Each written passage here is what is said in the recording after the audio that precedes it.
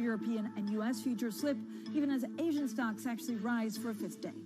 Oil rebounds from its worst two-day slump since March as concerns linger over short-term energy demand in China, plus Amazon lays off more than 18,000 employees in its biggest workforce reduction ever. Another sign the technology slump is actually deepening. So let's take a look at the futures. So we just have a couple of seconds to go until the opening bell here in Europe. European stocks down some 0.5%. The focus, of course, is on two things. First of all, China, a little bit of hope that things are getting better. So they're trying to balance China's reopening with some pretty cautious commentary that we heard from the Fed. The Fed will be very, very much in focus. Today, we'll get to what a lot of investors think and also what it means for some of these equities overall. The question really you want to ask yourself that first week in January is when is a good time or opportunity to come back into the markets. European equities are stabilized and opening right now. The other big story, of course, of the week was what was happening on the commodity side. Brent crude, you can see 78.28. Yesterday, we saw quite a big fall for the second, of course, trading session in a row, and there were a lot of questions about what that meant for OPEC Plus and whether they had to do something about it. The FTSE opening up 0.2% lower, a similar move for the IBEX over in Spain and the French CAC 40. The minutes, of course, from the Fed's December meeting showed that many officials highlighted the need to curb inflation without slowing the economy too much. So some traders latching onto that. We also look at sovereign bonds, for example, the French 30-year at 2.997. This is also on the back of that better than expected inflation number yesterday because it wasn't as high as expected. So S&P futures in the U.S. also seeing a bit of pressure. I was talking about that U.S. 10-year 3.6938. So that's one of the big ones as we try and figure out exactly what the Fed will and won't do. So that's your cross-asset check, and we'll get onto the GMM in just a second. But now for market analysis, let's get over to our Bloomberg MLive managing editor. He's Mark Cudmore. And Mark, good morning. You're looking at commodities. Yes, Fran, good morning to you. This isn't the chart I was going to talk about, but maybe I'll get the chart I was going to talk about in a second. That might be a good thing, though, because actually, Fran, I did this exact same chart hit half an hour ago, and I did a terrible job of it and talked a lot of rubbish. Maybe until I get that chart. Let's see what they're saying here. Inflation is cooling. Sure, we all know that. We all know inflation is cooling. In fact, the chart that I wanted to talk about is a commodities chart which shows why inflation is coming down. Headline inflation is coming down rapidly due to the very, very strong moves in commodities. There we go. This is the chart. Let's see if I can do a better job of it even with that start. So I'm going to make two very simple points since my complicated point earlier just got confusing for everyone, including myself. First of all, despite all the focus on supply, supply completely decides short-term commodities prices, but ultimately macro demand and the liquidity situation decides commodities. And I'm going to show that just by looking at the last few years. So up until the pandemic, we were straight lining in the Bloomberg Commodity Spot Index. I should have told you that. That is the white line, the Bloomberg Commodity Spot Index.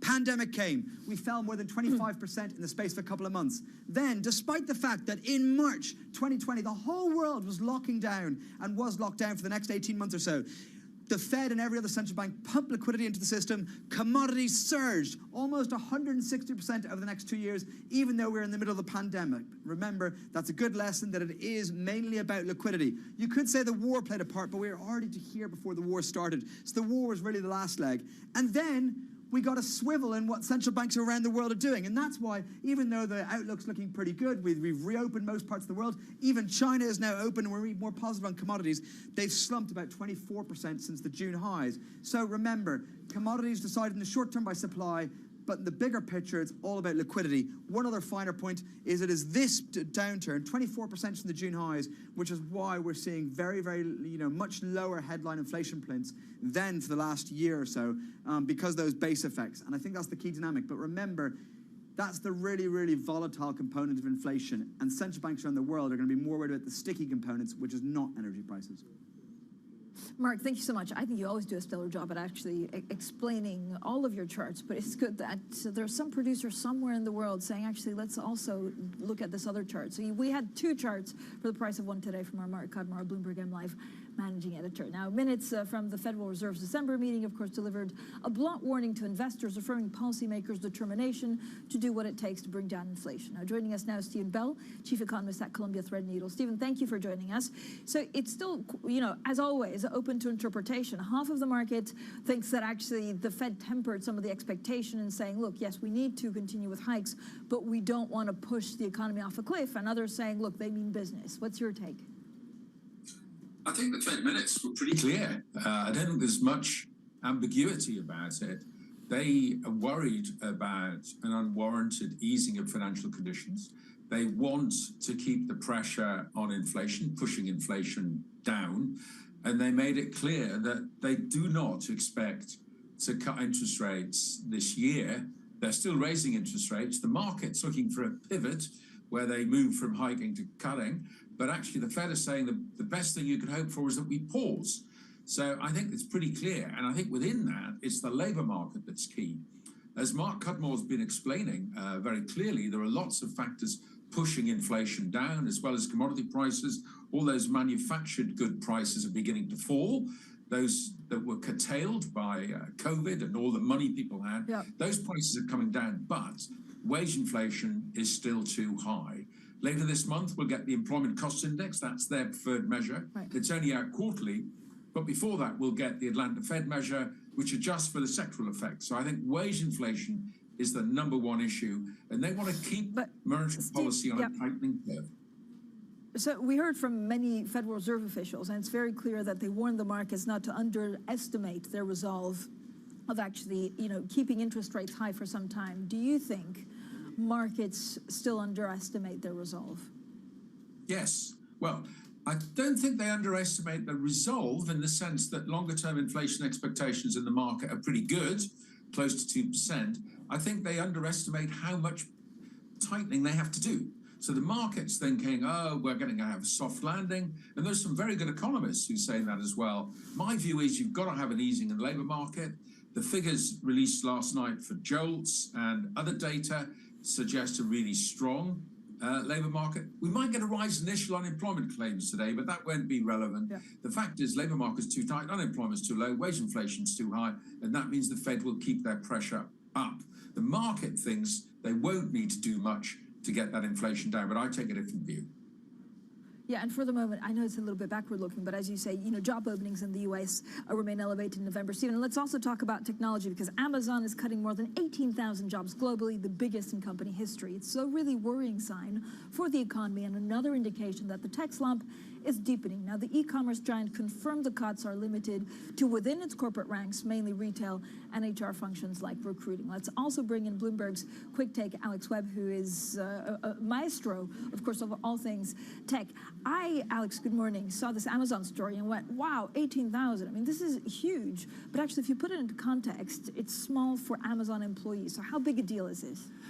Well, it is still a big deal. Like, Amazon has in the order of 1.5 million employees. It actually, over the course of the past 3 or 4 years, has added 1 million employees. That's equivalent to the size of the US Army. So it's been on a huge tear when it comes to hiring. I think the crucial number we need to look at is actually revenue per employee, because that shows whether they are hiring in the same pace at which they're able to grow revenue. And the answer is they haven't been able to do that. Their revenue per employee over the past 4 years has actually dropped quite considerably. So they're kind of trying to rebalance that, make themselves, right size themselves for the amount of growth they're able to do. So, Stephen, as an economist, right, and with your economist head, what do you make of a lot of these downturns or layoffs? Again, if you look at global trade, and we do have a couple of data, it's very clear that it's taken a turn for the worse. That could tie back to China. But does Amazon laying off 18,000 people almost automatically mean that they're expecting a downturn? Well, I think the beneficiaries of COVID massively boosted, internet buying, and all of those have retrenched. And Amazon, as your last conversation just explained, they've got a massive labor force. So 18,000, horrible for them, but a drop in the ocean. And whilst these anecdotal evidence and reports of job cuts from tech giants in particular hit the headlines, the macro numbers just aren't bearing that up. It's people getting jobs in restaurants and hotels as the service sector remains firm that is keeping that labor market tight.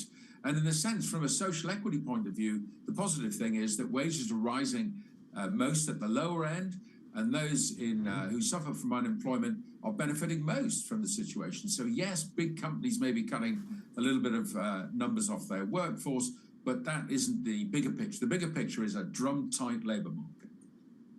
Yeah, and Alex, going back to Amazon, but also Salesforce, the outlook seems to be worsening, right, for them. Is it because they were expecting too much? Or again, is it because they're actually expecting to sell a lot less? No, I think they had been expecting too much. Salesforce might be a slightly different case, but like in the case of Amazon, they massively expanded not just headcount, but also warehouse space, right? They massively expanded their capacity, and the pace of that growth has tapered significantly since the lockdowns eased. And, we've been hearing anecdotally in the UK, the high streets, certainly outside London, are getting a boost as people are staying at home rather than commuting into the big cities. Stephen, I also want to, I know we touched on it, if I don't lose my voice. China's central bank reiterated it will implement a targeted and prudent monetary policy in 2023. The fact that it's now providing support to domestic demand, how confident are you that in 6, 7, 8 months, maybe China normalizes a bit? Well, it's been a pretty chaotic reopening, pretty extraordinary. And after that chaos, yes, we will get pretty strong movement in China. They're sort of self-isolating in a way now that the government restrictions have gone. People are very worried. But yes, in a strange way, they will reopen. And I think there's a pretty clear consensus that the near term looks pretty awful, but beyond that looks pretty good. There was the Caxton survey showing the services PMI actually went up a bit, but it's still low. And I think we will see a much stronger second half in China. Stephen, overall, what are the chances of a global recession in 2023, in your view? Well, I've been on a recession camp for quite a while, and the US needs a recession because wage inflation is too strong. In the rest of the world, it tends to be a recession happening initially in Europe because of high energy prices, which, as you've reported so clearly, are now tumbling. So that will ease the pressure there. I think a mild recession in Europe is kind of here, notably in the UK, and we're getting hit by rising mortgage rates. And I think the US needs a recession. So it's not a disaster. It's not a deep or protracted recession, but that's still our central view. Yeah, and Alex, so what does that mean for other tech companies? Is it more layoffs? And we know, as you beautifully explained, that this is partly because tech companies were expecting to have better sales than they probably will end up with. I mean, by the end of last year, we'd seen something in the order of 140,000 tech job cuts, and that the expectation was that would not be the end. And needless to say, we're now seeing it's a further 8,000 to what was expected from Amazon. It's got Salesforce as well. We're almost certain there'll be more. It's really bad news for those employees. But as we're saying, there are other sectors of the economy where there aren't enough. There are still plenty of open jobs, 1 million open jobs in countries like Germany. So, there are other places that are open. It isn't necessary. Well, I can't speak for individuals. I won't go any further than that, probably. No, but it's true. I mean, part of the conversation, we'll maybe get back to that a little bit later, is that it was a lot of, for example, jobs or people that worked in banks that went to a lot of these tech companies. Maybe they'll come back to banks. Alex Webb there from Bloomberg Quick Take, and Stephen Bell, chief economist at Columbia Threadneedle, stays with us. Coming up, we'll have a full roundup of China news. China stocks jump as Beijing's pivot towards market-friendly policies outweigh the Fed's hawkish stance. That's coming up next, and this is Bloomberg.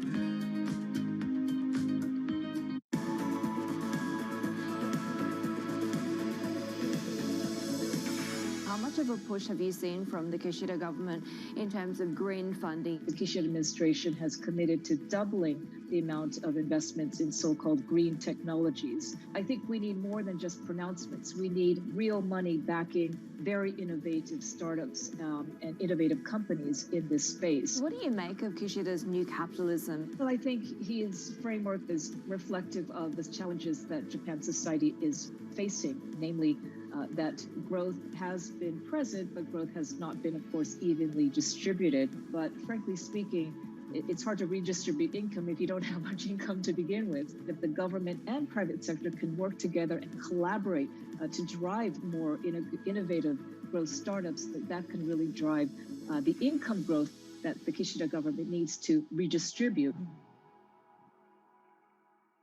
How did Jeff Bezos realize you could sell anything on the internet? The web was growing at something like 2,300% a year. Anything growing that fast is gonna be big. Why did Bill Gates create Control-Alt-Delete? Kind of become the poster child of, hey, couldn't you have made this stuff a little simpler? And what inspired Diane von Furstenberg to create the wrap dress? The wrap dress created me. On the David Rubenstein Show, I uncover the untold stories of the world's most successful leaders, right here on Bloomberg.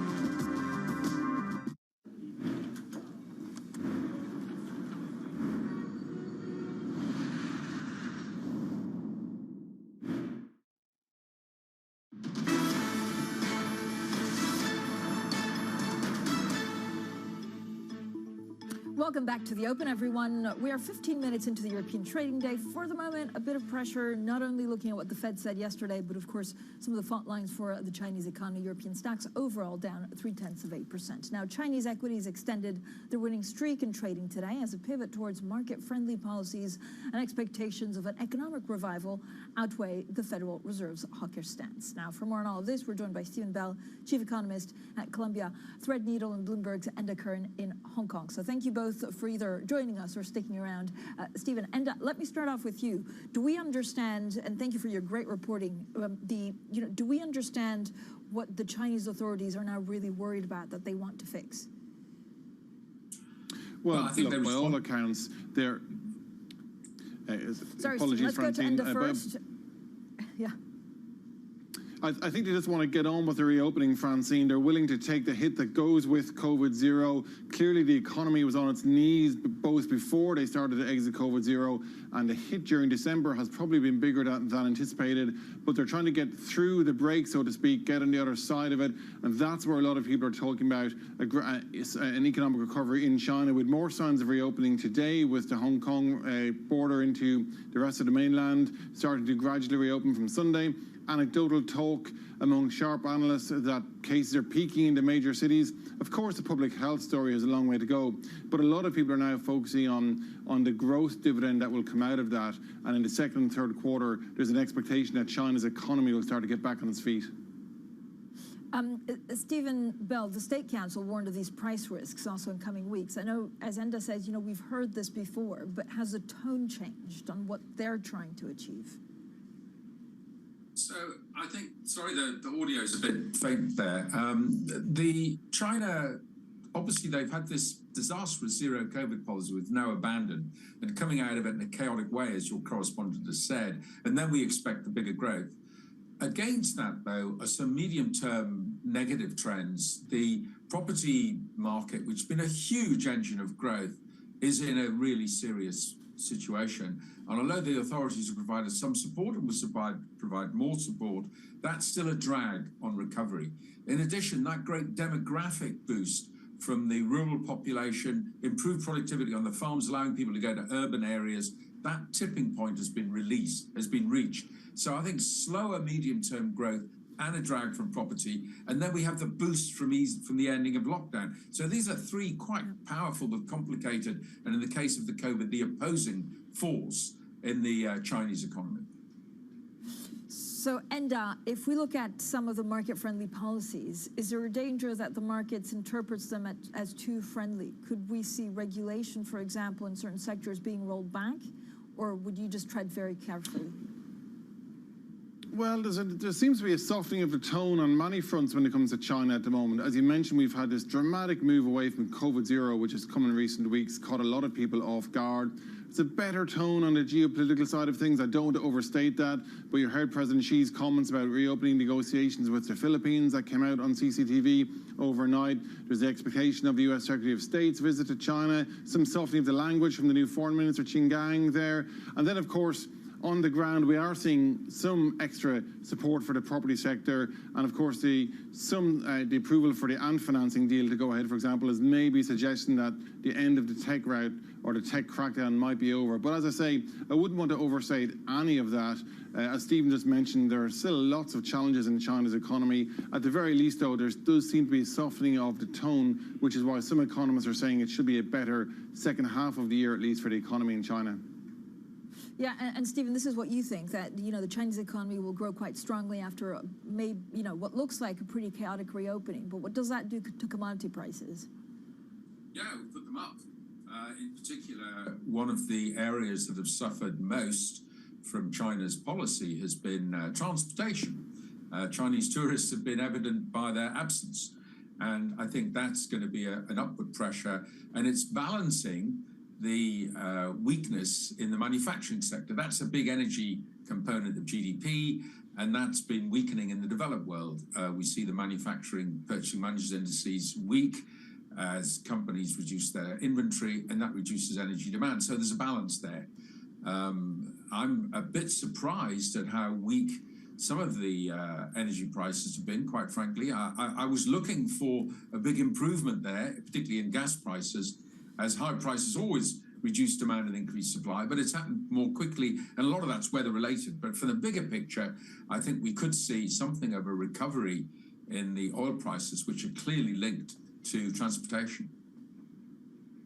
And when you look at geopolitics, can we definitely say that there are warmer ties between the US and China, and that these ties could hold?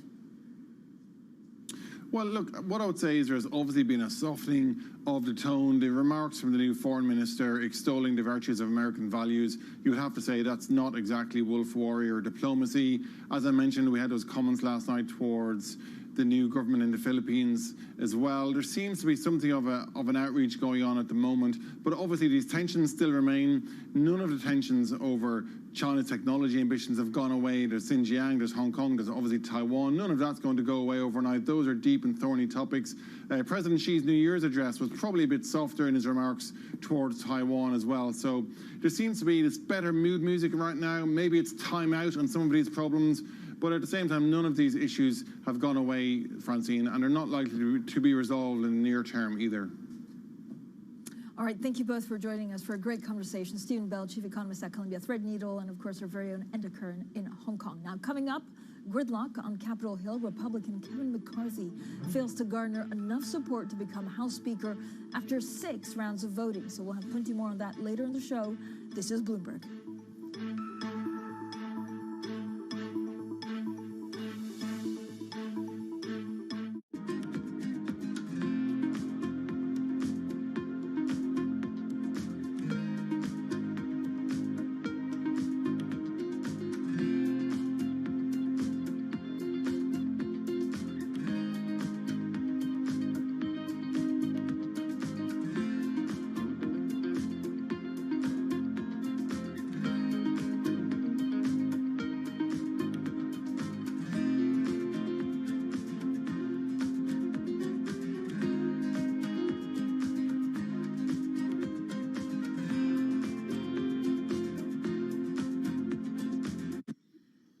Humanity consumes 500 billion cups of coffee every year.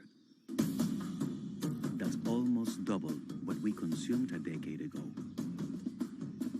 And yet, coffee production is one of the most antiquated industries in all of agriculture. Climate pressures like drought, heat, and blight are affecting food producers in different ways all over the world, as climate change becomes something we can taste. In the past year, hundreds of thousands of acres of coffee plantations were wiped out. What's at stake are the livelihoods of around 125 million people. Because, if you're being honest, this is a plant that cannot hold on much longer in a changing climate.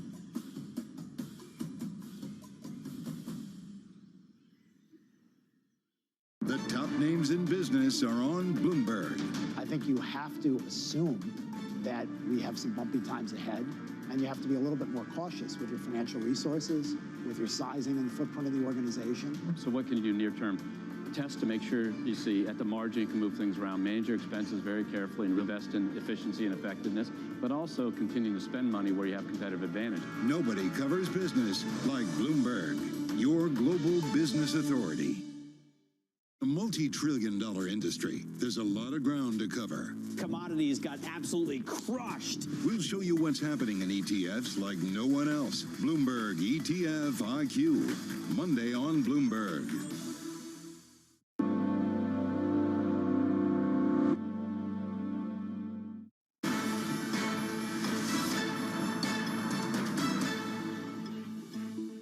Welcome back to the Open, everyone. We are 24 minutes into the European trading day, and for the moment, we're off the day's lows, but we're still seeing quite a lot of pressure on European stocks, down 0.3%. Now let's get straight to the Bloomberg Business Flash. Here's Laura Wright. Hi, Laura. Hi, Francine. Amazon is laying off more than 18,000 staff, a higher number than initially planned. The reduction is concentrated in the firm's corporate ranks, mostly its retail division and human resources functions like recruiting. The cuts were previously expected to affect about 10,000 people. General Motors has overtaken Toyota to reclaim its crown as the top seller in the United States. GM was helped by steady demand and a rebound in fourth quarter production, even as higher financing costs flash a warning sign for 2023. For the year, General Motors sales rose 3% to 2.3 million vehicles, while Toyota sales fell by nearly 10%. Salesforce is cutting about 10% of its workforce and reducing real estate holdings. The enterprise software company says it hired too many people during the pandemic boom and is adjusting to a more cautious spending by customers. The workforce moves are expected to cost as much as $2.1 billion. That's the Bloomberg Business Flash. Francine. Thank you so much, Laura. Laura Wright in London. Now, let's check in on some of the stocks also that are on the move. We have Ryanair, first of all, gaining after raising its profit goal. Liberum, for example, has upgraded to a buy in Ryanair, gaining some 5% in today's trading session. The other one is Next. This, of course, is a fashion house based in the UK, raising its guidance as Christmas sales defied some of the retail gloom that we saw overall. This is as a lot of British shoppers went back into the stores in search of winter clothes. And finally, Volvo down 3.9%.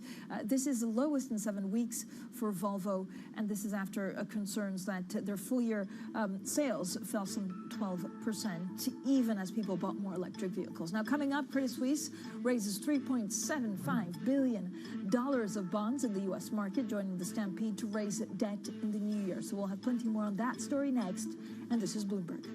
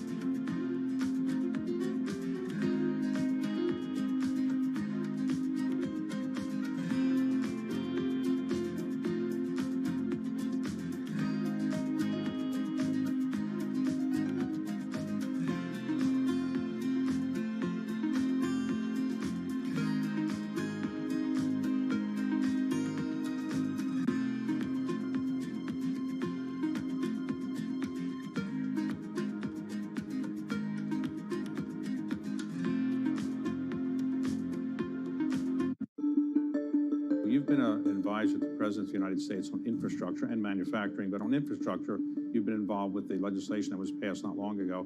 Why is the United States infrastructure so terrible compared to so many other wealthy countries?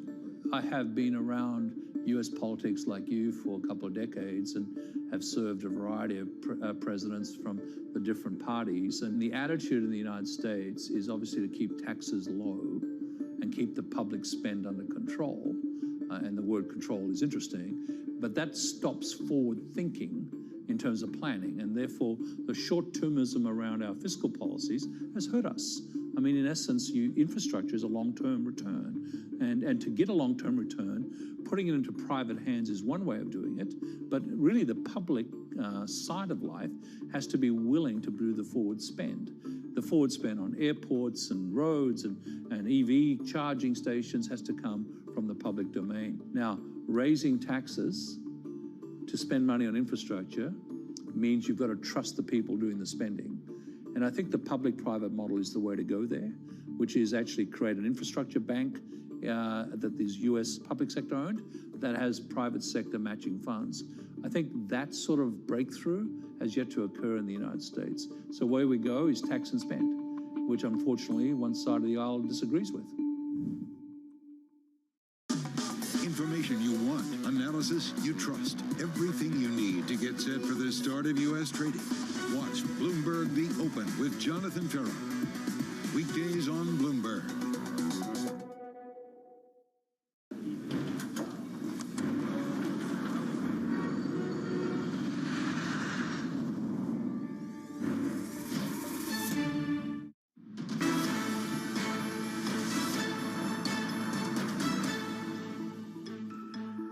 Welcome back to The Open, everyone. 30 minutes into the European trading day. Here are your top stories. Buyer beware. The FOMC warns investors against underestimating its resolve to keep rates high to tackle inflation. Will European stocks slip even as Asian stocks rise for a fifth day? Oil rebounds from its worst two-day slump since March as concerns linger over short-term energy demand in China. Plus, Amazon lays off more than 18,000 employees in its biggest workforce reduction ever. Another sign that this technology slump is actually deepening.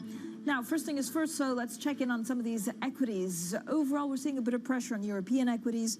U.S. futures also slipping. Investors balancing some of the further signs of China's reopening with some cautious commentary from the Federal Reserve's latest meeting. Now, the Stoxx European 600 actually down some 0.3%. I have to say the minutes of the December Fed meeting showed many officials highlighting the need to curb inflation without slowing the economy too much. So let's get on to also some of the sectors that are on the move. We brought you the biggest movers overall. We had Volvo. Next was up some 6% after saying actually the winter season was much better than expected. I think we have retail on the way up, the biggest gainer. Then we have travel and leisure and energy on the way down. We have media and chemicals. So China stocks have had a strong start to the new year, leading gains across the region. It did help propel the MSCI Asia Pacific Index to its longest winning streak since last summer. Now, for more on all of this, we're joining, of course, Murat Olgun, Global Head of EM Research at HSBC, to talk about China, but also the wider emerging markets conundrum. Murat, thank you so much for joining us. Is this going to be the year for emerging markets? Thanks for having me, and good morning. Good question. I think a good place to start is possibly the findings of our emerging market sentiment survey that we have released just before the holiday season. This is essentially a survey canvassing views of institutional investors from all walks of life, FX rates, credit, and equity. And the December survey has shown a very distinct improvement in investor sentiment compared to the previous September survey, which actually showed a pretty downbeat mood. So there is a change in mood. Now you have more investors who are in the bullish camp compared to the bearish camp. The cash levels have come down. The risk appetite has improved. So investors are looking for a better year for emerging markets. But Murat, overall, so what are you expecting, for example, dollar to do? And is that going to be one of the factors of what countries you want to be involved in? It is one of the factors. Our FX strategy team, they had a great call late last year, calling the peak of the US dollar. It's not necessarily a weakening trend, but more like dollar giving back some of its overvaluation. They're still looking for some gradual weakening in the US dollar, and that obviously removes a major headwind for emerging markets. I mean, we've been through 2 consecutive years, 2021 and 2022, with substantial negative returns across all asset classes, and it does look like some of the clouds are clearing up at the moment. So what are investors most actually, not worried about? Or because you're seeing this improvement in sentiment, what do you think the underlying factors from your survey are?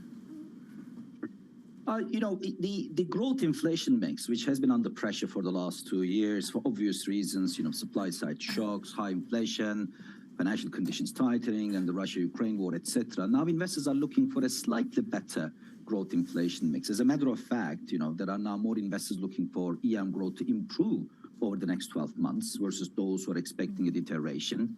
And inflation expectations have come down. I think the growth side is definitely helped by the outlook in China. Our economists are looking for a pretty strong rebound in Chinese economic activity from the second quarter onwards, while China is going through its transition at the moment, the reopening, second and third quarter, they're looking for a pretty substantial rebound. That is obviously helping the mood.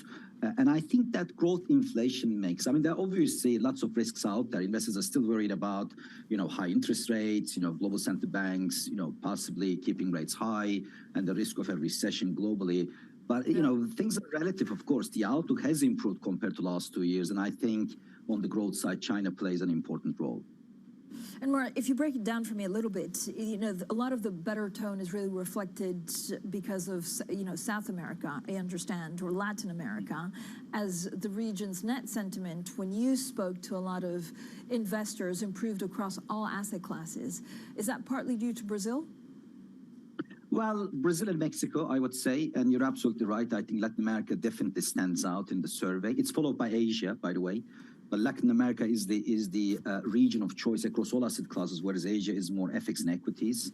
I would say 2 markets stand out when it comes to Latin America. It's Brazil and it's Mexico.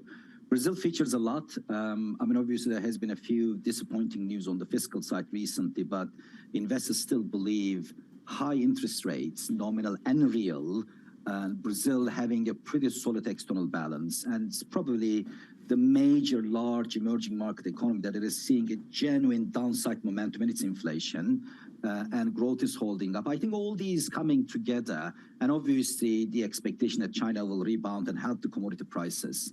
These are all supporting you about Brazil. But Mexico also stands out. Mexico also has fairly high interest rates, inflation is falling, real rates are also pretty decent, and the fiscal balance are actually in a much better shape. So I would say those 2 markets definitely stand out.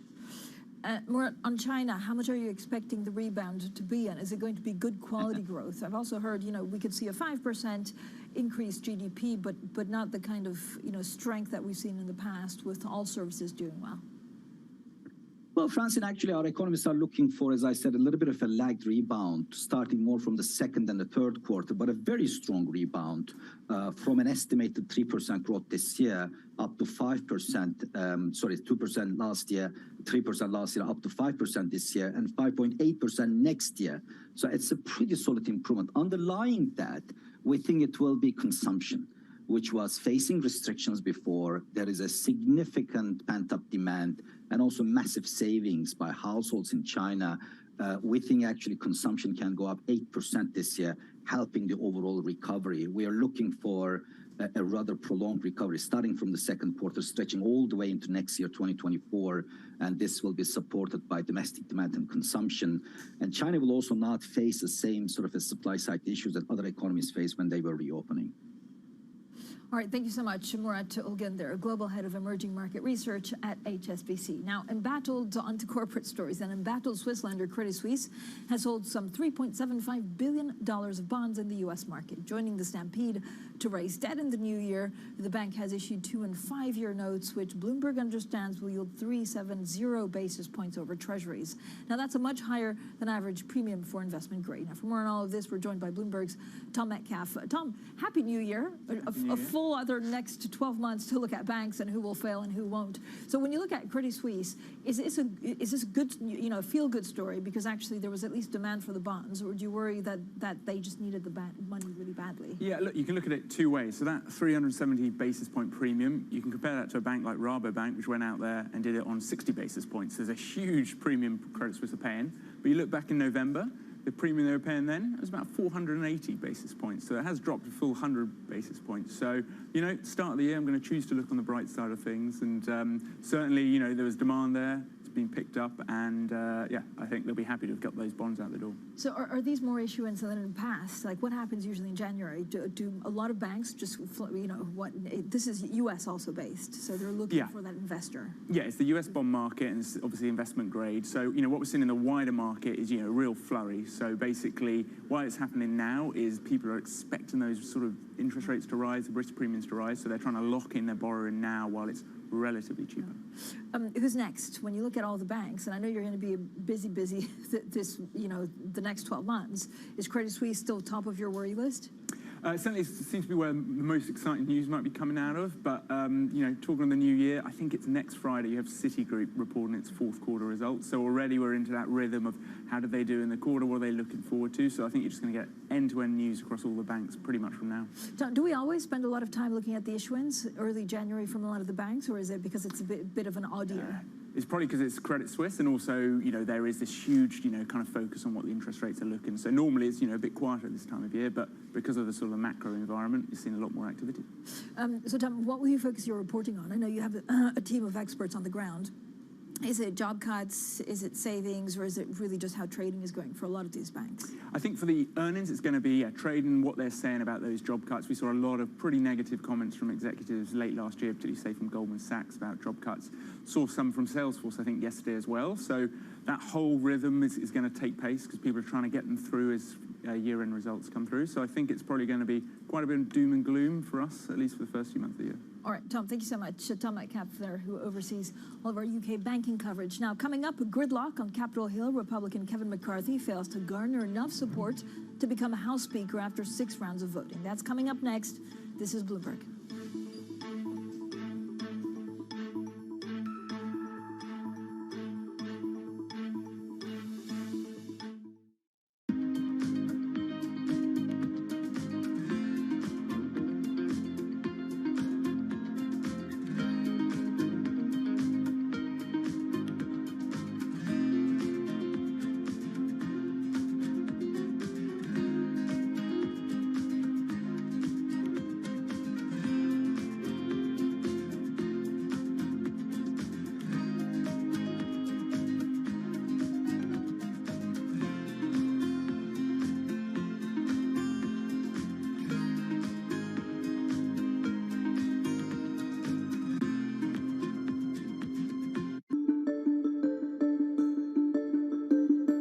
Everybody want to be a consultant, and what are all these consultants doing? Well, David, I think that we actually defy the label consultant because sometimes consultant seems to imply that we only give advice. And when you look at what Accenture does, we're really different than the traditional version of a consultant. We're really about relevance and results, and that's what is driving our business. What about a consulting project? In my example, I'm the CEO, I have a problem, I call you up, I say, solve my problem or give me a solution. We don't operate as big companies permanently in crisis mode.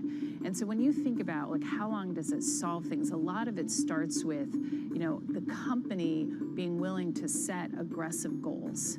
And so what we are trying to do now is work with our clients to work differently and to work faster.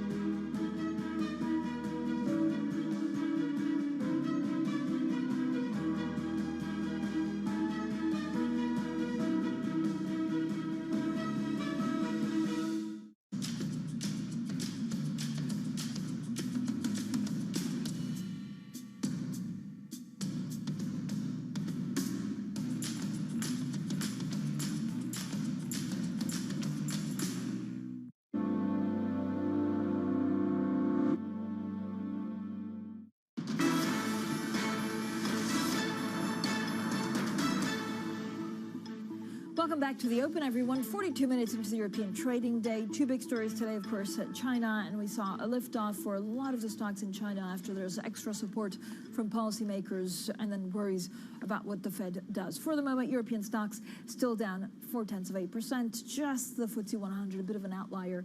They're gaining 0.1%. Now, the U.S. House of Representatives remains at a historic impasse. That's as Republican Kevin McCarthy fails to garner enough support to become Speaker after 6 rounds of voting. Now, the Majority Leader was unable to convince dissidents from his own party to back him, extending the gridlock on Capitol Hill for a second day. Joining us now is Bloomberg's Derek Wellbank. Derek, Happy New Year. I mean, this is really, frankly, that we've never seen before. Is there a realistic path forward for Kevin McCarthy? Literally not in 100 years have you seen something like this. 100 years exactly, in fact. Kevin McCarthy certainly thinks that there's still a path for Kevin McCarthy.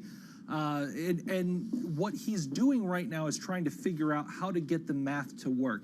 He needs 218 votes from the Republican conference, which means that he can lose about 4 votes before he's got problems. And right now he's losing about 20 on each vote. So what he's done is that there are reports that he's gone out and offered some additional concessions that would make it a little bit harder for him to govern, that would empower some of these holdouts a little bit more. Of course, you know, yes, that does make it harder to govern, but you know, if you can't win, you can't govern if you can't win, and so that's a trade that right now he's currently willing to make. So, Derek, what does this mean for some of the big bills that Congress will have to pass later? The debt ceiling, the government funding? Yeah, I think that's a really great question. And look, the Speaker's vote is usually an easy vote. This is basic. This is you voting for your own party leader, usually somebody who's helped you get into office in the first place. If you think that this is an easy vote, the debt limit is going to be a very hard vote. Government funding might be a very hard vote. Some of the things that are coming up are much more difficult. I think that there are a lot of people who are talking about how this right now shows that the House is going to be maybe even more difficult to govern, more difficult to get across the line on some of those votes than they thought. The other thing I wanted to point here, I'll put down a marker right here at the start of the year. Kevin McCarthy's trying to get out of this mess right now by appealing to his rightmost flank to get them on board. That might not work if you're talking about a debt limit vote where you need to kind of maybe cross the aisle to get some of those votes. How does Kevin McCarthy walk through keeping enough support, getting enough support, and then keeping it to keep that position where he can lead, and then leading in a place where he might have to disappoint some of these people he's trying to corral right now? So, Derek, I mean, if we put everything into context, it seems to me unclear if there's another candidate that they can, you know, coalesce, or how, like, if you game theory it, how long can this last? Is there another person that they could elect or vote on? Yeah, well, you know, and that's the critical thing. Maybe McCarthy's concessions don't work. Maybe they don't go far enough. Maybe there's enough people who just don't like the look of him and don't want to deal with Kevin McCarthy. It's hard to fix that problem, right? Then who's next? Well, one of the first names that we keep hearing is Steve Scalise of Louisiana.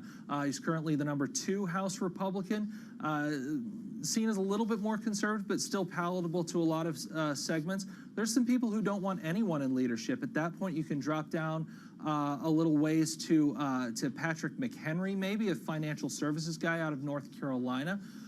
Jim Jordan is a name that you hear a lot. He's a conservative firebrand from Ohio. He's gotten some votes from these hardliners, but that comes into a problem that some of the people who are McCarthy allies don't want to give in to people that the hardliners like. Another name I'd keep on my list is Elise Stefanik of upstate New York. She's had a big rising profile. She started coming into Congress as a Paul Ryan acolyte, has very much turned into and evolved into a very, very big Donald Trump supporter. So that's a name to watch.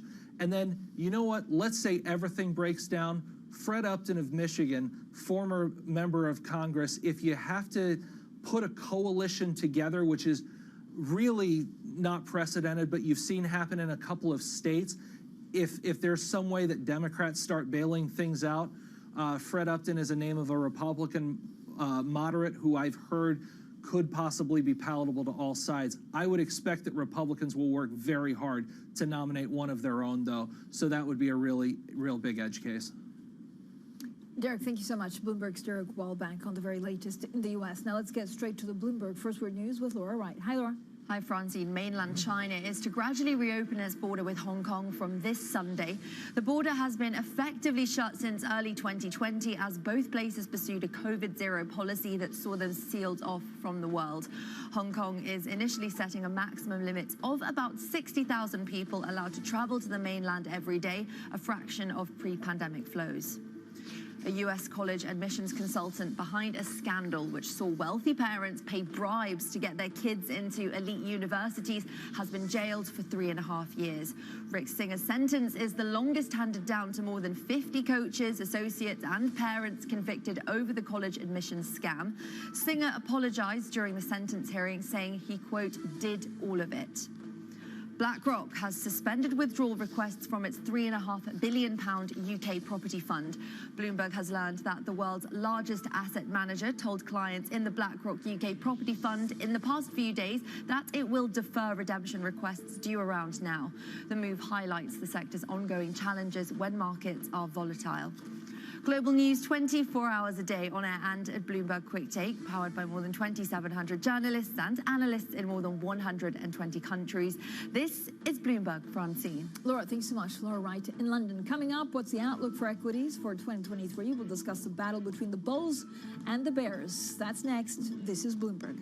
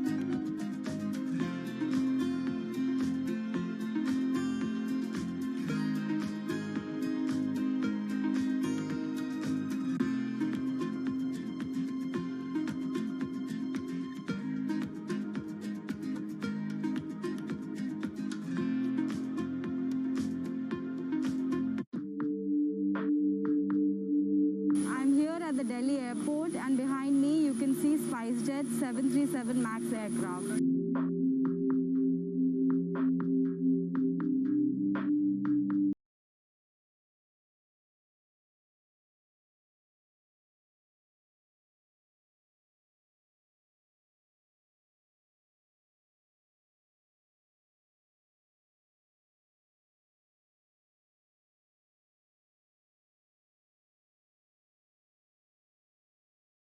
There's a big celebration happening at the Gwalior airport. As you can see, they've literally rolled down the red carpet for SpiceJet chairman Ajay Singh. There are balloons, there are flowers. This is a big deal for SpiceJet because it is the only Indian operator of Boeing 737 MAX planes currently.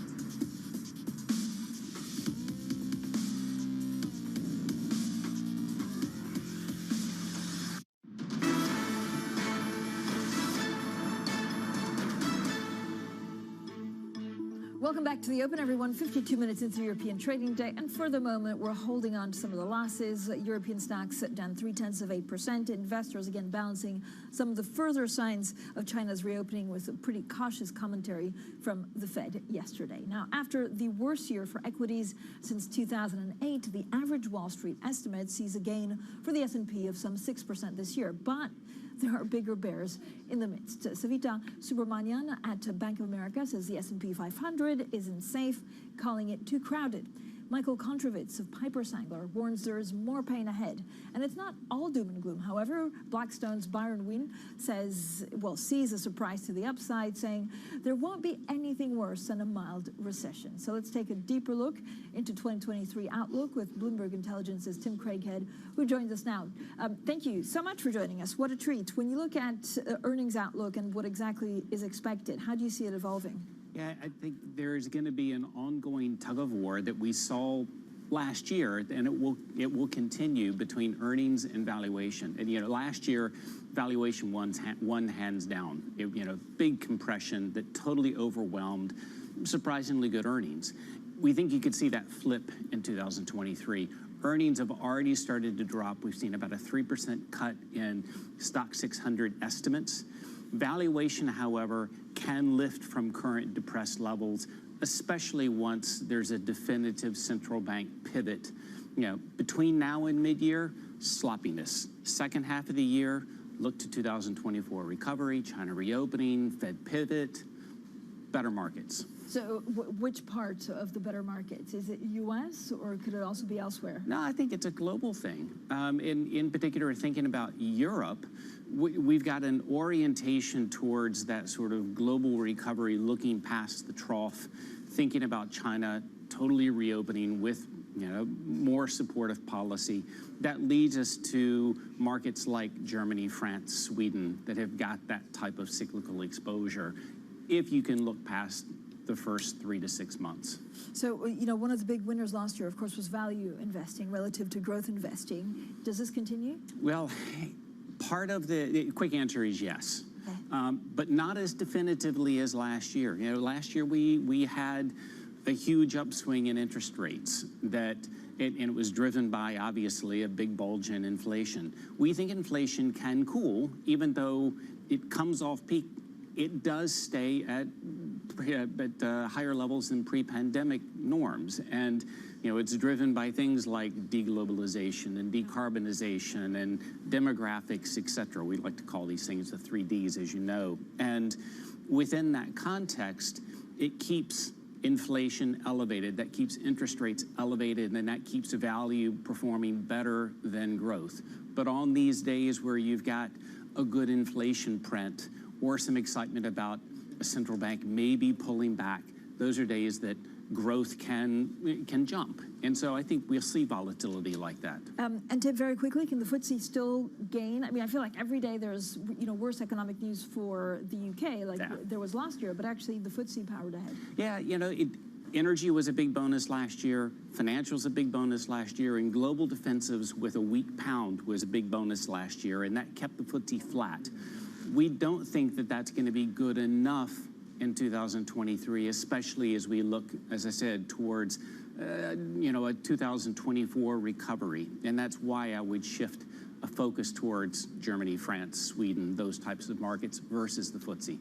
Tim, thank you so much. Bloomberg Intelligence there. Tim Craighead. Now, a reminder to join us for our half-an-hour special, Bloomberg UK. It starts at 9:30 a.m. London time today. And today we talk to the Chief Executive of the British Retail Consortium, Helen Dickinson. We'll also discuss the latest speech by Prime Minister Rishi Sunak and the economic pressures on UK retail. This is Bloomberg.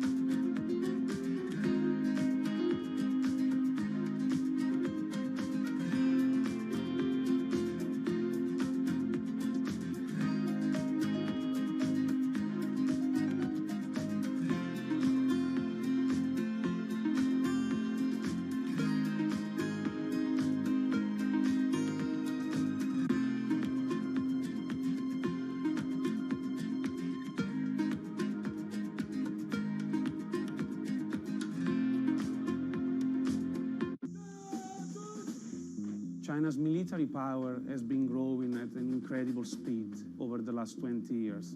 A strong country must have a strong military, as only then can it guarantee the security of the nation. In terms of sphere of influence, we absolutely know that China wants to be dominant in Asia. So there is a target to get to that point, to be a military that is a peer to the greatest militaries in the world by 2035. The competition for influence is a global one. And through a multi-decade trajectory fueled by planning, money, and pragmatism, China is building a military that allows it to shape the 21st century just as the U.S. shaped the 20th.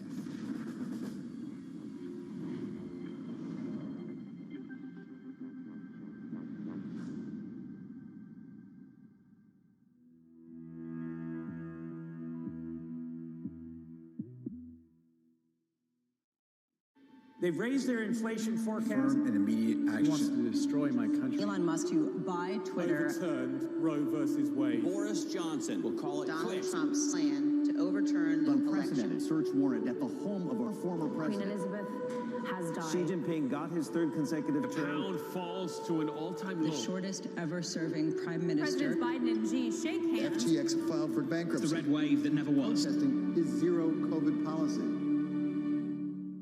A multi-trillion-dollar industry. There's a lot of ground to cover. Commodities got absolutely crushed. We'll show you what's happening in ETFs like no one else. Bloomberg ETF IQ. Monday on Bloomberg.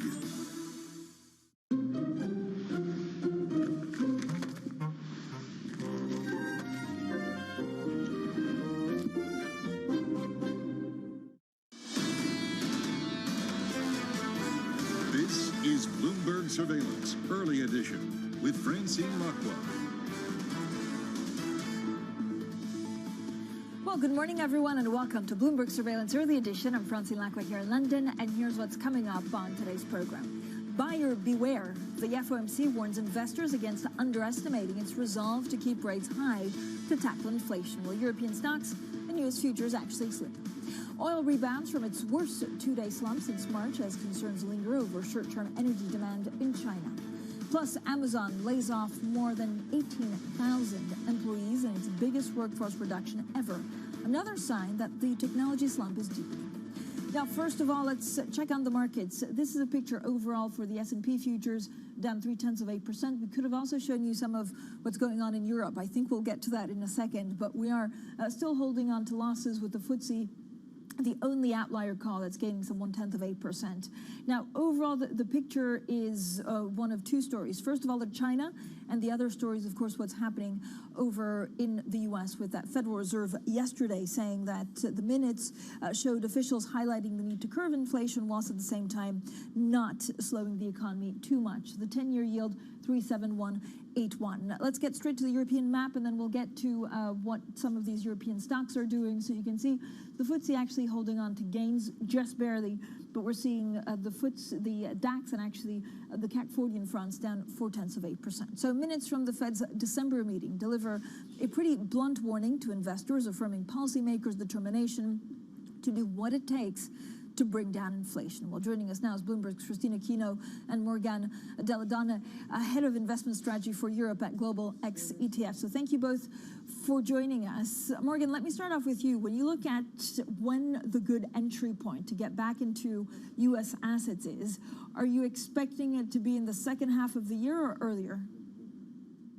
Well, it will be depending on the balancing act from the Fed. I do think that at the moment, market participants are potentially underestimating the Fed's terminal rate, and that has been clear from the minutes yesterday, but probably not the pace of the rate hikes. And that has a lot of implications for stocks markets, because I do think the Fed is likely to continue to increase interest rates until the real Fed funds rate reaches positive territory. We are not far off, but that will depend on how quickly the job market lose strength, and also how resilient is the US economy. And on the flip side, the fact that the Fed will increase interest rates for longer, but probably at a lower pace, is the most likely scenario, in my opinion, because the Fed wants to cool down the economy softly, so it doesn't lead to a sharp recession. So overall for markets, what it means is that in the first quarter we might see some volatility because there is still uncertainty on the pace of rate hikes, but likely towards the mid and later this year, I think conditions will be more favorable to stocks and especially growth stocks. Yeah, Christine, so first of all, it's so nice to have you back on air. I know you also take care of a blog, which I urge everyone to go and check out. It's on the website and also on the Bloomberg terminal. I imagine the focus of the blog today is a lot on what we heard from the Fed and just all of this uneasiness on whether, you know, the markets are really underestimating the power and the resolve of the Fed. Do you think they are? Absolutely, Francine. I mean, you can just see the price action over the last couple of days, right? We really kicked off this year with quite a rally initially in some of the risk assets. I think there's a lot of kind of optimism, especially such a terrible 2022 that investors have had. You really get the sense that they are looking for green shoots. They're looking for signs to be optimistic in the new year. I think the Fed poured a little bit of cold water on that with its warning that it's underestimating the path forward. But I think this consensus over a slowdown in a pace of rate hikes at the very least is still holding true. Whether or not that's going to eventually lead to rate cuts, of course, still the big debate to come. And I think that's where a lot of investors could potentially see different opportunities. So, Morgan, do you think we're underestimating it? Or, you know, what part of the market is underestimating the fact that no matter what happens to inflation, even if we've reached peak, interest rates will remain longer, I mean, higher for much longer than maybe it's expected? I do think that the market is waiting for a positive story, but the underlying inflation, especially in the US and in the UK, looks quite sticky. So it means that potentially the end rates will be higher and will stay for longer, as the Fed will probably pause until it starts cutting interest rates again, until it sees inflation, and especially wage inflation, back to 4-3%, a more confident, and give it more confidence to start losing monetary conditions. So I do think the market is potentially a bit getting ahead of itself in terms of when the Fed will actually pivot to a more dovish stance, which might happen later this year or might happen just next year. Christine, the other big story, of course, Amazon, and we're just seeing so many jobs being lost. I mean, Amazon was 18,000, which is nothing maybe for Amazon. Of course, it's extremely hurtful if you're one of those employees, but 18,000 is the biggest layoff in corporate history. Is this because, you know, we were expecting too much of tech stocks, or they were expecting to be stronger, or is it a sign of a recession looming? I think it's really all of the above, Francine. I mean, it would make sense for the tech sector to be kind of the first out of the gate in terms of delivering these layoffs, largely because, as you say, tech really was the battered sector of 2022. But it also makes sense in terms of looking ahead to 2023 and really companies bracing, hunkering down for expectations of, at the very least, a growth slowdown, if not a full-blown recession. And, you know, it's possible that they may be over-preparing at this stage. As you mentioned, 18,000, that is a lot of jobs. But I think companies are erring on the side of, let's prepare now, let's cut costs now and shrink our workforces while we still can and weather that storm, and then perhaps rethink about rebuilding toward the latter half of this year.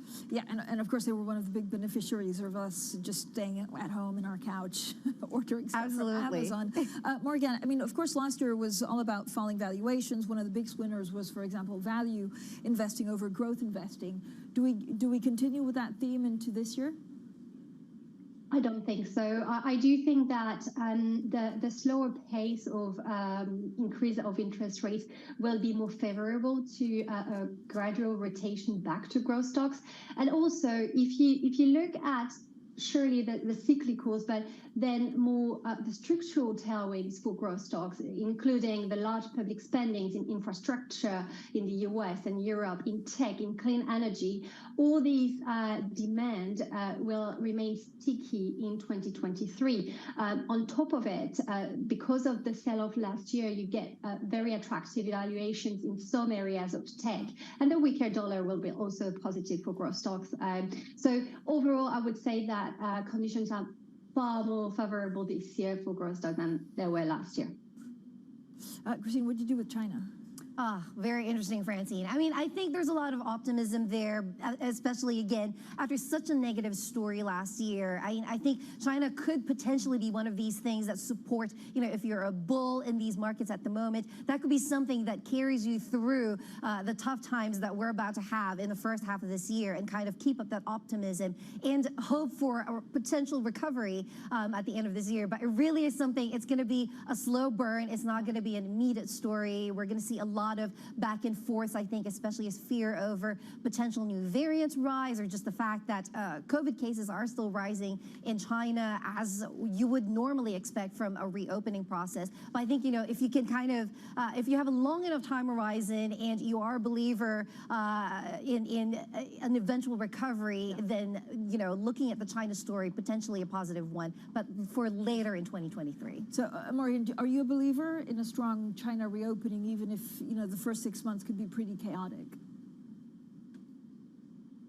Absolutely. I do think the first quarter, at least, we might see some volatility because of the rise of COVID cases across China. But overall, because we expect like a lower dollar, it makes a real case for emerging markets, including China. But also, I don't expect a U-turn from the reopening of China, and that will be supported by easing monetary policy in China, but also the rescue of the real estate market. All of these conditions remain in place and should definitely give a boost to some undervalued Chinese stocks. All right. Thank you both, of course, for all of the market insight. Christina Aquino from Bloomberg and Morgan Deladon, Head of Investment Strategy for Europe at Global X ETFs. Now, coming up, Capitol Hill gridlock for a second day as Republican Kevin McCarthy loses his 6th speaker vote. More on that next, and this is Bloomberg.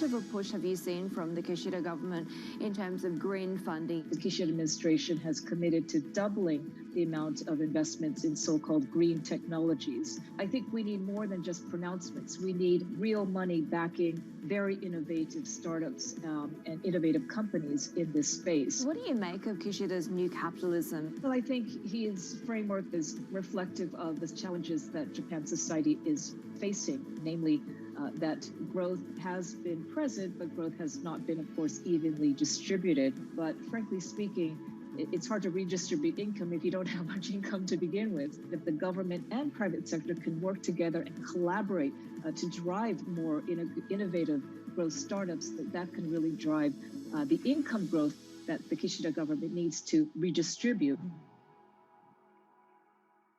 No one covers the world like Bloomberg. My team thinks 2023, we avoid a recession. I'm a little more skeptical about that. China and the U.S. both do not want to see nuclear force on the European continent. The regulators here in the Bahamas are ongoing with their investigation into FTX. With unmatched reach and resources from more than 120 countries, the moment news breaks 24 hours a day.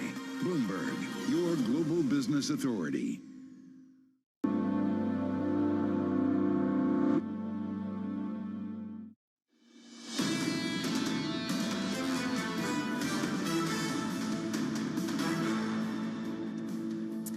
Economics, finance, politics. This is Bloomberg Surveillance Early Edition. I'm Francine Lacqua here in London. Now, the U.S. House of Representatives remains at a historic impasse.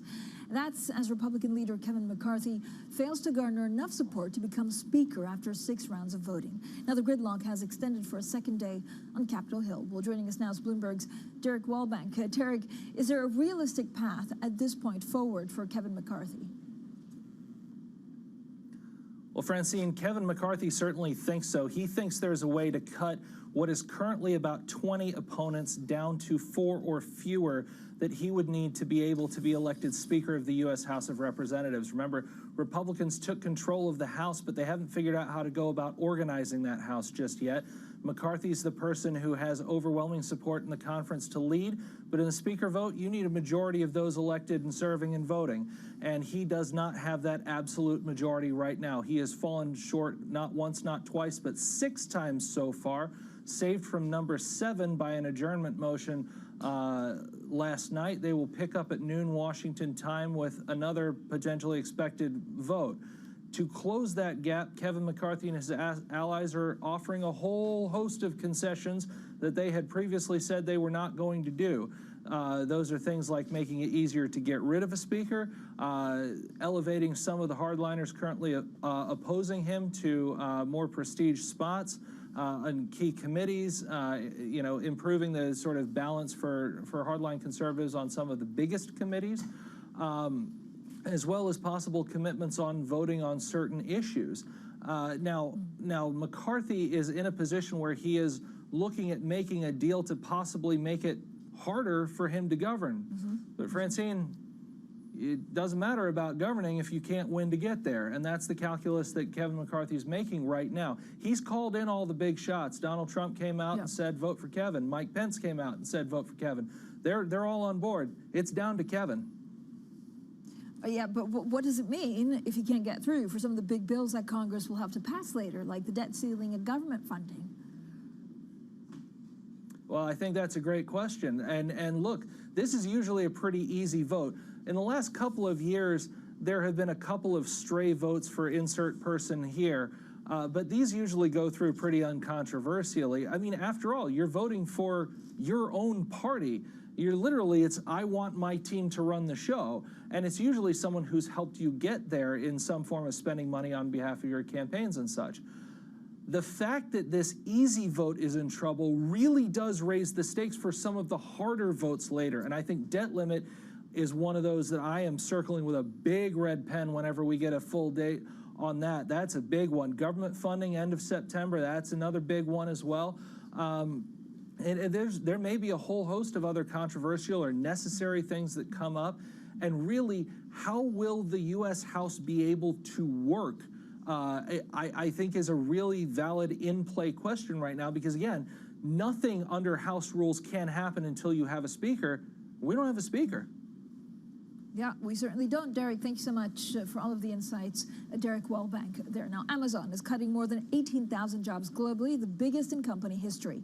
It's a worrying sign for the economy and another sign that the tech slump is actually deepening. Now, the e-commerce giant confirmed that the cuts are limited to within its corporate ranks, mainly retail and HR functions like recruiting. Well, joining us now is Bloomberg Quick Takes Alex Webb, an expert in all things technology. So, Alex, thank you so much for joining us. Is this, I mean, are we just going to see more layoffs, and it's because they were overestimating revenue and sales, or is this that they're, the downturn is worse than expected? I think it's more the former. They accelerated at a breakneck pace. Between 2019 and 2022, they added 1 million jobs. It's equivalent to the entire U.S. Army. The thing that's more significant than that, though, is that revenue didn't grow at the same pace. It did grow at pace during the pandemic. But what we've seen is the revenue per employee has actually declined from a few years ago. That's quite a good metric for how efficiently the company is run in terms of headcount. We've seen that both at Amazon and at Facebook, Facebook too cutting jobs. When you look at companies like Apple, we haven't seen that same trend in terms of declining revenue per employee. So when you look to some of those other companies, maybe a little bit more resilient, companies that have overexpanded, they're now coming, their employees are coming under pressure. And so where is Amazon actually feeling the most pressure? Is it regions, or are people changing their shopping habits online because things are reopening, or like where was the fat? So essentially during the pandemic, so much spending moved online, of course. They then expanded beyond clearly what was needed. They added more warehouses, more headcount. We've seen a return of spending to the high street, not necessarily fully. Clearly, the high street is still suffering, but some of that spending that had been going online has just eked out of it a little bit. And so, we have heard anecdotally, certainly in the UK, where regional high streets are doing a lot better because people aren't commuting into the cities anymore. So it's easier. They've got more time just to go to their local high street, spend more money.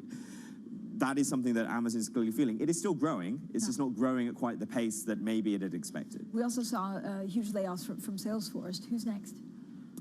Gosh, I don't know. No, but is this are we just going to see more and more? Is this an industry phenomenon that we're not seeing the end of yet? I guess the thing you've got to remember is that, look, a lot of what we see from online companies is they are ads companies. Facebook and Google are ads companies. We know that when the economy slows down, ad industry gets hit first. In many ways, ads are the oil that greases the wheels of much of the internet. So, anything that's sort of media adjacent, not going to have a brilliant time of things compared to pure tech. Pure tech companies, the chip makers, AWS, which is part of Amazon, the cloud computing.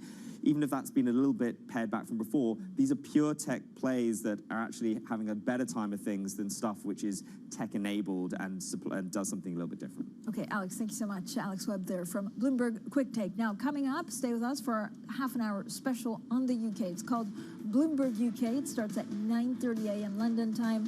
And this week, we talked to the chief executive of the British Retail Consortium, Helen Dickinson. We discussed the latest speech by the Prime Minister, Rishi Sunak, and the economic pressures on UK retail. That's coming up shortly, and this is Bloomberg.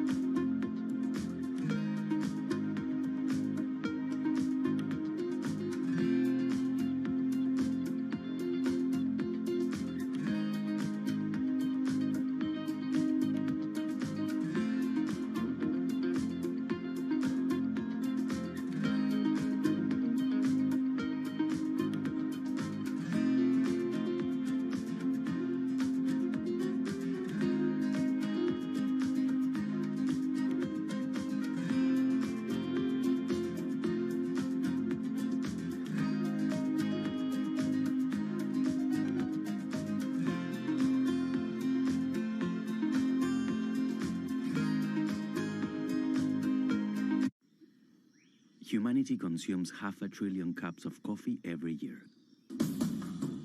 That's almost double what we consumed a decade ago. And yet, coffee production is one of the most antiquated industries in all of agriculture. Climate pressures like drought, heat, and blight are affecting food producers in different ways all over the world, as climate change becomes something we can taste. In the past year, hundreds of thousands of acres of coffee plantations were wiped out. What's at stake are the livelihoods of around 125 million people. Because, if you're being honest, this is a plant that cannot hold on much longer in a changing climate.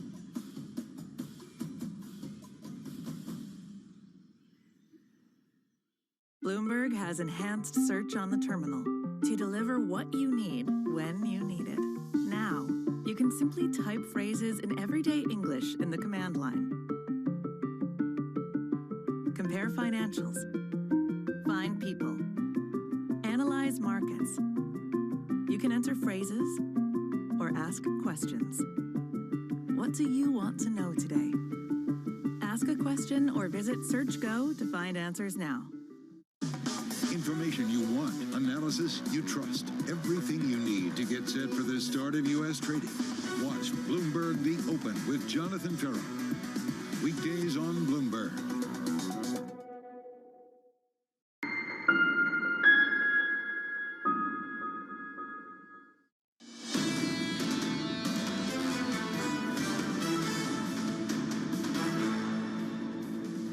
Economics, finance, politics. This is Bloomberg Surveillance, early edition of Francine Lacroix here in London. Now let's get straight to the Bloomberg First Word News. Here's Leanne Gerrans. Hi, Leanne. Hi, Francine.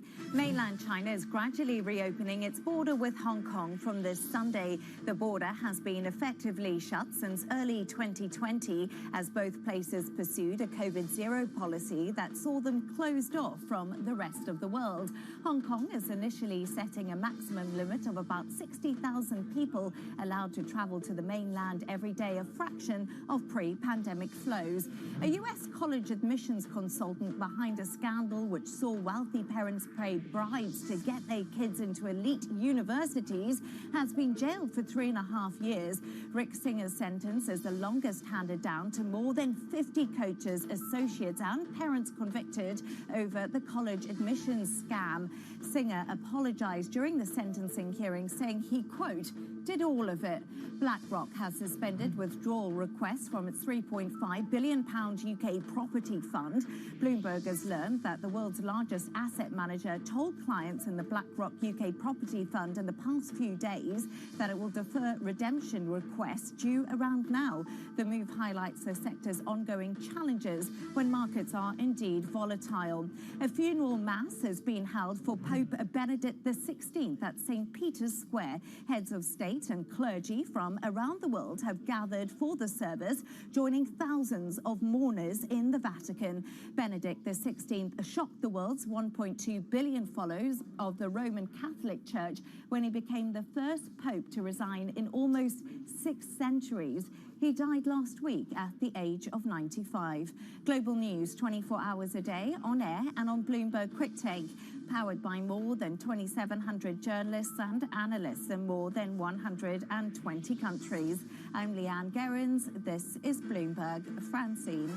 Leanne, thank you so much. Now let's also check in on some of the stocks that are moving at the open. Ryanair, one of the biggest gainers in today's trading session. The other story we're watching out for is next. Now, they were surprised by the uptake in some sales, for example, for the winter.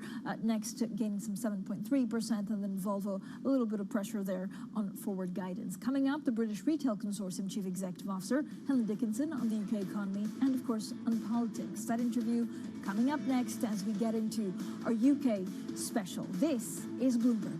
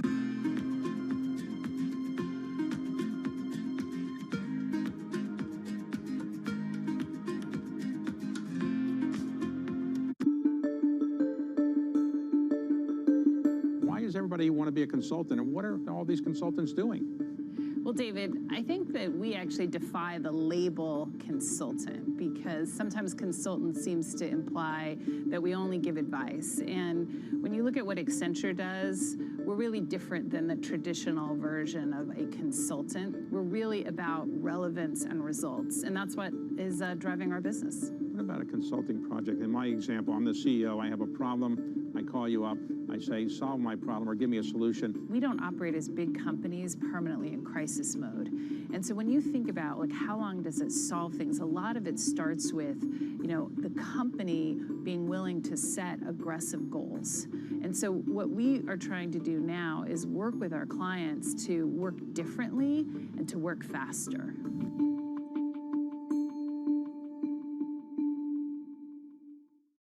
How did Jeff Bezos realize you could sell anything on the internet? The web was growing at something like 2,300% a year. Anything growing that fast is gonna be big. Why did Bill Gates create Control-Alt-Delete? Kind of become the poster child of, hey, couldn't you have made this stuff a little simpler? And what inspired Diane von Furstenberg to create the wrap dress? The wrap dress created me. On the David Rubenstein Show, I uncover the untold stories of the world's most successful leaders, right here on Bloomberg.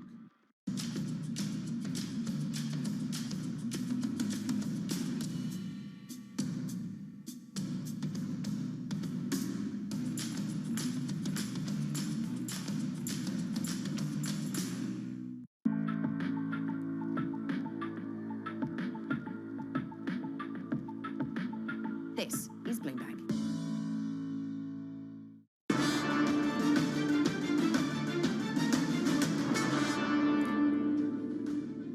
Well, good morning, everyone, and welcome to Bloomberg UK, a news show with a special focus on the biggest challenges facing the British government, the economy and financial services, and, of course, the markets. I'm Francine Lacqua here in London. On the show this week, setting out priorities for the year, Prime Minister Rishi Sunak pledges to reduce national debt and cut inflation against the backdrop of dire poll ratings for his Conservative Party.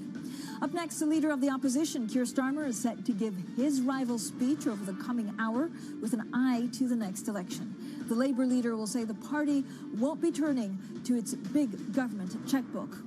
Plus, we're joined by the chief executive of the British Retail Consortium as companies and consumers feel the economic squeeze.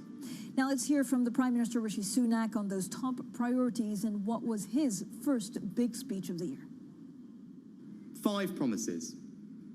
We will halve inflation, grow the economy, reduce debt, cut waiting lists and stop the boats.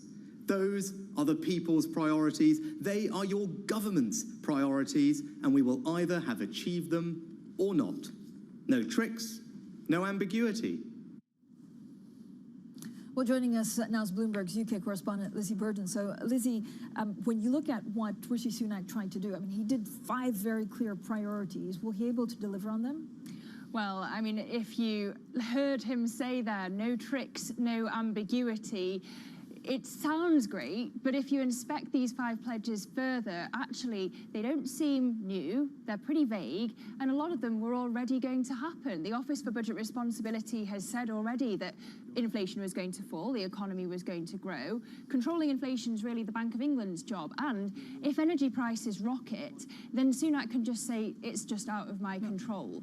In terms of the time frame for National Health Service waiting lists falling, cutting the national debt, we don't exactly know when they're meant to be achieved by. And in terms of the law on small boats carrying illegal immigrants, this is as little a smaller promise as a politician can make. It's literally what lawmakers do. So Labour's response has been, is this it? Yeah. And I expect that Sunak's comms team are going to be tearing their hair out, because the front page of the Telegraph, the right-wing newspaper, is about Keir Starmer, the opposition leader, this morning, because Sunak wasted his headlines yesterday on more maths in schools. Yeah, and it's very clear that Keir Starmer wants to be more business-friendly. So what are you expecting from him today?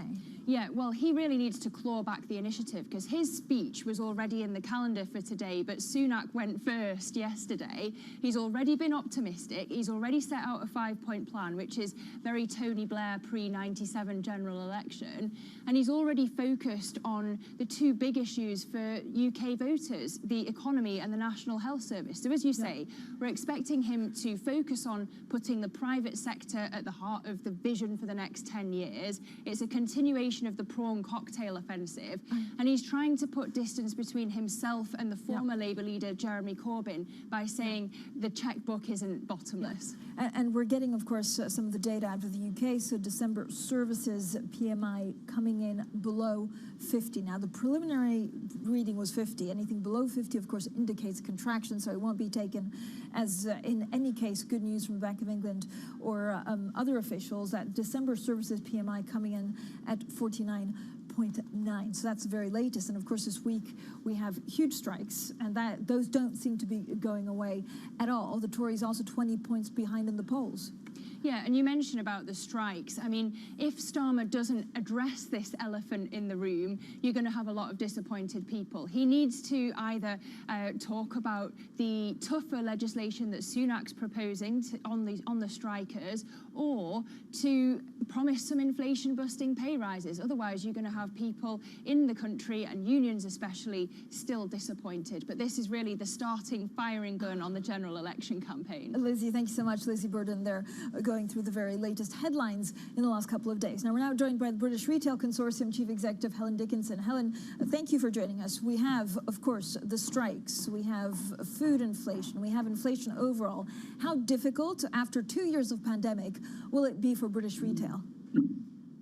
Well, I think what the retailers in the UK and across the world have really shown is that they can navigate their way through lots of really challenging circumstances. And when I talk to business leaders, certainly at the moment, they say that what the headwinds that they're facing now is almost more challenging than it was in the height of the pandemic, because at that point there was just one gigantic issue, whereas now those challenges are on multiple fronts. Lots of input costs coming in, higher prices for businesses themselves, which means that some of those are feeding through into the prices that consumers are paying. There's a really tight labour market.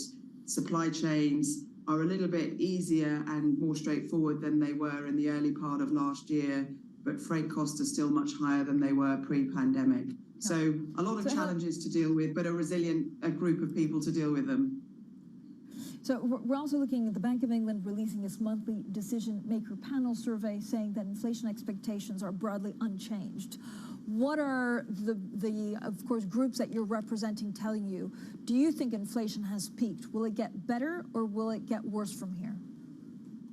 I think we might have reached the peak. Certainly, I don't think it will fall quite as quickly as some economists might be predicting, because certainly the people that I'm talking to are still talking about those inflationary pressures that are coming through into the supply chain, and take some time in many instances to feed through to prices. So certainly I think we might have reached the top of that curve, but I think it will be a bit of a slower fall than many are predicting, and perhaps not until the second half that we really see a big dent in the numbers. Are you expecting some retailers to go bust because of this? I hope not. We did see in the UK a couple of high-profile administrations of retail businesses last year. It's early in the year now, so hopefully we will see the results coming in over the next couple of days as to what exactly happened over Christmas, because until the numbers are in, it's really difficult to be precise about how good or bad Christmas was. But certainly what we haven't seen is a big sort of slew of very early in January profit warnings. So that's good news that perhaps Christmas was a little bit better than perhaps some were expecting. I mean, Next it definitely raised its forecast as we saw their Christmas sales defying some of the retail gloom that we've been talking about. Do you worry about overstocking? Was it discounts? Like, what kind of data are you looking at this point? I know it's a little bit too soon, but it'll be really interesting to see what you've been looking at for the last 4 to 5 weeks. Well, certainly what we saw during December was that those inflationary impacts were impacting food prices much more than they were impacting across various non-food categories. And the reason for that was partly to do with those supply chain issues that had occurred earlier in the year. Many retail businesses, particularly in non-food had built up some extra stock in order to ensure that they had what they needed to serve their customers. And that therefore meant that they needed to be a little bit more aggressive on the discounting front in order to move it during the course of December. So that was good news from a price perspective for consumers, but it did mean that we saw quite high discounting, particularly in some non-food categories in the lead up to Christmas. First of all, how difficult, Helen, will it be for a lot of these retailers to pass on their inflationary costs? And how do you see it changing the habits of what people buy and how often? I think it's really a challenge to pass on those inflationary impacts. Certainly, we have a very, very competitive retail industry across pretty much every category. So any retail business that is putting up their prices, they are only doing that because that is sort of the last resort from the perspective of other mitigations that they can put in place across their business, finding efficiencies and looking for savings within the company before they pass them on to consumers. And what was the second bit of your question? I'll just come back to that. Helen, so I was asking whether, how this changes the shopping habits. We've heard, of course, some horrible, terrible stories about families not affording, for example, toothbrushes for children, saying this was a luxury item. So how are you expecting, the habits of families to change in the next 6 to 7 months? We're already seeing lots of people's habits change. Certainly one thing about inflation numbers is that they're headlines and they're based on a sort of standard basket. And what we all do is we manage our own sort of personal level of inflation by looking at what we're buying. And what we have certainly seen over pretty much the second half and a big part of last year is that more people are focusing on value items. They are looking at non-branded goods more often in order to take some of that personal inflation out of their basket and reduce their own costs without having to not buy the things that they really need. Thank you so much, Helen Dickinson, there, British Retail Consortium Chief Executive Officer, joining us today on some of the facts and figures that we could see in the UK. Now, coming up, we take a deeper dive into the UK economy and the many challenges it faces in the year ahead. That's coming up next, and this is Bloomberg.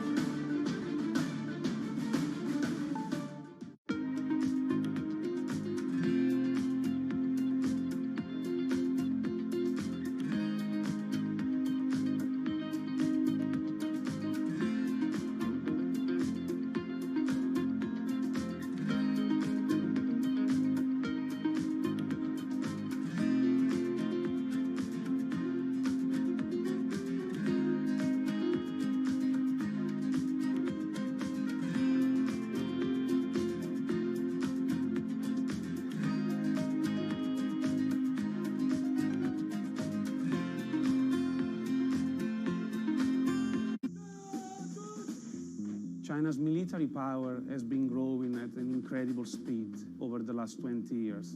A strong country must have a strong military, as only then can it guarantee the security of the nation. In terms of sphere of influence, we absolutely know that China wants to be dominant in Asia. So there is a target to get to that point, to be a military that is a peer to the greatest militaries in the world by 2035. The competition for influence is a global one.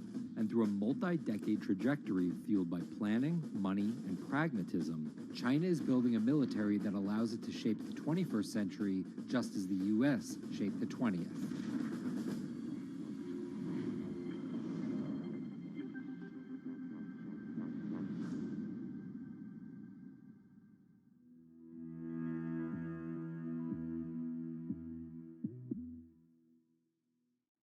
The top names in business are on Bloomberg. I think you have to assume that we have some bumpy times ahead, and you have to be a little bit more cautious with your financial resources, with your sizing and the footprint of the organization. So what can you do near term? Test to make sure you see at the margin you can move things around, manage your expenses very carefully and invest in efficiency and effectiveness, but also continuing to spend money where you have competitive advantage. Nobody covers business like Bloomberg, your global business authority.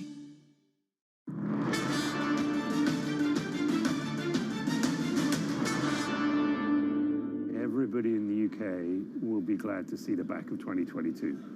I mean, it's been a heck of a year. I see this year as having brought into focus a lot of what's concerned me for a very long time. We have seen a significant increase into the amount of attacks in the energy sector, 13 times more attacks of that nature. We've seen valuations in the big tech come down. My biggest worry is that we won't address that fundamental productivity question. I do worry that the Brexit issue is much more than a one-off shock. There's so much negativity about what's likely to happen in 2023 that it's quite possible to get more positive surprises than negative surprises for the UK. Because usually in difficult times, that's when entrepreneurs thrive.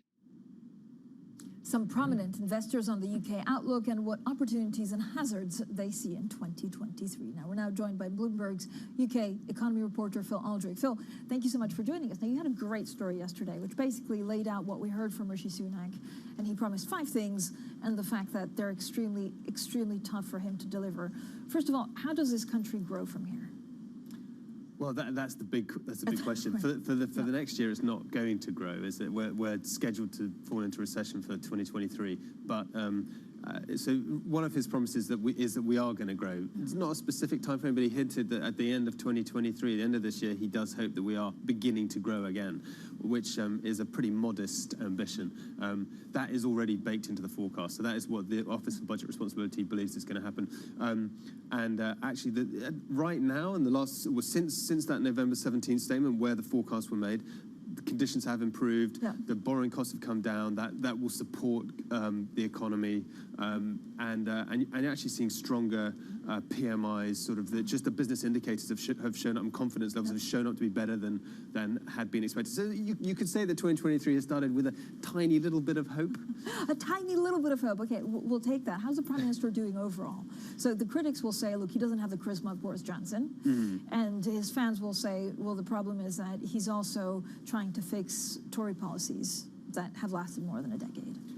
Yeah, I mean, he inherits, it's been 12 years of Tory and coalition government, so he's got no one to blame, which definitely doesn't make things easy. So it was an interesting position he took in his speech yesterday, where he was saying, I'm making 5 promises, judge me on those 5 promises. He's obviously looking at the election. If I fail to deliver on those 5 promises, then you just get rid of me. It basically was his simple pitch, which at least is kind of an honest stance. He doesn't have that sort of natural connection that Boris Johnson brings, but what Britain needs right now is effectively some kind of technocratic government that is going to basically re-establish, economic credentials. Because one of the other stories yesterday was that for the 3rd month running, foreign investors have been selling UK gilts, and that's the first time since the start of 2016 when institutions were rebalancing their portfolios for the risk of the Brexit referendum.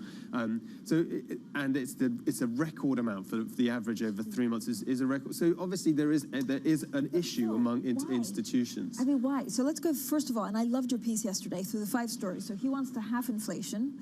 He wants to deliver growth, question mark on how he does that. He wants to reduce debt. He wants to fix the NHS, and then he wants to deal with small boats. Yeah. Right? Like, what can he deliver on those 5? Well, so if you take them one by one, so inflation, he wants to halve inflation next year. I mean, that's going to happen automatically. So if energy prices do not rise again at levels, way beyond where they are now, then you're going to see inflation effectively halving next year. Right. The growth plan, it's got to be growing before the election effectively, and he's already expected to be growing in the final quarter of next year. So and things are looking better, so we ought to be able to deliver on that. So these are not particularly ambitious. The debt falling as a share of GDP.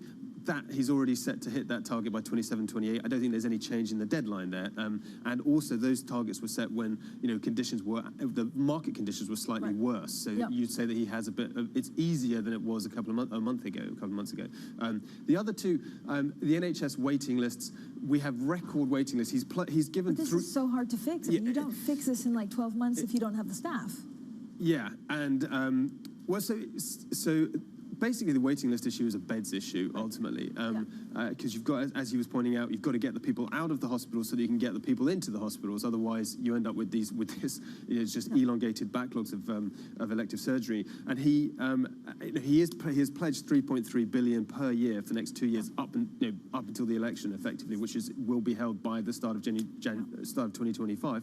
He's committed this money. You'd have thought that would be, if he's going to target it, that'll give him the money and the ability to deliver that. And was it the small boats issue? I mean, this is immigration, just for context. Yes, I mean, this is basically immigration. So it's what he's called the channel crossings. Right. It's all the illegal immigrants coming across, which has caused a huge political issue in the UK. And he said that we will have legislation in place to deal with this. So I mean, technically he could say, well, we've got the legislation in place. That's what I promised you. I didn't promise you that it would end. But obviously he's going to have to end the crisis there is on small boats crossings. I mean, he's already done some work with Macron. He's made an agreement. It's a tricky one to resolve. But I mean, did it have teeth? I know there's also this distraction of doing maths, and the Americans have to stop emailing saying, why do you call it maths and not math?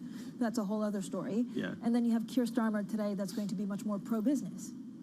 Yeah, so, Keir Starmer is, I think he's basically wanting to set out now his vision for, a Labour government, which is we're not. It's very different to the Corbyn government, where everything was going to be nationalised and it was sort of profligate spending with no consideration for the budget, the balancing the books.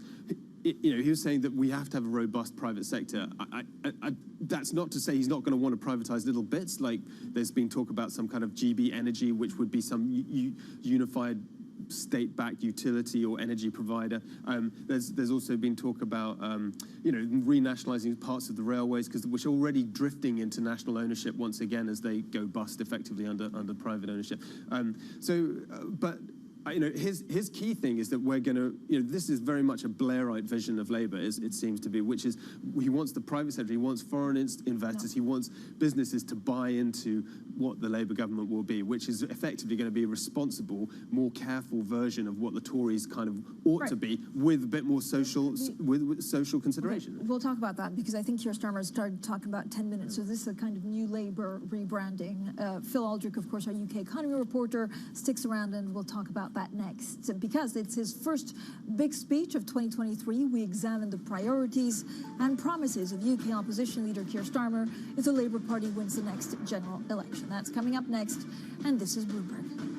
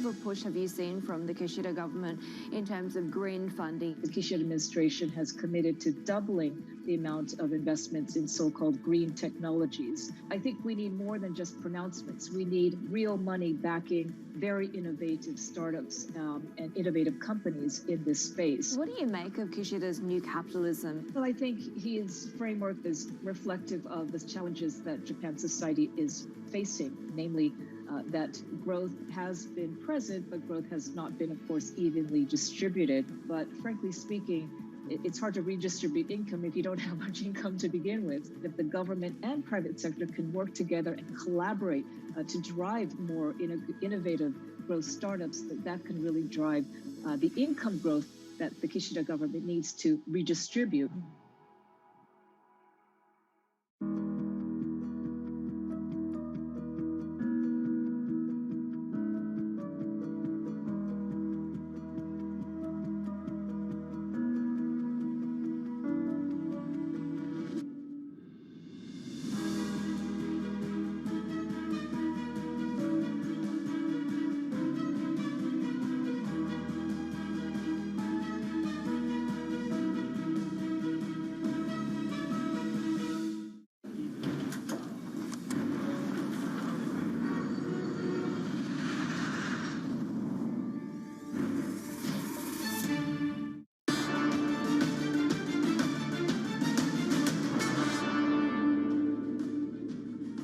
Economics, finance, politics. This is Bloomberg UK. I'm Francine Lacqua here in London. Now, UK opposition leader Keir Starmer is due to speak shortly in East London, making his first pitch to the electorate of 2023. Now, the Labour leader is expected to lay out his plans to tackle the cost of living crisis currently gripping the country whilst taming rampant inflation if his party wins the next general election. Well, Bloomberg's UK economy reporter Phil Aldrich is still with us. And Phil, we were discussing on whether this is actually now the party of business, whether he's pitching to business. What does a Labour government mean for the Bank of England?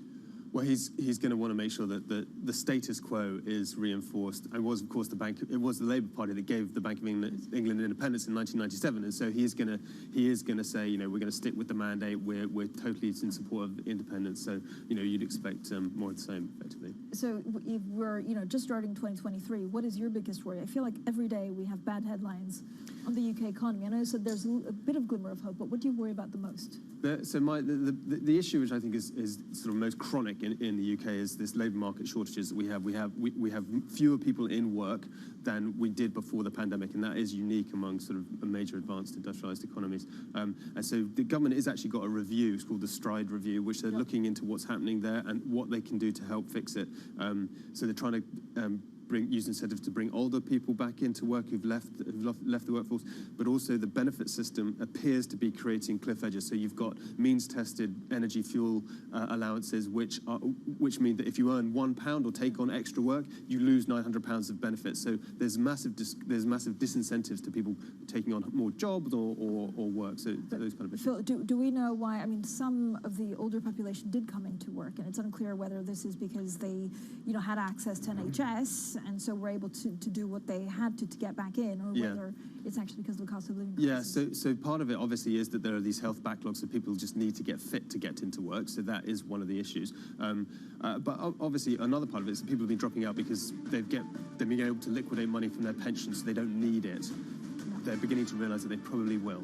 All right, Phil, thank you so much, as always, with a lot of insight. UK economy reporter Phil Aldrich. Now, be sure also to subscribe to Bloomberg's In the City podcast that I host with Dave Merritt on Apple Podcasts, Spotify, or wherever you get your podcasts. New episodes drop every Thursday. It's today. That's it for Bloomberg UK. This is Bloomberg.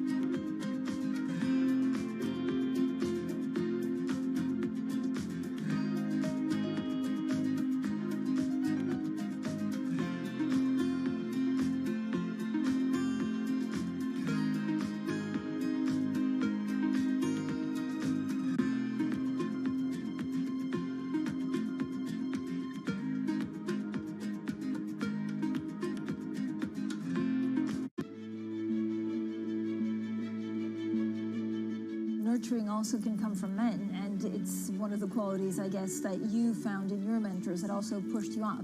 Do we need even more nurturing post-pandemic? Is the way that we talk with employees going to change?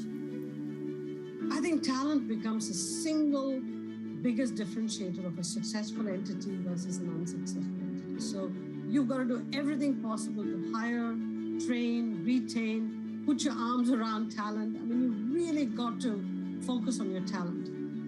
In the past, it's always been give them money, show them that they have an upward mobility and can make even more money, and that's the only reason people come to work. I think post-pandemic, we are seeing more and more people say, I have to worry about me as a person. I have to worry about my family. I want to worry about my well-being, my mental health. So we've got to start encompassing people as holistic humans as opposed to a tool of the trade, which means that we have to engage with them head, heart, and hands, not just head and hands. The heart has to be engaged. So we have to show more empathy, show that we care, that they're citizens of the community, they're members of a family, and all of those have to come into consideration as we help an executive or an employee be an employee and be a person of the community and the family. The stakes are higher.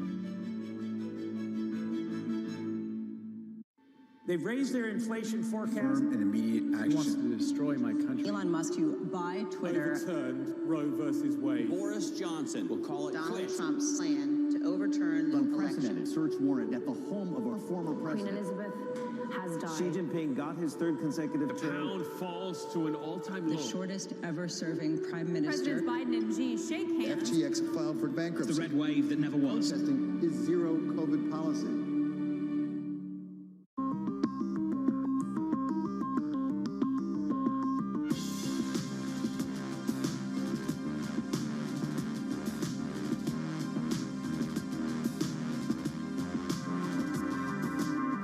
When U.S. jobs numbers are released, Bloomberg brings you crucial data at terminal speed and instant expert analysis. Nobody covers Jobs Day like Bloomberg.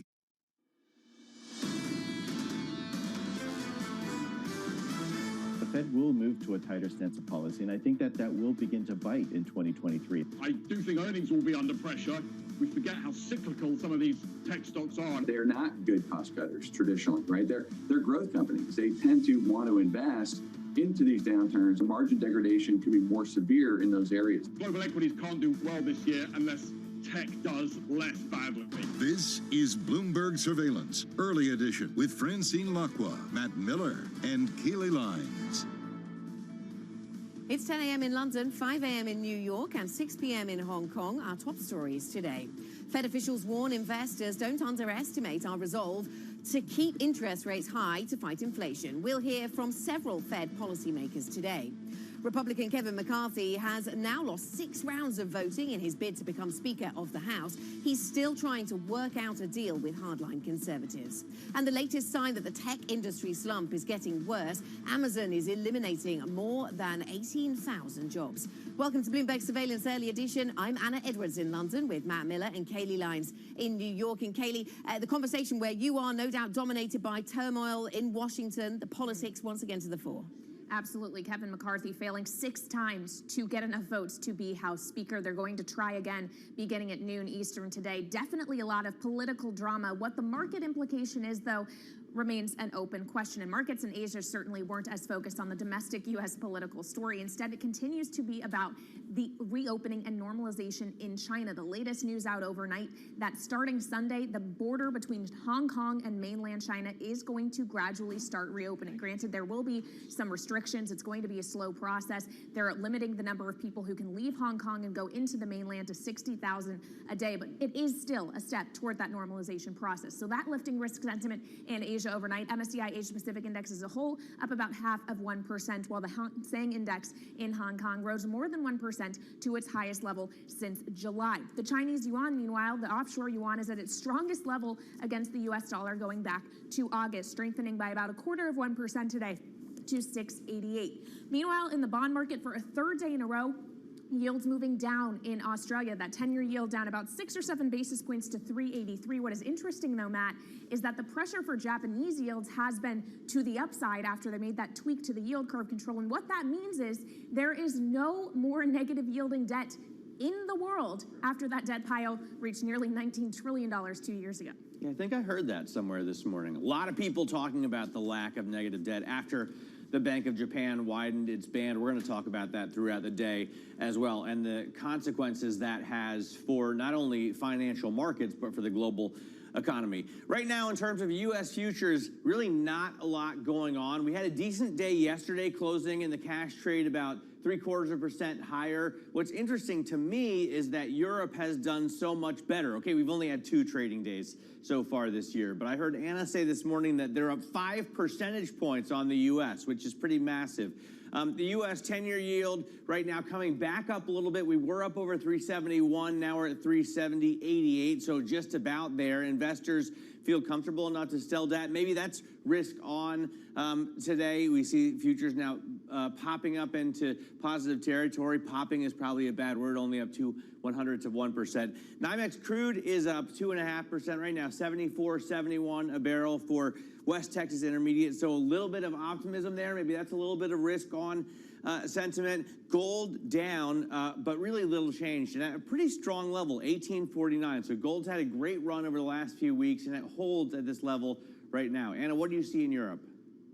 Yeah, absolutely. To your point, Matt, the European story has been positive year to date up to now. It's only, what, the 5th of January, but we'll take that. Up by nearly 5% on Euro Stoxx 50 ahead of today's session. Losing a little bit of ground here today, but just down 2.3 on the DAX and the CAC 40 in Europe. So the things that have pushed Europe higher, a weaker yield environment, changing expectations for just how high inflation will go and therefore how high the ECB will have to increase interest rates. Also, the growth story out of China boosting European stocks. It's interesting to see the way that China story is played differently in different asset classes. And with that in mind, let's talk about what's going on in Brent crude. And in fact, here with Brent crude and the Italian 2-year yield, we have a couple of trends of yesterday that have turned around a little bit.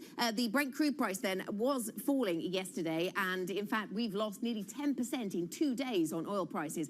Quite substantial. The China growth story boosting stocks, but not boosting demand up until today for the oil price. It does seem to be that the short end of this curve very much more focused on physical delivery. And if that is difficult in China because of the virus, then that is the thing that preoccupies the market at the short end. The Italian 2-year yields I put in here just because we've seen a bit of a turnaround from yesterday's moves. Yesterday, we had seen those yields coming down. Today, we see those yields going higher. And that's a pan-European story, not particularly Italy-specific. Ryanair is up by 5.9%. And Next, which is a retail business in the UK, up by just over 7%. So a couple of good news corporate stories for you.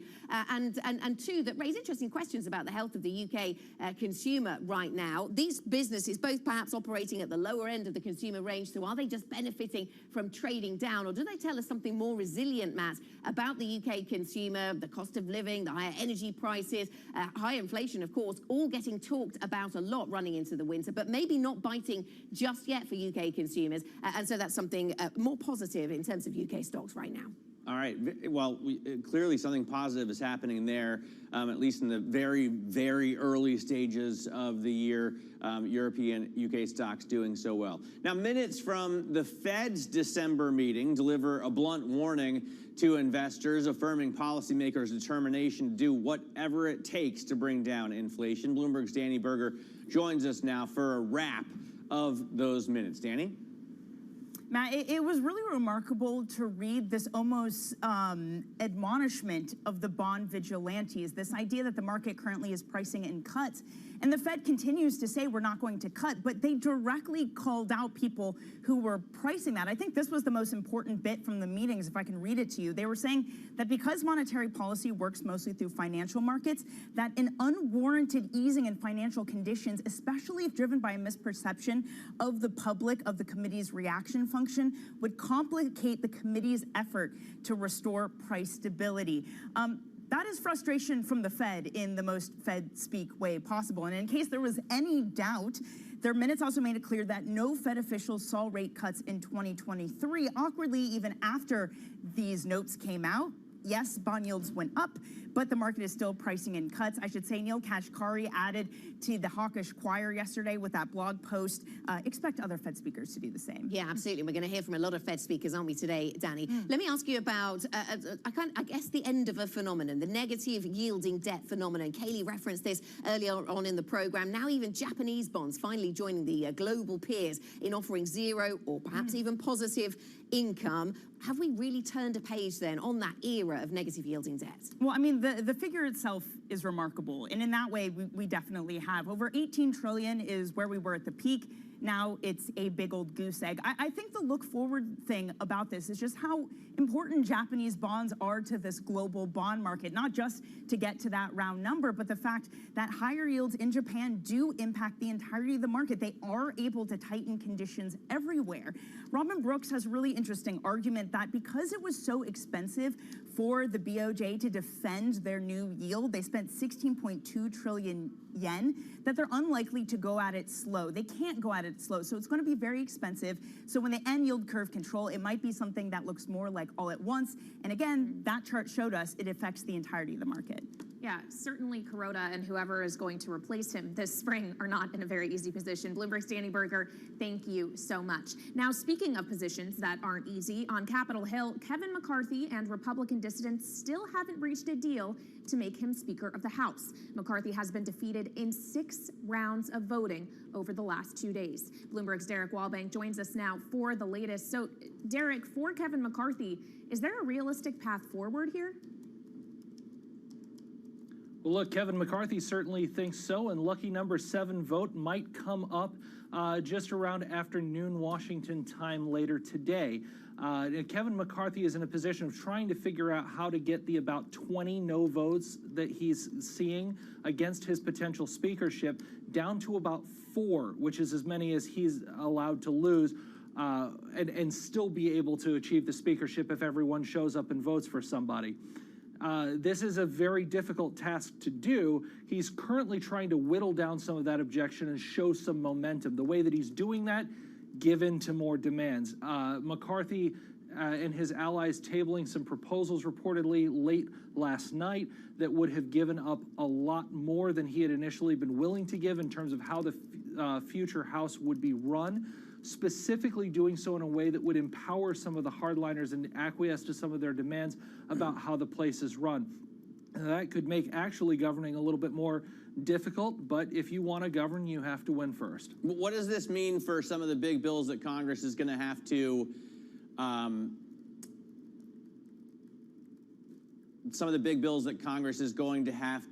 pass later on, like the debt ceiling and government funding? I guess they just can't do any of that.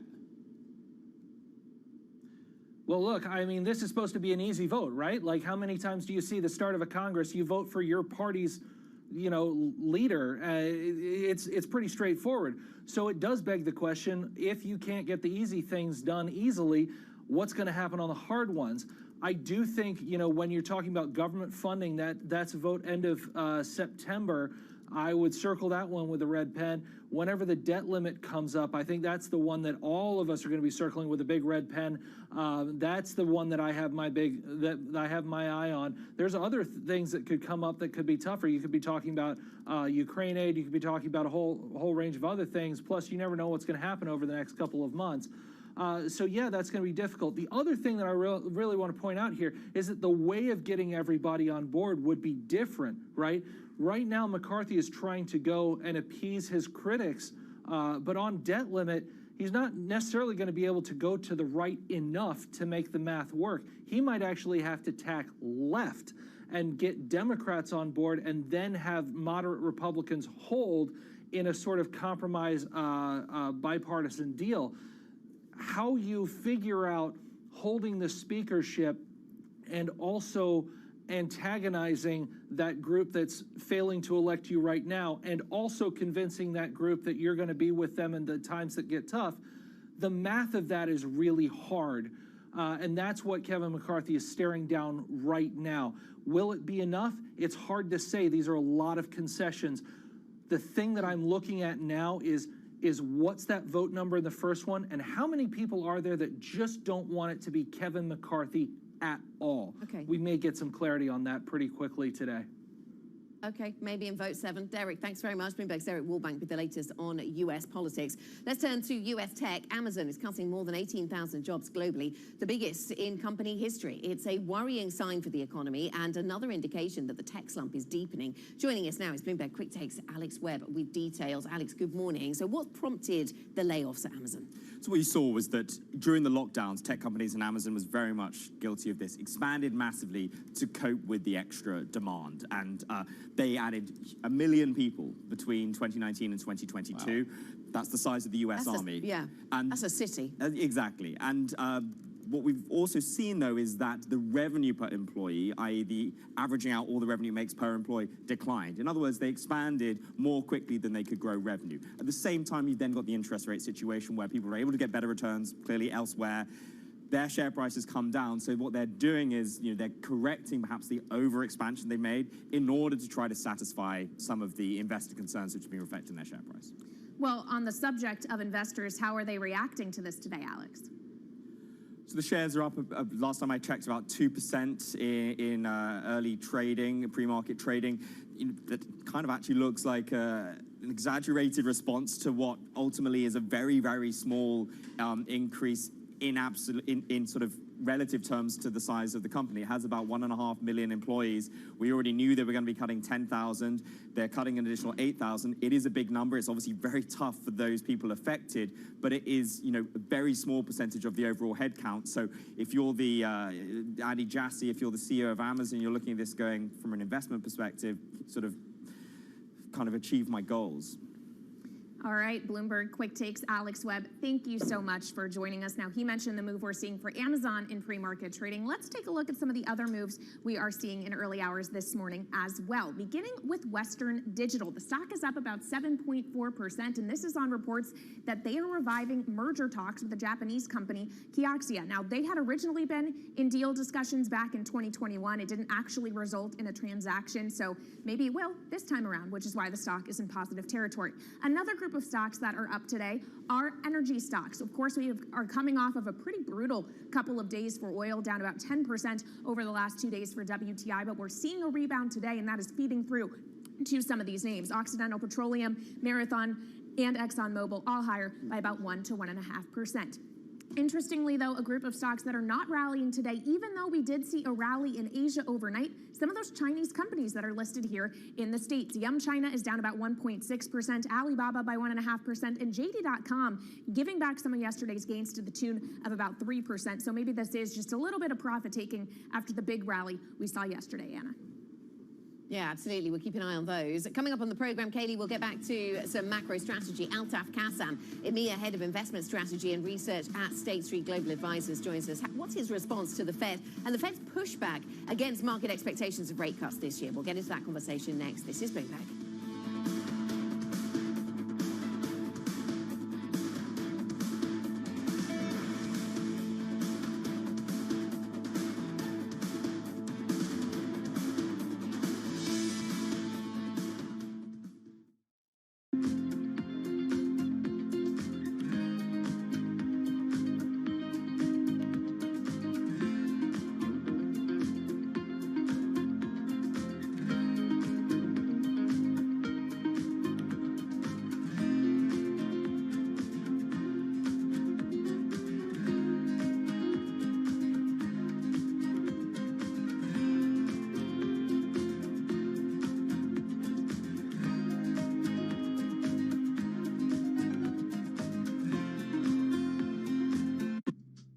Steve's ability on the course may not be etched into any record books, but following him around, it's clear that it's not for lack of trying.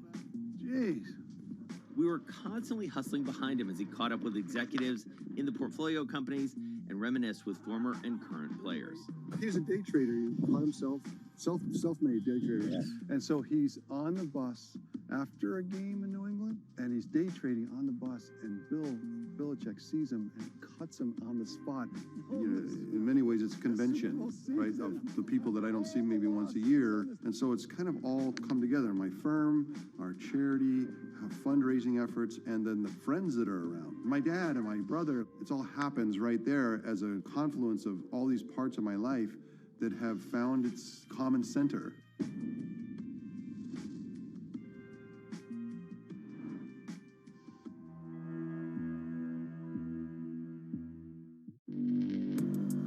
Access the financial world on demand.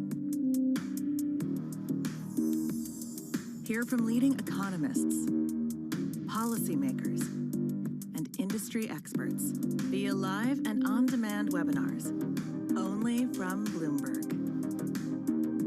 Start exploring to see what's moving the markets. Visit Bloomberg.com/webinars.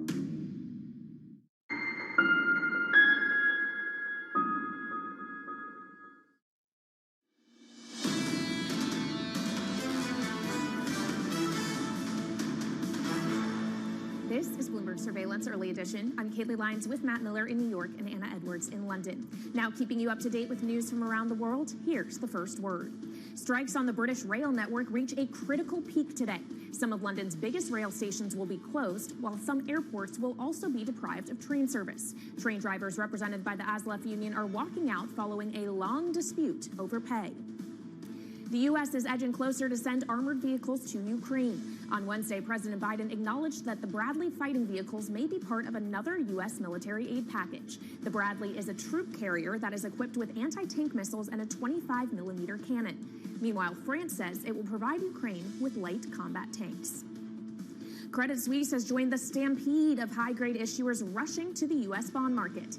The embattled Swiss bank sold almost $3.8 billion of bonds in two parts. Both the 2-year and 5-year notes will yield 370 basis points over treasuries. Credit Suisse is in the midst of a massive overhaul following losses and scandals. And the Securities and Exchange Commission is pushing back on Binance US's plan to buy bankrupt crypto lender Voyager Digital. The deal is valued at about $1 billion. In a court filing, the SEC says the agreement doesn't include enough detail about Binance's ability to close the deal. Binance says it will provide any requested information. This is Bloomberg.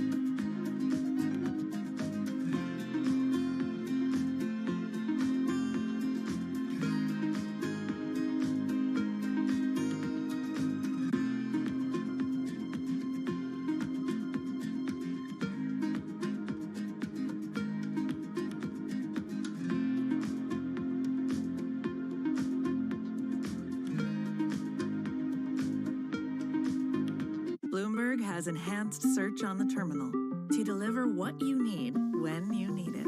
Now, you can simply type phrases in everyday English in the command line. Compare financials. Find people. Analyze markets. You can enter phrases or ask questions. What do you want to know today? Ask a question or visit SearchGo to find answers now. While Teslas and the like make for good headlines, the reality is that even if every car on the roads today went electric, it wouldn't be enough to curb global emissions to avoid catastrophic climate change.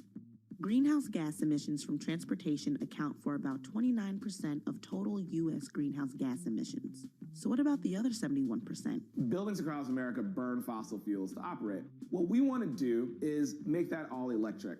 Instead of burning oil and gas to give us the energy and electricity we need, we want to do 100% clean energy, all electric. We want to turn buildings into Teslas.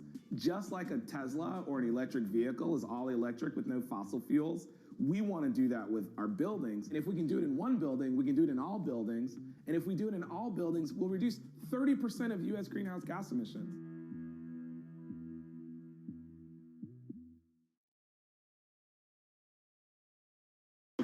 earnings countdown in Europe. From the financial centers of the world, Bloomberg Markets European Close with Guy Johnson in London and Alex Steele in New York. Real-time numbers, real-time analysis. Weekdays.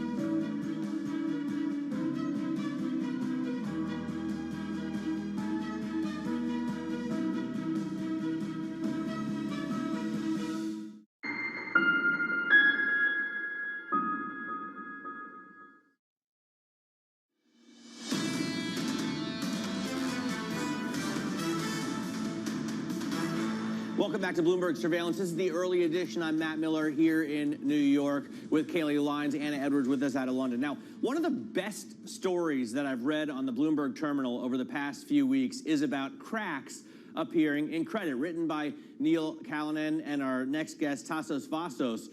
It was, I think, jam-packed with important facts, including that leveraged debt is at a higher level right now. Leveraged loans are at a higher level right now, I should say, than we had in 2008.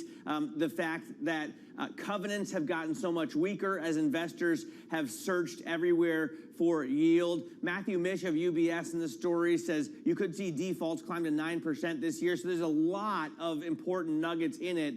But this chart, I thought, stood out. So for those of you listening on radio, what this shows is where these signs of distress are showing up in credit. And in pharma, in metals and mining, healthcare, retail, software, they're there, but they're not really as significant as they are in real estate, which is just absolutely huge compared to everything else. Joining us to talk about this is one of the authors himself, Tassos Vassos, Bloomberg credit reporter. So how much of that great story, Tassos, is really about what's going on in real estate?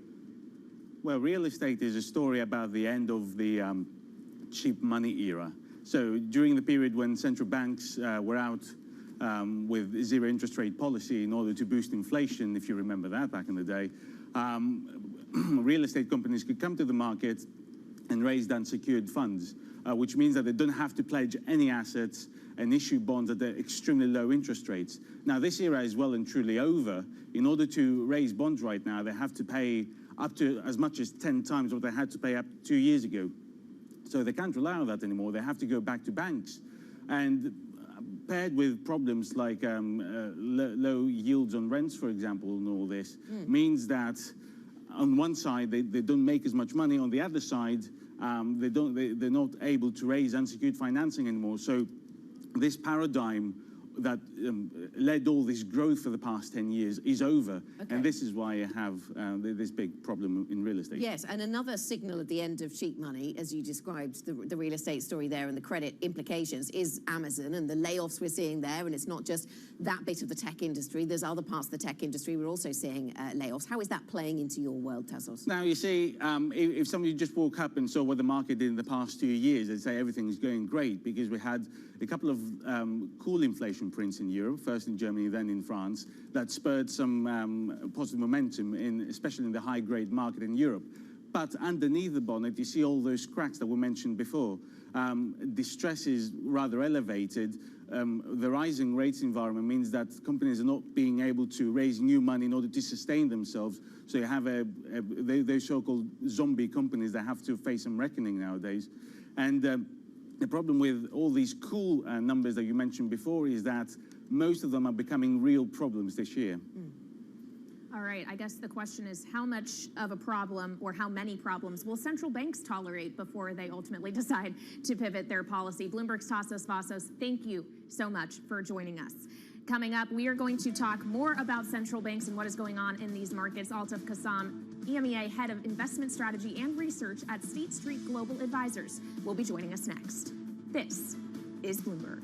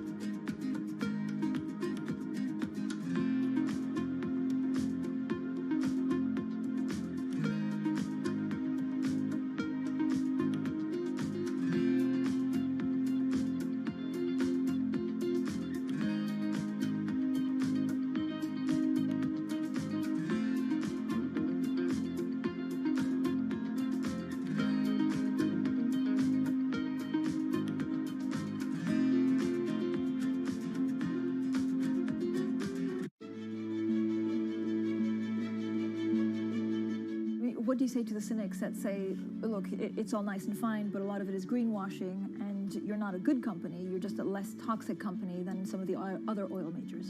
Well, the first thing to say is that, you know, I'm a big believer in we need to put ourselves in other person's shoes in life in general. And so I understand that point of view, and I get that people have that perspective. I don't agree with that, obviously, but I understand where they're coming from.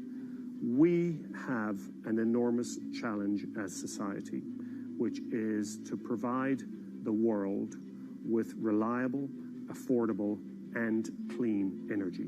That's what society wants. That's what society needs. And I believe in my heart that a company like BP is actually one of the few companies in the world who can actually make that happen. We can talk about the things that we're going to grow and over the coming years, and I find it hugely exciting and energizing for our organization. But that's what the world needs, and you simply can't go against the grain of society. You can't defy gravity, and that's why we're making the change that we're making.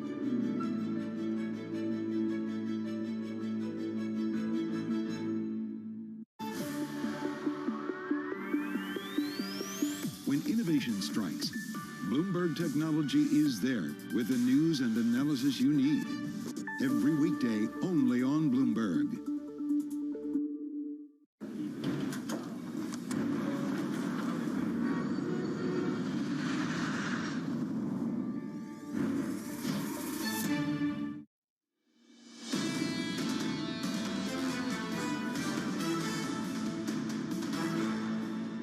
This is Bloomberg Surveillance Early Edition. Here's what you need to know. Fed officials warn investors don't underestimate our resolve to keep interest rates high to fight inflation. We'll hear from several Fed policymakers today. Republican Kevin McCarthy has now lost 6 rounds of voting in his bid to become Speaker of the House. He's still trying to work out a deal with hardline conservatives. And the latest sign that the tech industry slump is getting worse, Amazon is eliminating more than 18,000 jobs. I'm Anna Edwards in London with Matt Miller and Kaylee Lyons in New York. So a lot of stories to keep track of then, Matt, from the politics to the reopening in China to the tech story and the job losses there. Nothing seems to be really moving markets, though, in terms of U.S. futures this morning. Yeah, no, I mean, futures are doing a whole lot of nothing, just bouncing back and forth between gains and losses that are only a few 100ths of 1%. I will say on the Amazon story, I tend to agree with Alex Webb, who pointed out, you know, they hired over 1 million people, more people than are in the U.S. Army. So even though 18,000 seems like a big number, and it's horrible, obviously, for those who are directly affected or indirectly affected, it just really is a drop in the bucket. So I don't know what it says about the tech industry at large. The U.S. 10-year yield right now is rising just a little bit, a couple of basis points to 370.69. So at least that looks like a sign that investors are willing to let go of the perceived safety of government debt. I saw the spread widening out, the 2s10 spread widening out a little bit, but kind of coming back. So still around 67, 68, 69 basis points as it was yesterday. NYMEX crude right now is up, so that seems like a sign of optimism. Is that about demand rather than supply? It would seem so, considering the China story, but at 74.51, it's really not a whole heck of a lot different than it has been over the past few sessions for WTI. And then gold, also little changed, really. I mean, it's off about 1/3% at 18.49 a troy ounce. But if you look at a longer chart, you know, the last few weeks have been really positive for gold, which is interesting. Does that mean that the Fed is getting close to the end of its hiking cycle, or are people already pricing that in here? Or are these concerns about a recession that's probably more likely? Kaylee, what do you see in terms of pre-market movers? Well, Matt, it's interesting to note in the Amazon story that, yes, relative to the full size of the workforce, 18,000 jobs is kind of a drop in the bucket, as you say, but it still represents a move on Amazon's part to try to rein in costs and unwind some of that overinvestment they made during the boom times of the pandemic. They have to adjust now that those boom times seem like they are over. So investors like this kind of cost-cutting effort. The stock is up about 2.5% before the bell. What's interesting is that other large cap technology stocks, although less larger cap than they were, say, a year ago, are not faring as well in pre-market trading. Tesla not able to cling to the rebound we saw in yesterday's trade. That stock is down about 0.1%. Microsoft is as well by about 0.2. So adding on to the losses of yesterday after it was downgraded due to concerns over growth in the cloud business. And then Meta is down by about 0.2% as well. So Amazon aside, it doesn't seem like big tech is really going to lead any kind of charge today, Anna. Yeah, interesting negative stories around technology, or negative moves around technology stocks to watch then, Kaylee. Here in Europe, and to Matt's point about the US equity picture doing a whole lot of nothing, we're back to doing that here in Europe as well. So after earlier moves to the downside, we're pretty flat now for European stocks. Brent crude, Matt was mentioning WTI, what we see there, a move higher of 2% or so. Here we're up by 2.5% as well on the European benchmark for oil prices. In the last couple of days, we've actually seen quite a substantial move lower in oil prices, not being lifted by optimism and excitement around the China reopening story, instead being influenced by the disruptions to demand that we're seeing in the very short term because of the widespread infection we see there.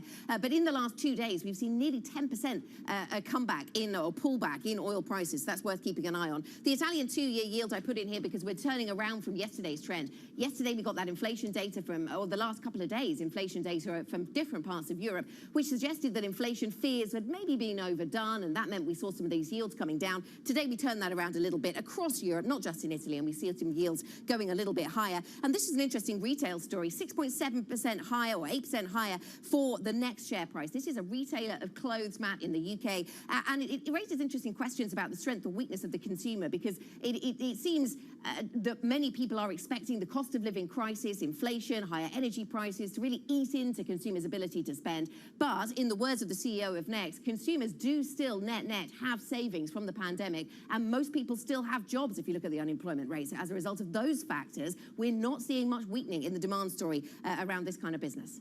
Yeah, it's very interesting. I mean, I don't know about the UK data, but I've looked at US bank account levels, and even as the savings rate drops, bank account levels are still up near the highest level that they hit during the pandemic. So consumers seem to still have a lot of money, although savings rates are dropping and credit card usage is rising. So we'll see how that turns out. Joining us now is Altaf Kassam, EMEA Head of Investment Strategy and Research at State Street Global Advisors. And I'll ask you, Altaf, after I say good morning.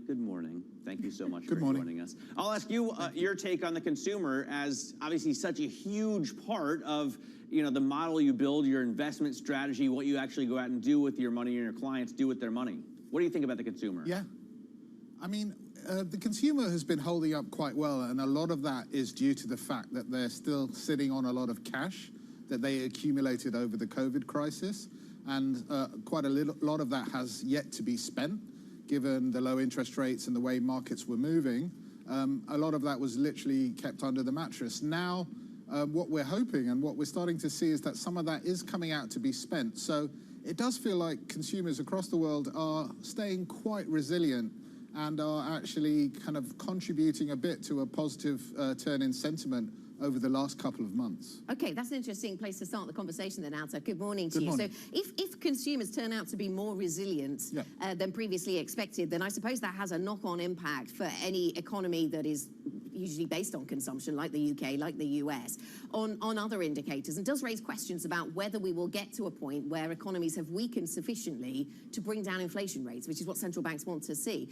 This is going to be a conversation we keep returning to perhaps this year. Yeah, it does feel like central banks and markets are kind of chasing their tails at the moment, because markets keep anticipating a favorable kind of pivot from central banks and unintentionally loosening financial conditions, which is the same thing that central banks are trying to tighten, and this was mentioned in the latest Fed minutes. So in a sense, central banks want to, to use a phrase, kind of knock it on the head, but they're finding that really difficult to do. They need to thread the needle really of kind of slowing down wage inflation without causing a spike in unemployment. Yeah, so trying to reach that small landing slip that represents a soft landing. And you say in your notes ahead of our conversation that there is growing evidence that the inflation tide is turning. You see a little bit of reference in the Fed minutes to two-side risk, but a lot of the messaging was around was quite hawkish and was sort of picking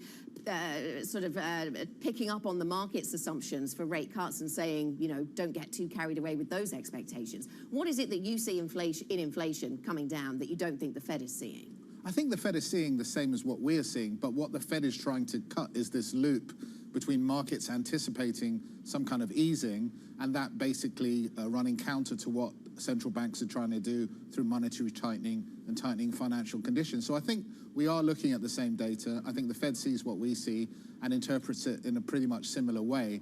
But what they're trying to do is just stop markets running ahead of themselves, which I do think has been happening for the last couple of months. Kaylee. Okay, so with all of that in mind, with kind of the macroeconomic thesis there, how are you actually putting cash to work? Yeah, we think the beginning of the year is definitely a good time to be looking at fixed income. Fixed income yields are at the highest level we've seen for, say, 10 years. And we think there's a lot of opportunities in more of the safer sectors of fixed income. So you talked earlier about loans. We wouldn't be pushing out into the riskier sectors of fixed income, but we think investment grade and even developed market government bonds, which we've shied away from for the last few years because a lot of them have had negative yield, are now looking a lot more attractive given the starting level of yields we have right now. And finally, what about China, Altaf, as we continue pretty much each and every day to get the incremental upgrades on the process toward normalization, which is going to be a process? How do you invest in that market? I mean, what we have been saying to clients all along is to remain invested, to use active management, to navigate the kind of political and other risks in the market. In a sense, it's be careful what you wish for. We were begging the Chinese to relax their zero COVID policy, and when they did it, they seem to have done it in a rather unstructured and more haphazard way than we would have expected. So we think it's going to be a bumpy ride in the first quarter of this year, but we do think that the China reopening story is a powerful one and will benefit not only China, but Asia more broadly and emerging markets eventually when we start to see a turn in the dollar as well. Okay, Altaf, thanks for joining us. Good to speak to you. Altaf Kassam of State Street Global Advisors. That's the market story right now. Clearly, US politics, we also need to address that this morning. We'll get back to the US political troubles. Peter Trubowitz joins us, LSE Professor of International Relations, on the hunt for a speaker in the US House. This is Bloomberg.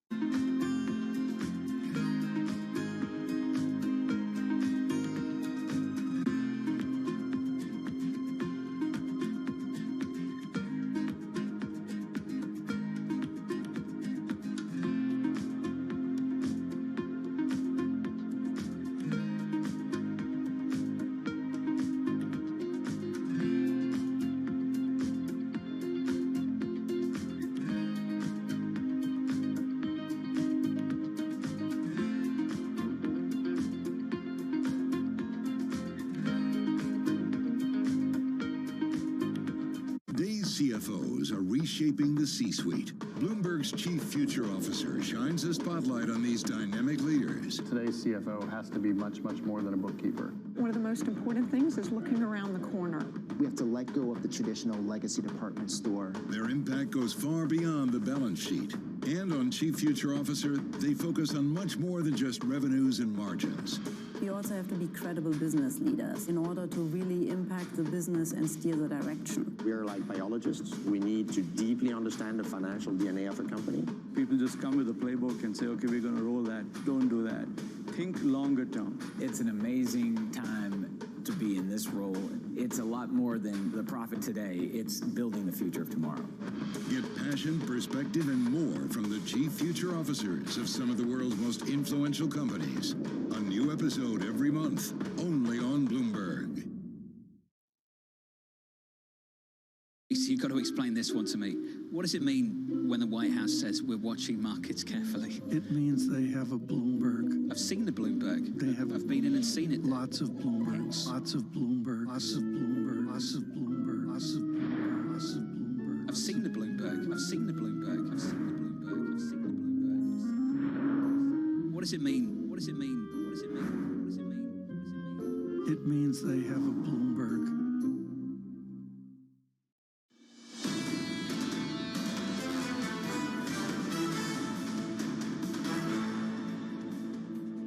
And just a couple of quotes from Chinese state media from the Global Times. The events are chaotic, phenomena of spread and aggravation of the disease of the U.S. political system.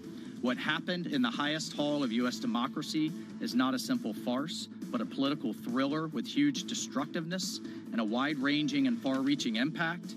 Faced with the political chaos in the U.S., there is a sharp question whether the political class of the country is able to govern, and whether the internal conflicts and contradictions of one of the major political parties contaminate the entire system. That was Representative Michael Waltz speaking after Republican Kevin McCarthy failed to garner enough support to become House Speaker in 6 rounds of voting. Joining us now to discuss further is Peter Trubowitz. He is professor of international relations at the London School of Economics. Professor Trubowitz, if we can just think about the full context here, that this chaos in the House centers around a man who pushed back against the results of the 2020 election. Most of those refusing to vote for him also are election deniers, and that all of this is happening the week of the second anniversary of the insurrection at the U.S. Capitol. What does this signal about the health of American democracy to our adversaries, A, but to our Democratic allies as well? Well, to our adversaries, Kelly, this is like catnip. And as the quote that, was just read out from the Chinese, they're able to just kind of play on this and point yet again, basically on the anniversary of January 6th, that American democracy, is struggling. And for our allies, though, I think this is also a real concern, at least going down the road, because if you cannot get the larger picture here is that a small faction of the Republican Party is basically grinding things to a halt. And this matters because there are some real issues like the debt ceiling to deal with in 2023. And what this is underscoring is that they can wreak havoc. Why? My question centers around voters, and I don't think it's purely an American trend. Over the past, 6 or 7 years, we've really seen a shift towards these authoritarian, megalomaniac, populist politicians who only care about themselves, their own wealth, and their own fame, and yet voters love them. Why do you think that is, Professor? Well, I'll tell you, Matt, I think the bottom line here is if you look at those 20 that are blocking the McCarthy's bid for speakership, they all come from uncompetitive districts. These are basically homogeneous districts. There's no competition between the parties in those districts. And this is a problem more generally in American politics. It's not only on the right, it's on the left too, but it is a serious problem on the right. And this is a function of many things: gerrymandering, Supreme Court's decision about, money in American politics. I mean, there's a deep structural problem here, and we're watching kind of, in a sense, this is the fruits of it. This is the consequences of it.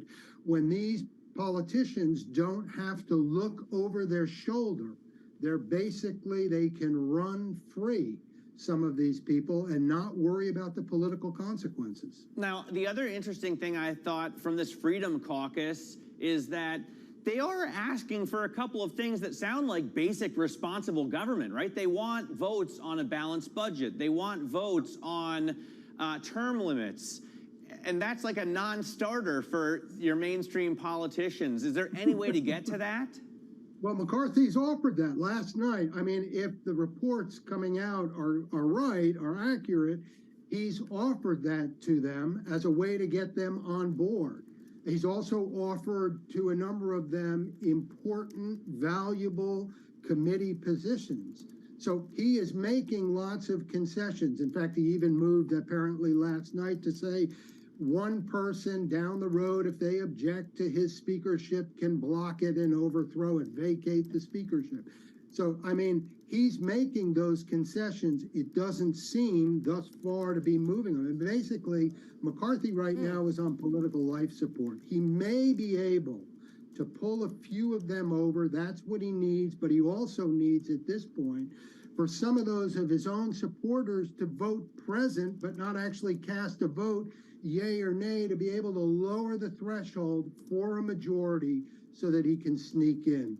You know, the House has some, as you know, some pretty arcane rules with respect to voting for the speakership and other things. Peter, good morning to you. I mean, it's easy to tell, it's easy to look at this and see the alarmist, see this as quite alarmist, and we talked about some of the reasons why this is worrying. How do we tie this in with the conclusions that many drew, though, from the midterm elections, which was that Trump had a reduced influence on the Republican Party and that maybe, therefore, there was room for something a little more centrist in the minds of U.S. voters? How do we tie in what we're seeing on Capitol Hill, which is not that, with that conclusion from the midterms? Because that was a misinterpretation of what went down in the midterms, I think. I mean, the real story here, you know, when it comes to that, is that the Republicans got their heads handed to them in the midterms. And the reason that that matters is it means whether it's McCarthy or, frankly, somebody else who becomes the speaker, they're going to have a very small margin to work with, you know, in the House. And that's what has happened here, is he's got no room to maneuver. You know, Pelosi, when, you know, she was standing for speaker a few years ago, she also had a problem on her left, but she had room to maneuver because the margins were large enough. McCarthy is playing by the skin of his teeth. Okay, Peter, thanks so much for joining us. Professor Peter Trubowitz of the London School of Economics with the latest on US politics. Certainly something we're watching longer than perhaps anticipated. And coming up next hour, Wendy Schiller joins the team, American Politics and Policy Director at Brown University. That's at 6:30 a.m. in New York, 11:30 a.m. in London. This is Bloomberg.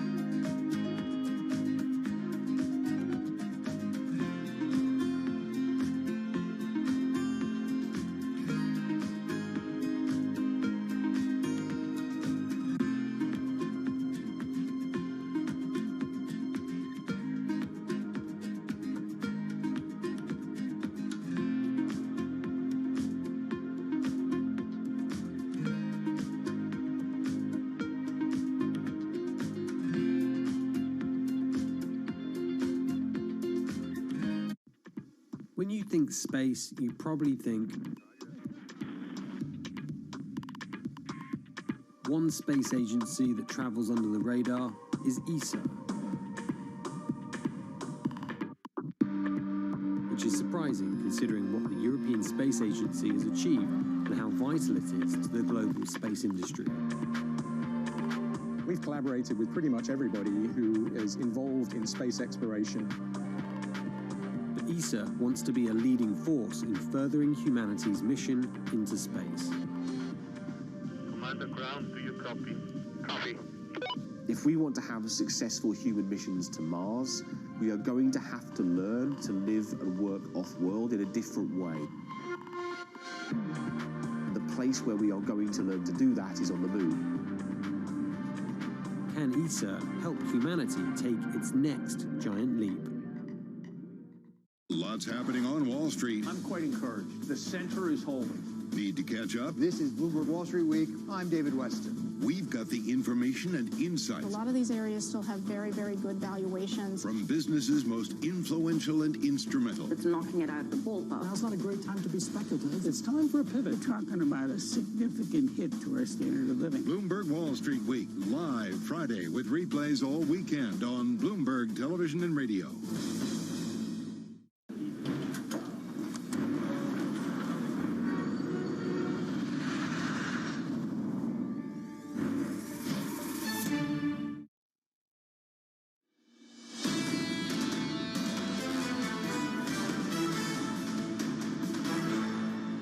This is Bloomberg Surveillance Early Edition. I'm Kaylee Lyons with Matt Miller in New York and Anna Edwards in London. Now, a quick look at what is coming up for the rest of the day. At 8:30 a.m. Eastern, it is time for more U.S. jobs data with initial jobless claims due. Then at 11 a.m., British Foreign Secretary James Cleverly holds talks with German counterpart Annalena Baerbock on energy security and Europe's response to the invasion of Ukraine.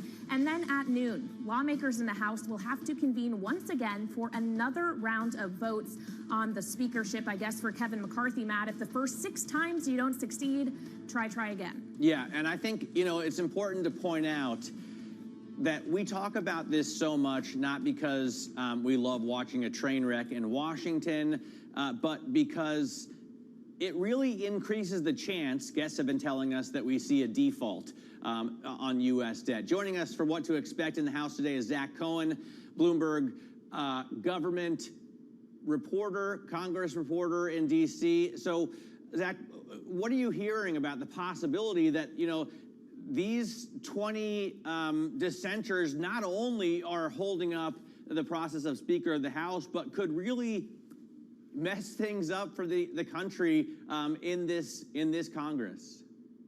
There are 2 really key bills that Congress is going to need to pass sometime this fall. One is something to raise or suspend the debt limit, as you mentioned, basically the borrowing ability of the federal government in the United States. That will come up sometime, we think, in maybe September, as well as funding the government basically past September 30th. Right now, the government is funded until September 30th, 2023, but lawmakers will need to pass another spending bill, either a short one or a full year government funding bill. Both of those, I think, could be much harder to do just based on what we're seeing over the last 2 or 3 days.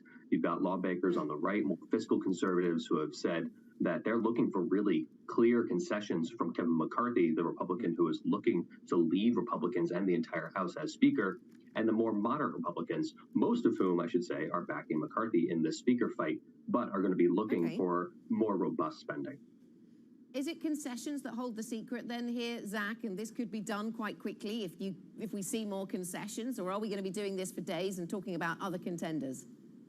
There are some lawmakers that really are not looking for concessions at this point. I was talking to Eli Crane, who's an incoming member from Arizona, who's basically saying he's not looking for anything. He just wants to, quote unquote, fight the establishment. Congressman Matt Gaetz, Congresswoman Lauren Boebert, they're under no circumstances have said that they would support Kevin McCarthy. Now, that's only 3 votes, and McCarthy can lose up to 4 and still be elected Speaker. So if there are ways he can make concessions either on rules packages that govern the House over the next 2 years, what legislation comes to the floor and in what time and in what manner, or maybe make other concessions to people like Ralph Norman, who we were talking to yesterday, a Republican from South Carolina, who was looking for very clear indications of the spending cuts that would be taken ahead of that debt limit deadline. And so there's a lot of members, as you said, 21 members who right now in the Republican conference who are not voting for Kevin McCarthy. They have to address most of those concerns, but not necessarily all of them.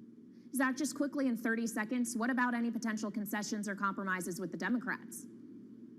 We had Congressman Brad Sherman on Bloomberg yesterday talking about maybe making some sort of concession to avoid a debt limit default. And basically, if Democrats can not vote for Kevin McCarthy, but could vote president or leave the floor as a way of lowering the threshold for McCarthy to be elected Speaker as opposed to maybe some other Speaker nominee, that's something that could happen. But right now, Democrats are pretty much voting in lockstep for Hakeem Jeffries, the Democrat from New York. All right, who, of course, is the first Black leader of a party. Thank you so much to Zach Cohen of Bloomberg Government. Really appreciate you waking up early for us in what has been a crazy few days in Washington. And Anna, may or may not end today. Yeah, may or may not. We'll be sure to cover it for you tomorrow. That is it for Early Edition. Tom, John and Lisa will be back with surveillance shortly. This is Bloomberg.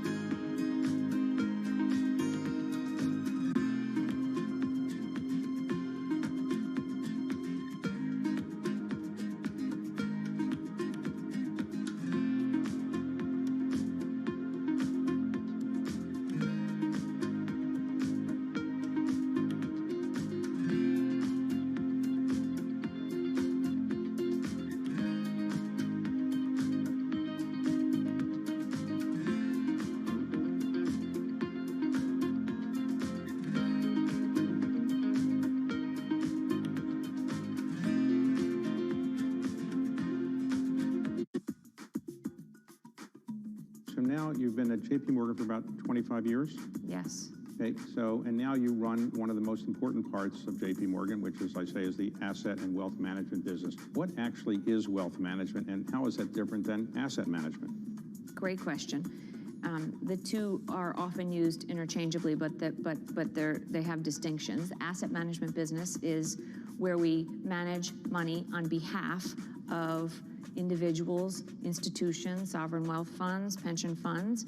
We manage them in mutual funds, we manage them in ETFs, we manage them in single stocks, single bonds, hedge funds, private equity, and the like. And that is the heart of the fiduciary business that we run here at JP Morgan. Wealth management is that plus understanding someone's entire balance sheet. So for the individuals where we manage money, we also help them with their mortgage. We help them with a loan that they might need. We help them with their basic credit card. And so wealth management is trying to help someone with their entire life, both their assets and their liabilities, their planning, their gifting, the legacy that they want to leave for their families, the 529 plans they need to prepare to get their kids to go through college. And it's a great insight into people's, entire journey. In a multi-trillion-dollar industry, there's a lot of ground to cover. Commodities got absolutely crushed. We'll show you what's happening in ETFs like no one else. Bloomberg ETF IQ, Monday on Bloomberg.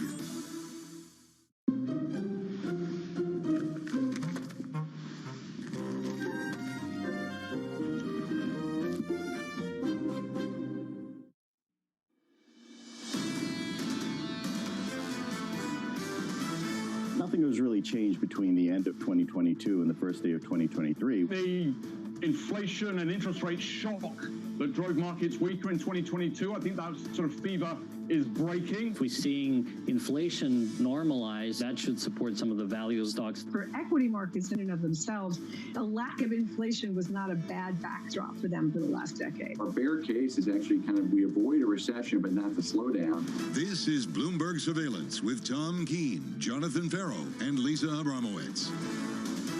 Live from New York City for our audience worldwide. Good morning to you all. This is Bloomberg Surveillance on TV and radio alongside Tom Keene and Lisa Abramowitz. I'm Jonathan Farrow. Futures right now unchanged on the S&P. Confirmation from Amazon in the last 24 hours. They will be eliminating 18,000 jobs.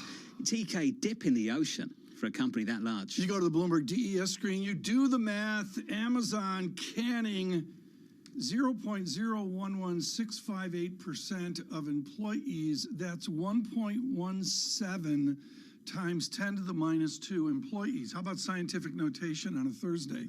You need that. But it is serious for the corporate side. They're taking it out. This is not people on 3rd Avenue unloading boxes. It's the corporate side. They're extended, Salesforce extended. Who is not extended off the I think you're right to make that distinction. It's serious for the individuals losing their jobs. Yeah. When Andy Jassy, the CEO of Amazon, comes out and says it will help us achieve, quote, a stronger cost structure, Tom, would you push back against that based on the scale of what you've seen? They overexpanded, and I don't think, CFA types should find anyone guilty of trying to game the pandemic. I think company to company to company, they're going, hey, it's over, we're going to pare back.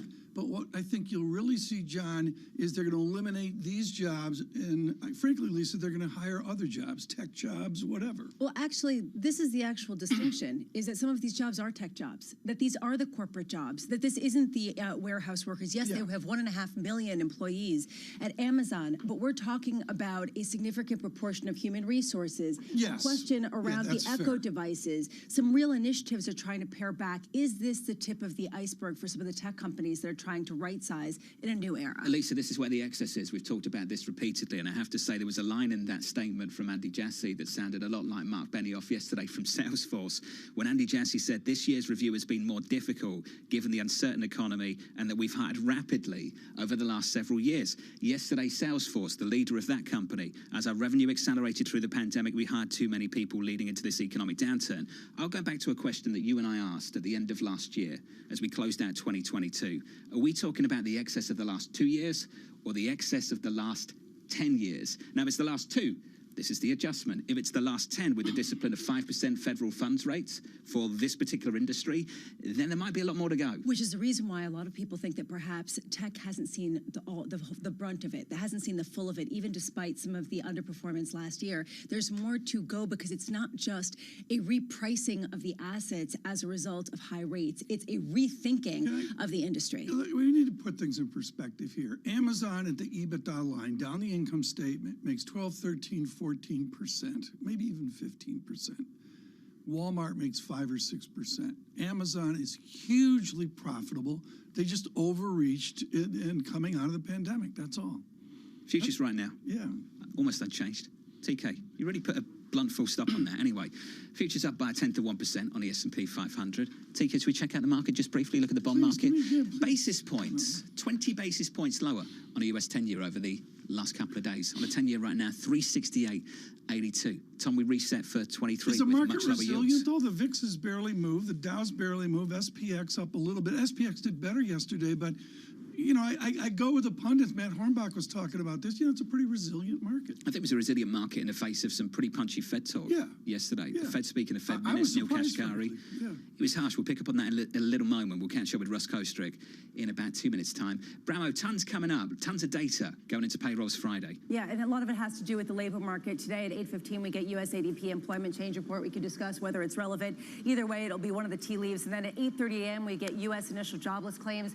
Chart crime of the day, I'm going to look at initial jobless claims. And there's no way for me to not make this a chart crime, John. I actually was looking at different ways to try to paint this, and I tried to do it for only the past 2 years. It still is a chart crime because of how high things were. That said, you can see it really hasn't picked up in terms of how many people are filing for unemployment benefits. Today, the circus that we've seen down in D.C. does continue. The House of Representatives is adjourned until noon today. Basically, this is to avoid a seventh public defeat of Kevin McCarthy.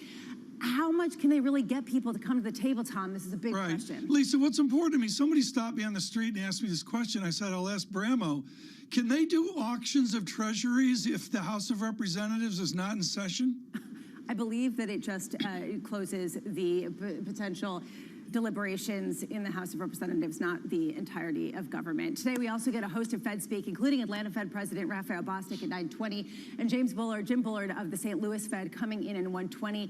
Trying to follow on, John, to what you were talking about yesterday with Neil Kashkari. Do they talk about a 5.6% terminal Fed funds rate and then staying there for a long time? Do they talk about the balance of risk still firmly being with inflation, not necessarily torpedoing the economy? And how come the market hasn't responded more to the meeting minutes that were firmly hawkish, to your point, perhaps waking up today a little bit more? Lisa, thank you. Thank you very much. Here's the line from Alan Zentner over at Morgan Stanley. Financial conditions are too easy, reflecting a misperception among investors of the Fed's reaction function. Let's get Russ Kostrick's view on that, the portfolio manager for the BlackRock Global Allocation Fund. Russ, would you agree with that line from Alan Zentner at Morgan Stanley? Well, good morning, Jonathan. I think I'd agree with the fact that there's clearly this tension right now within the Federal Reserve. This is not a new thing. This is what derailed the market back in August, where they're concerned about the market getting ahead of itself, whether that's a function of the stock market going too high, credit markets getting too tight. There is that concern that if financial conditions ease off too much, is that going to hamper their fight against inflation? And I look, Russ, where we are, and we have to piece this together. You have the responsibility to piece it together with portfolio allocation. How are you reallocating? So honestly, Tom, we're pretty much going into 23 the way we left 22. We're not making a major change right now. So what does the portfolio look like? We're underweight equities, we're underweight bonds, we're emphasizing carrying the portfolio because in a market that's range bound, we want to be able to earn some income for our clients. We're focused on quality stocks.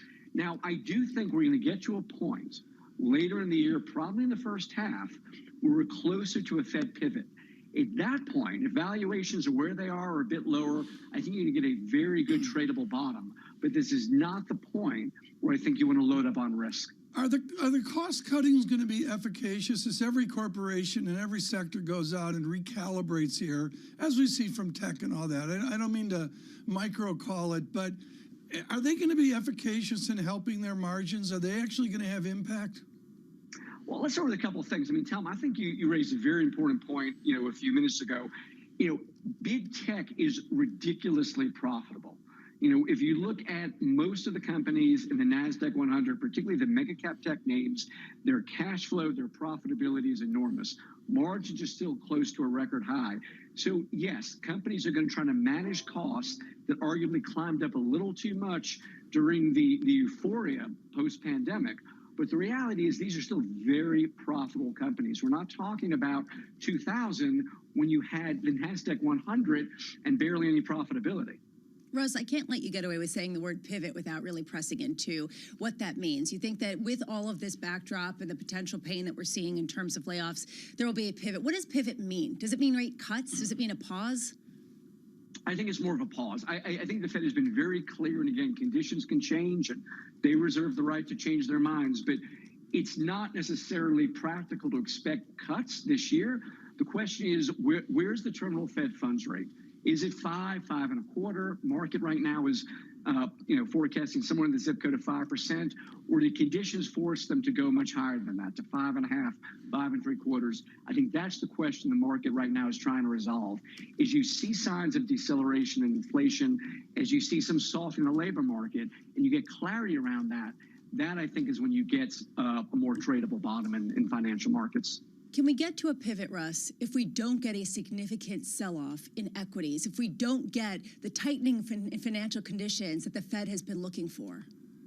Yes, I think you can. I think the Fed is clearly, financial conditions are front and center, but at the end of the day, they've told us what they're focused on. And if I had to focus on one factor, it's going to be the labor market, because we know that headline inflation is coming down, goods inflation is coming down. What has been remarkably resilient has been the labor market, and that's where I think the Fed is going to focus, not necessarily on whether the S&P 500's at 3,700 or 3,900. Russ, can you help me understand what's going on with the labor market? So I looked at the quits rate yesterday, got the jobs report, job openings, quits are up. Quits picked up for the first time since February. That screams confidence in the labor market. Job openings still about 1.7 openings for every single unemployed American. Again, that screams a tight labor market. Then, Russ, I see this news from Salesforce, from Amazon, from others as well. Russ, we're trying to work out, what should I believe here? What the corporations in one industry are telling me, or what the official data is telling me month on month, week on week? Well, I think you hit it. It's industry by industry. And that is why this is such a difficult labor market. Absolutely. We're seeing layoffs in tech. We're seeing softening in parts of the professional class. But if you look at other parts of the labor market, hospitality, restaurants, healthcare, these segments of the economy lost hundreds of thousands of workers during the pandemic that have never come back. They're still missing workers, which is why the quit rate is still high, and it's why the labor market may remain somewhat resilient, at least in those parts of the market that are playing catch-up with all of these dislocations that happened during the pandemic. Hey, Russ, this was great. We appreciate it. Happy New Year to you and the team. Thank you, sir. Russ Kostrick of BlackRock. TK, can you make sense of that? I think there's a number of themes here. I think Ben Emmons nailed it, along with James Bullard, who, right, Lisa, we hear from today. Yeah. I'm fascinated how Bullard recalibrates here. Emmons says it's simple. The job market is so strong, you need a 7% rate to begin to adjust it. That's an intellectual reach for me. I can't get there. I'll go back to what Subhadra Rajappa said of SocGen just a couple of days ago. She said to me, Lisa, ultimately, the distance from 3.5 to 4.5, a lot of hard work. She thinks the Fed needs to do a fair bit more through the rest of this year. Especially because of this structural tightness in the labor market. We were talking yesterday about how a lot of the older and younger workers haven't come back, may not come back. How do you get to an unemployment level when we need workers? And we still do, even with certain companies laying people off.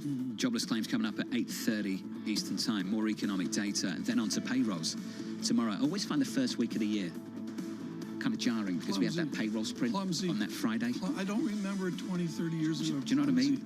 You want to start off slow, just build up gradually. I took the tree down. That's your plea? Payrolls. It's not going to work. Yeah. I took the tree down. Oh, did you? Yeah, it was a train wreck. Did you make a mess? Next year we're getting a fake. You've got needles everywhere. I'm sitting there holding the thing up in the kitchen like this. I'm coming through. I'm taking out antiques. With your and she screams, next year we're getting a tree like Pharaoh. She's a wise woman. Live from New York, this is Bloomberg. Keeping you up to date with news from around the world. With the first word, I'm Lisa Mateo. Well, it's another sign that a tech industry slump is getting worse. Amazon cutting more than 18,000 jobs in a round of layoffs aimed at the corporate ranks. Most of the jobs being cut are in Amazon's retail division and human resource areas like recruiting. The company has more than 1.5 million workers worldwide. On Capitol Hill, Kevin McCarthy and Republican dissidents still haven't reached a deal to make him the Speaker of the House. McCarthy has been defeated in 6 rounds of voting over 2 days. 20 hardline conservatives are blocking his bid. McCarthy says there has been a lot of progress in negotiations. Still, there's no resolution just yet. Federal Reserve officials have reaffirmed their resolve to bring down inflation. They also warned investors not to underestimate their will to keep interest rates high for some time. Those points came from minutes of last month's policymakers' meeting.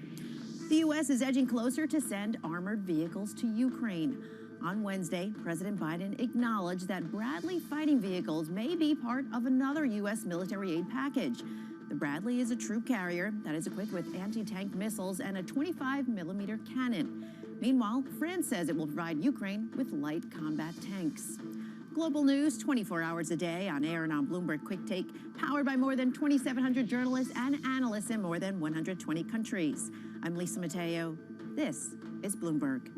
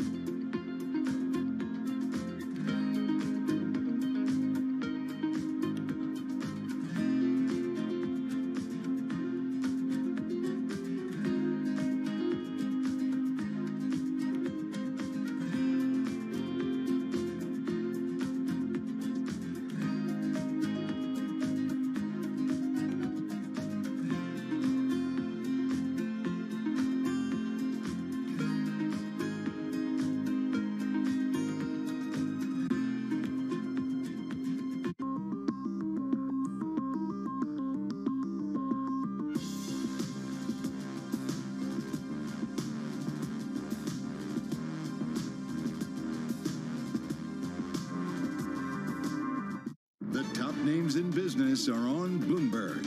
I think you have to assume that we have some bumpy times ahead, and you have to be a little bit more cautious with your financial resources, with your sizing and footprint of the organization. So what can you do near term?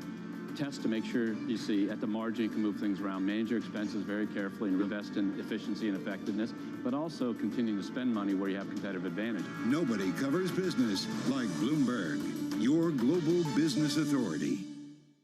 Markets countdown in Europe. From the financial centers of the world, Bloomberg Markets European Close with Guy Johnson in London and Alex Steele in New York. Real-time numbers, real-time analysis, weekdays. It's the first jobs report of the new year. The labor market has not cracked. A lot of that's a function of labor shortages. This Friday, Tom, Jonathan, Lisa, and Mike will bring you crucial data and expert analysis at terminal speed. Can you walk us through how the Federal Reserve conversation has reset? We're still seeing a strong economy, so the Fed has to do more. Why are people so confident that there is going to be some massive deceleration? I just don't see the evidence. This could go a lot of different ways. The December Jobs Report, Friday on Bloomberg Television and Radio.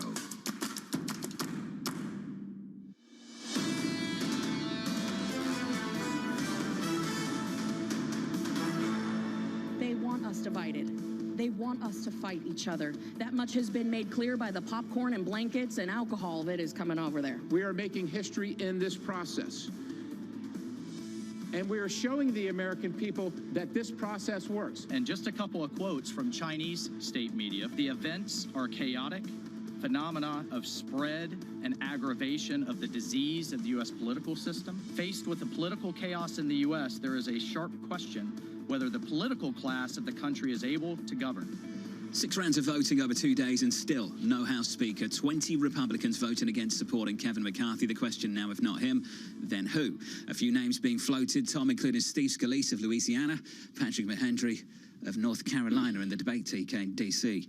continues. Floating this morning, and the distinction, John, to me, is in Greg Vallier's note this morning where, you know, as Lisa said in the news flow, McCarthy's got the up and up and up and that baloney. He is so desperate, it's rumored that he is giving it up where one representative can push the Speaker of the House of Representatives out. That, to me, was unimaginable. Just to be clear here, this is a feature of democracy. I want to be clear about that. We included some sound there on some commentary by Chinese state media on what was taking place in the United States of America. I think that should make us feel deeply uncomfortable about what's taking place. What would you prefer? Yes, this is chaotic, but would you prefer this or what happened on the Politburo, the Standing Committee, just a couple of months ago? It's a great point. The feature of a mess and the muddle through to something that is a consensus that isn't necessarily going to be a straight line. It's less efficient, but it might be more representative of the people's wishes. That said, there is a question of getting actual work done without a doubt during this week, during this year, and there is a question about whether there is a desire to bring things to a halt because of how disorderly some members think that the overall process is, which raises some serious existential questions. And as you've indicated, incredibly rare for this to happen, Tom. First time in 100 years? 1923. To see it go on this long? Yeah, and there's been other times back in the 19th century, but it's highly unusual. It's her fault. Let's go to Anne-Marie Horton, Bloomberg, Washington correspondent. Anne-Marie, let me just go to the date agenda today. I know this afternoon, I guess we're going to have vote 7, vote 8, whatever. What will Speaker McCarthy, Speaker-to-be McCarthy, Speaker-designate McCarthy, what is his to-do list this morning before the session starts? Count the votes. Does he have them, right? Can he line up those 20 dissidents in his party and at least try to get 16 of them to vote for him? He can also try to get individuals, likely not going to come from the Democratic side, but individuals to at least vote present to bring down the number needed so he can win that majority. Because if it's not every single member on the floor voting, potentially he doesn't need 218, he needs much less. That happened in the past with Pelosi, Newt Gingrich, Boehner. But anyway, he needs to get the math sorted. And at this moment, it remains to be seen if he was able to move the needle last night. They adjourned at 8 p.m., talks went late into the evening. What we are hearing, though, Tom, is that potentially some of these concessions, really, which is giving away the kitchen sink, are now fully on the table, like a motion to vacate by one person, meaning one individual could call for a vote of confidence and oust him if he's Speaker. So what you're seeing now could potentially foreshadow another fight for the speakership even this year. With that in mind, why does Kevin McCarthy want this job? It is a great question. I think that when you're throwing out other names of individuals that potentially could be named, like Scalise, like Patrick McHenry, who I think has the same stylist as Tom, you think, why would any of these people want these jobs? No one is talking about the fact that they want this job, but it's really about who can actually win the numbers, more so than who wants this job. But Kevin McCarthy has a long history of wanting this job. He thought he was going to get it in 2015. He didn't.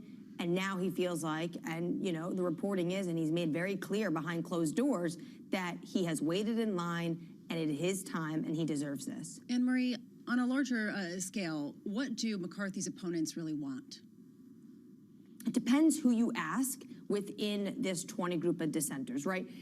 The majority of these individuals are ultra MAGA. Many of them are election deniers, and the whole majority, I think, besides 2 of them are election deniers. Most of them were backed by the former president in the latest midterm election campaign. So some of them are just never Kevins. They do not trust him. They think he flip-flops, and they do not want to see him win the gavel. If he's not able to at least assuage a few of those never Kevins, maybe even just to vote present, not for him, he could be in trouble. The others, like Chip Roy, ultra-conservative from Texas, was saying, you know, a deal can always be cut. So for some of them, it's making sure you have more conservatives on really important committees, making sure potentially there is this one individual of a motion to vacate, only one person can call that up.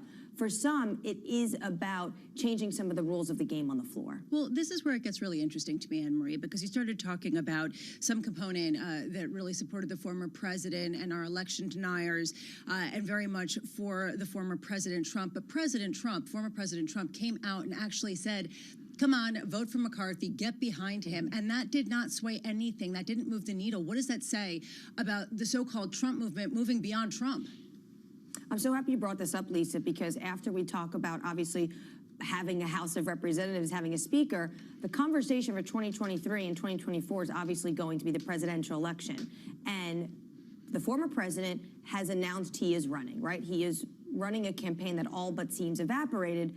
But what you do see is they are absolutely just shrugging off his urge over Truth Social. Apparently, he was making calls, according to Representative Boebert, who went on the floor and said, you know, we're getting calls from what she called her favorite president, but she said, actually, he needs to call McCarthy and tell him not to vote. He doesn't have the votes. They are ignoring his pleas, which just shows that they don't actually have the confidence in him, do they, in terms of leading this party into 2024, if they won't even take his advice on who should be Speaker. Well, Anne-Marie, just briefly, can we finish there? What is happening with the former president's campaign?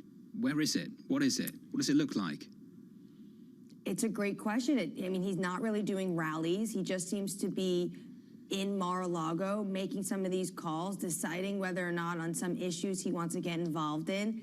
People I talk to say it's pretty much not happening. It's disappeared. It's early days. Let's see what it looks like at the back end of 23. Yeah. AMH I down got in DC. 15 more questions. Are you letting that go? Are you letting that dick No, I just... your stylist go? You're not going to stick up for your stylist? Well, she does that. You know, well, first of all, I fired my stylist a year ago. You know, no, I fired my stylist a year ago. How many years ago was that? Just a year ago. Okay. Just a year ago, and a lot changed. It was emotional. Can you tell us about how things, you know, to Lisa's point, how things developed after you parted ways with your stylist? Like, we did a job search. What was the new change? You know, we did a job search and overhaul. Different size bow tie. Clearly massive change here. This is one of my oldest bow ties today. This is like 40 years old. This is old Burberry from way, way back. Oh, nice. Very British. It's got a bigger statement to it. That was before Chris Bailey. Yeah, you know, this was like 4 stylists ago. Also 3 wives. 4 stylists. Okay, that was, yeah, you said that, and I didn't. Trying to push forward to this morning, 8:30 Eastern time. Moving on. Jobless claims coming out a little bit later. Yes, I'll be jobless. So you might be. Just to reflect on the labour market data we've had so far, can you construct an argument that this labour market is weak when we're expecting numbers, Lisa, like 200K, something in and around 225 on jobless claims later today, 200,000 payrolls tomorrow, unemployment in and around 3.5%, and wages of about 5%. That's the argument of more constructive people in the market right now, saying that I just don't see it yet. I see it in big tech, I just don't see it in the numbers. And this is what the Fed is looking at. You asked Russ Kostrich about what we saw yesterday with the JOLTS data, job openings coming out incredibly strong. Where are you looking for this labor market weakness? If you can see, the openings actually revised upward for October and then coming in stronger than expected, more than expected, still at about 1.7 per each unemployed American. I came out of surveillance nap yesterday. First thing I did is look at Bloomberg Financial Conditions Index. It's stunning where it's moved from October. It's gone the wrong way for Powell. Russ mentioned this. We've gone from a -1 standard deviation restrictive to John's stunning accommodation this morning, -0.296 standard deviations. That's what they're watching in Washington. We'll build on that in just a moment. Futures right now up 0.1%. Live from New York. Good morning to you.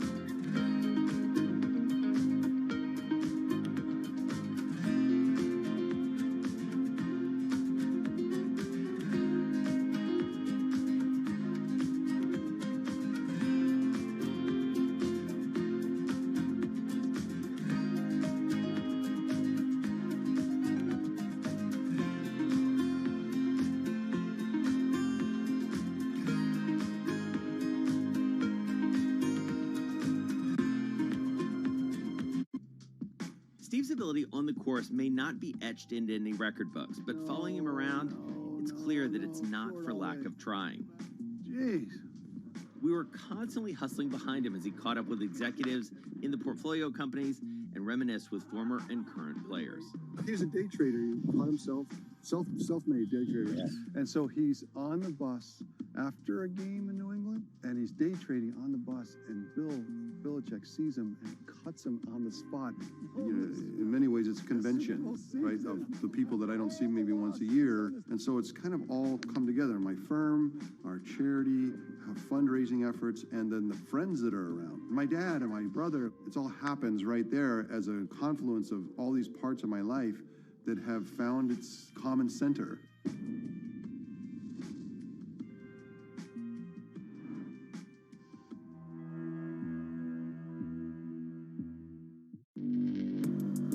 Access the financial world on demand. Hear from leading economists, policymakers, and industry experts via live and on-demand webinars, only from Bloomberg.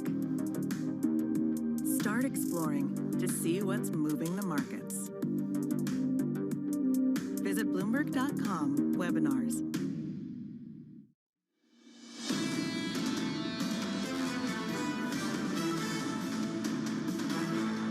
26 hours away from the payrolls report.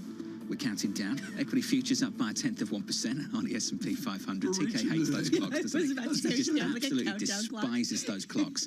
2 hours away from jobless claims as well. Good morning to you. Equity futures on the Nasdaq up 0.2%. The S&P 500 yesterday, the broader equity market faced down some pretty tough hawkish Fed speak, traded higher yesterday. But guess where the underperformance has been over the last couple of days? Energy equities. Crude over the last 2 days, Tom, is down by 9% plus to kick off 2023. Good morning. All the memories of Al Goldman at A.G. Edwards in St. Louis and the team of Mark Keller. They did some academic survey once that the correlation of nat gas prices to the temperature at the subway station by Trinity Church is about a 0.74. And the answer is it's warm in Europe, like record warmth. Warm it's here warm too. here. Could you warm believe here yesterday? Too. It was ridiculous. It was bizarre. It was spring-like, wasn't it? Yeah, beyond that, it was like the edge of May. I've got to say, it's a bit of a head fake. You know what's going to happen? We're going to get absolutely pulverized by the end of the month, aren't we? You know, I hate that. It does my head in. You sort of like get comfortable, get ready for spring, feeling good about yourself. It's the 4th of January. To our conversation yesterday. And then winter's like, get a grip. But coal hasn't come down. You know, it's this whole coal switching thing is, what did Savita say yesterday? I think the coal story is really interesting to see the reports that we're putting out here at Bloomberg that China's thinking about importing Australian coal again. There's been a big dispute over that for the last couple of years. As for Savita yesterday, just in terms of sentiment, she thinks sentiment on the equity market is far too depressed. She's thinking about buying, or at least advocating that people should buy in January, but not the S&P 500. So I want to be really clear about that. When you look at Savita's year-end price target on the S&P, which isn't for much of a gain on the S&P 500, if there is a gain in it at all, she's advocating buying stocks, but thinking more along the lines of the small caps at the moment. The small caps and likewise with the energy story, staying on board with that, but just hating big tech. And you just see that a lot from a lot of people, which is why they don't like the S&P 500 and the index level story. Seeing that right now, Tom Fordy's scheduled to be with us on Amazon here, and that's good. He's really, really smart on Amazon. Right now, smart on the American economy. With high-frequency economics, Rabila Faruqi joins us with an update. Rabila, let's dive into tomorrow's jobs report. We've really been remiss on actually looking at it. John shocked me with a 200,000 non-farm payroll statistic yesterday. Can we really keep above 200,000 job formation off NFP? I mean, right now, good morning, Happy New Year. Right now, what we're seeing is a very strong job market. Demand is still there, 400 basis points of tightening, more than that, and we still haven't seen demand really come down in a substantial way. Payrolls have slowed, right? We do know, but really well above break-even levels. And it's really not clear that without the supply and without the response from households and businesses yet, that we're actually going to see an adjustment. Our base case is that, yes, we're going to see payrolls slow. We're going to see the unemployment rate go up, maybe to 4.5 percentage point. That's that's our base case, but really we're not seeing much right now in terms of a moderation. What is the wage dynamic? Is it wage gains for the bottom, say, quintile? What's the nuance of wages you will study tomorrow at 8:30? I mean, wages are still rising at a pace that is just not consistent with the 2% target. That's what the Fed has already told us. That's what we know. We are seeing wage gains. You know, if you look at leisure and hospitality, they're still rising at a very rapid pace if you look at the year-on-year changes, but they have moderated. We've also seen the year-on-year change in average hourly earnings come down.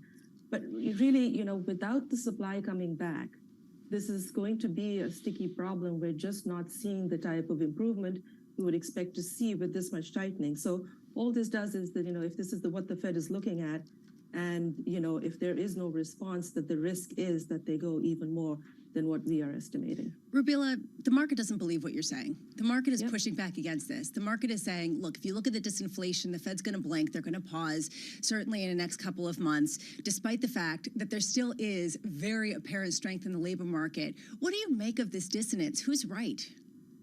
I think the Fed and the market are on a collision course, and the Fed is not going to step back. So I think there's going to be a lot of volatility.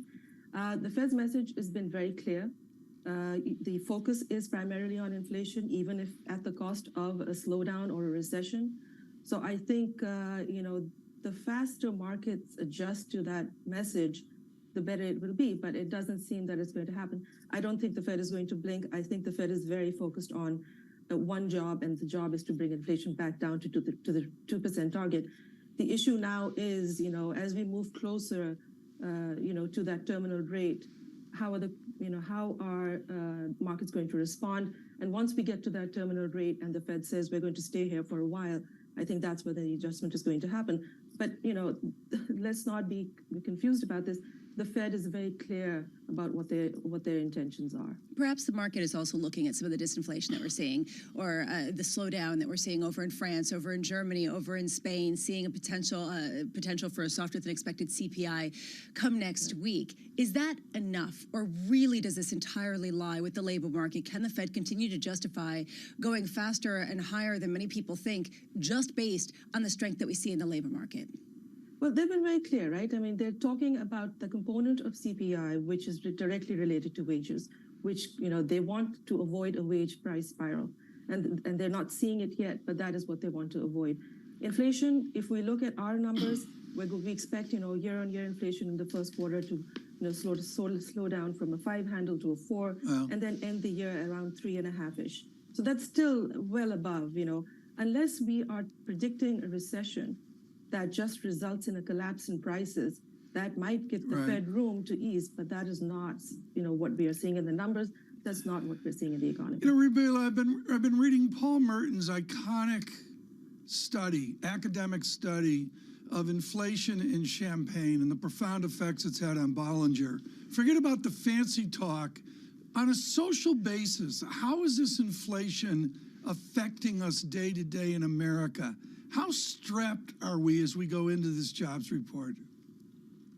Inflation has been, you know, a very huge factor in how households have fared over 2022. But household balance sheets are still very strong. You know, a 40-year high in prices, and we still did not see contraction in spending.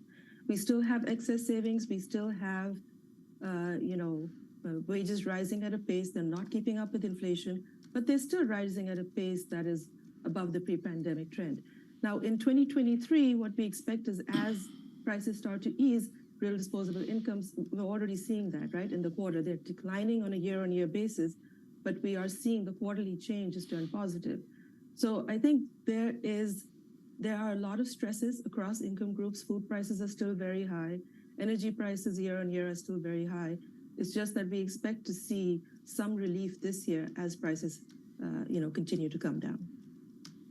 I look, Rubila, at what we see tomorrow, and I just find it to be an original jobs report.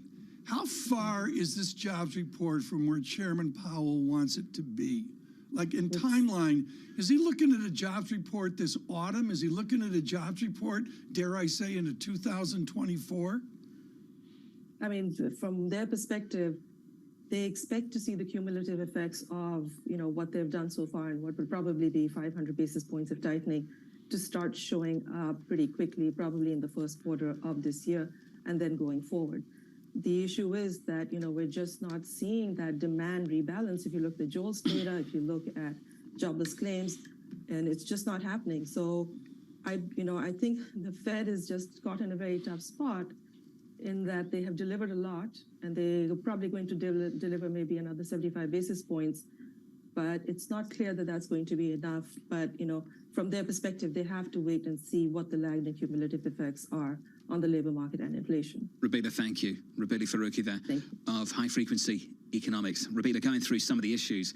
Forgive me because I'm about to quote Fed minutes, so if you want to go away and make a cup of coffee or a cup of tea, do whatever you've got to do. Give me some tang, please. I'm going to go through these minutes right now. So this is how the risks are set up for the Fed, and they articulated two risks that they've got to manage. Now here's the first one. Quote, one risk was that an insufficiently restrictive monetary policy could cause inflation to remain above the committee's target for longer than anticipated. Here's the second risk. Quote, the other risk was that the lagged cumulative effect of policy tightening could end up being more restricted than is necessary. Now, how do you manage those two risks? Well, the fact of the matter is, you either believe they're balanced or you think there's one bigger risk in one direction. Now, I thought in November that the risks were asymmetric, that they thought the biggest risk was under tightening. And now, Bram, I've got no idea, but clearly that was put in because there's one group that thinks one and another group that thinks the other. This is where we get into game theory. And this is where, forgive me, you can turn off the TV. This is going to be complicated. But to me, there's a question. No, we want it, Bram, stop. Okay, we want the ratings. Okay, we just great. want to walk Please. away from the television. Okay, let's no, but to me, this is fascinating. This is the game theory aspect where basically people game on the theory Fed is the three believe... of us are out of a job. Okay, fair. My bow tie started twirling. The question that I have is, how many people on the Fed believe in the balanced risk, but want to signal that they don't, that want to signal that the risks are asymmetric so that people don't buy equities? Because if they don't get a tightening in financial conditions... They're not worried about people buying But that's how they transmit their monetary policy. If they transmit it through the market and the market isn't believing them because they're trying to talk about a balanced risk, this becomes a real problem, and the market has called their bluff. I do not agree. This is ex ante. The answer is they are ex post. So is the Bank of England. So is the ECB. They're slaves to the data. They have to wait for the data, and they're going to finally see if the job market cracks. They're going to wait for the data. They're going to look at GDP and, all this recession gloom that's out there. Has there been enough recession gloom in the last 2 weeks? We can get you some more. I think that sitting in the middle of you both, I think you're both right. I think there can be a difference between what they want to signal and what they think they'll actually do. And ultimately what they'll do will depend on where the data comes in. And I think this goes to the financial conditions point. When it comes to those two risks and how you manage them, I think overwhelmingly they're still concerned about upside risk to inflation, from policymaker to policymaker. But on the financial conditions point, I think that was the standout thing in the Fed minutes yesterday. Participants noted that because monetary policy worked importantly through financial markets, and unwarranted easing in financial conditions, especially if driven by a misperception by the public of the committee's reaction function, would complicate the committee's effort to restore price stability. They don't want us to be talking about rate cuts, even if there's someone on that committee thinking that perhaps the data will require them to respond with rate cuts later this year. And that's why they're going to carry on saying the same thing until they're convinced that inflation's going back to 2%. The problem is how many people believe what Bill Dudley does, that the Fed is going to engineer a recession and can quickly take it away by cutting rates. This is a more complicated economy. Much easier to say what Bill Dudley says when you're no longer at the Federal Reserve. That's fair, too. And that's the big difference. 7:30 Eastern Time. Deborah Cunningham, absolutely fantastic on all of this. Much better than us. The Global Liquidity Markets CIO of Federated Hermes. We'll catch up with her in about 50 minutes' time. Looking forward to it. From New York, this is Bloomberg. Keeping you up to date with news from around the world with the first word, I'm Lisa Mateo. It's another round of votes on the speakership. Today, lawmakers will meet again after Kevin McCarthy failed for a sixth time in his bid to be elected to lead the House. The California Republicans said a lot of progress was made, but still hardline conservatives didn't make it easy, and there was no resolution to the standoff. IMF First Deputy Managing Director Geeta Gopinath is urging the Federal Reserve to press ahead with interest rate hikes. Gopinath tells the Financial Times that inflation in the U.S. has not turned the corner yet. She also expects monetary tightening in Europe to be more prolonged than the Fed's. China's new foreign minister says that relations between his country and the U.S. should not be a zero-sum game. Qin Zhang has an op-ed in today's Washington Post. Now, Qin writes that the world is wide enough for both countries to prosper. Strikes on the British rail network reach a critical peak today. Some of London's biggest rail stations will be closed, while some airports will also be deprived of train service. Train drivers, represented by the ASLEF union, are walking out following a long dispute over pay. And Dell reportedly wants to phase out semiconductors made in China by 2024. According to Japan's Nikkei, the computer maker has also told suppliers to significantly reduce the amount of other components produced in China. Dell is said to want to diversify its supply chain because of concerns about U.S.-China tensions. Global news 24 hours a day on air and on Bloomberg Quick Take, powered by more than 2,700 journalists and analysts in more than 120 countries. I'm Lisa Mateo. This is Bloomberg. While Teslas and the like make for good headlines, the reality is that even if every car on the roads today went electric, it wouldn't be enough to curb global emissions to avoid catastrophic climate change. Greenhouse gas emissions from transportation account for about 29% of total U.S. greenhouse gas emissions. So what about the other 71%? Buildings across America burn fossil fuels to operate. What we want to do is make that all electric. Instead of burning oil and gas to give us the energy and electricity we need, we want to do 100% clean energy, all electric. We want to turn buildings into Teslas. Just like a Tesla or an electric vehicle is all electric with no fossil fuels, we want to do that with our buildings. And if we can do it in one building, we can do it in all buildings. And if we do it in all buildings, we'll reduce 30% of U.S. greenhouse gas emissions.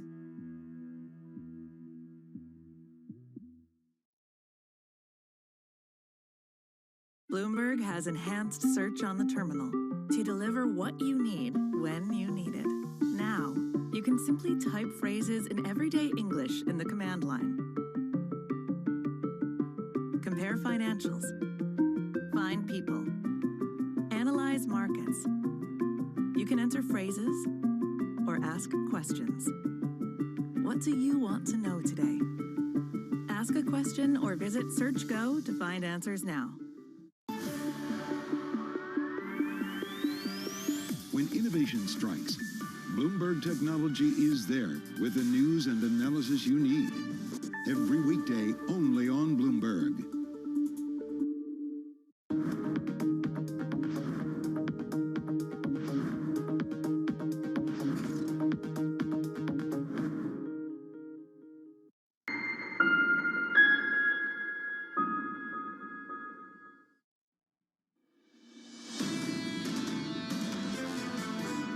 The thing that concerns me about tech companies, John, is that they're not good cost cutters traditionally, right? They're growth companies. They tend to want to invest into these downturns.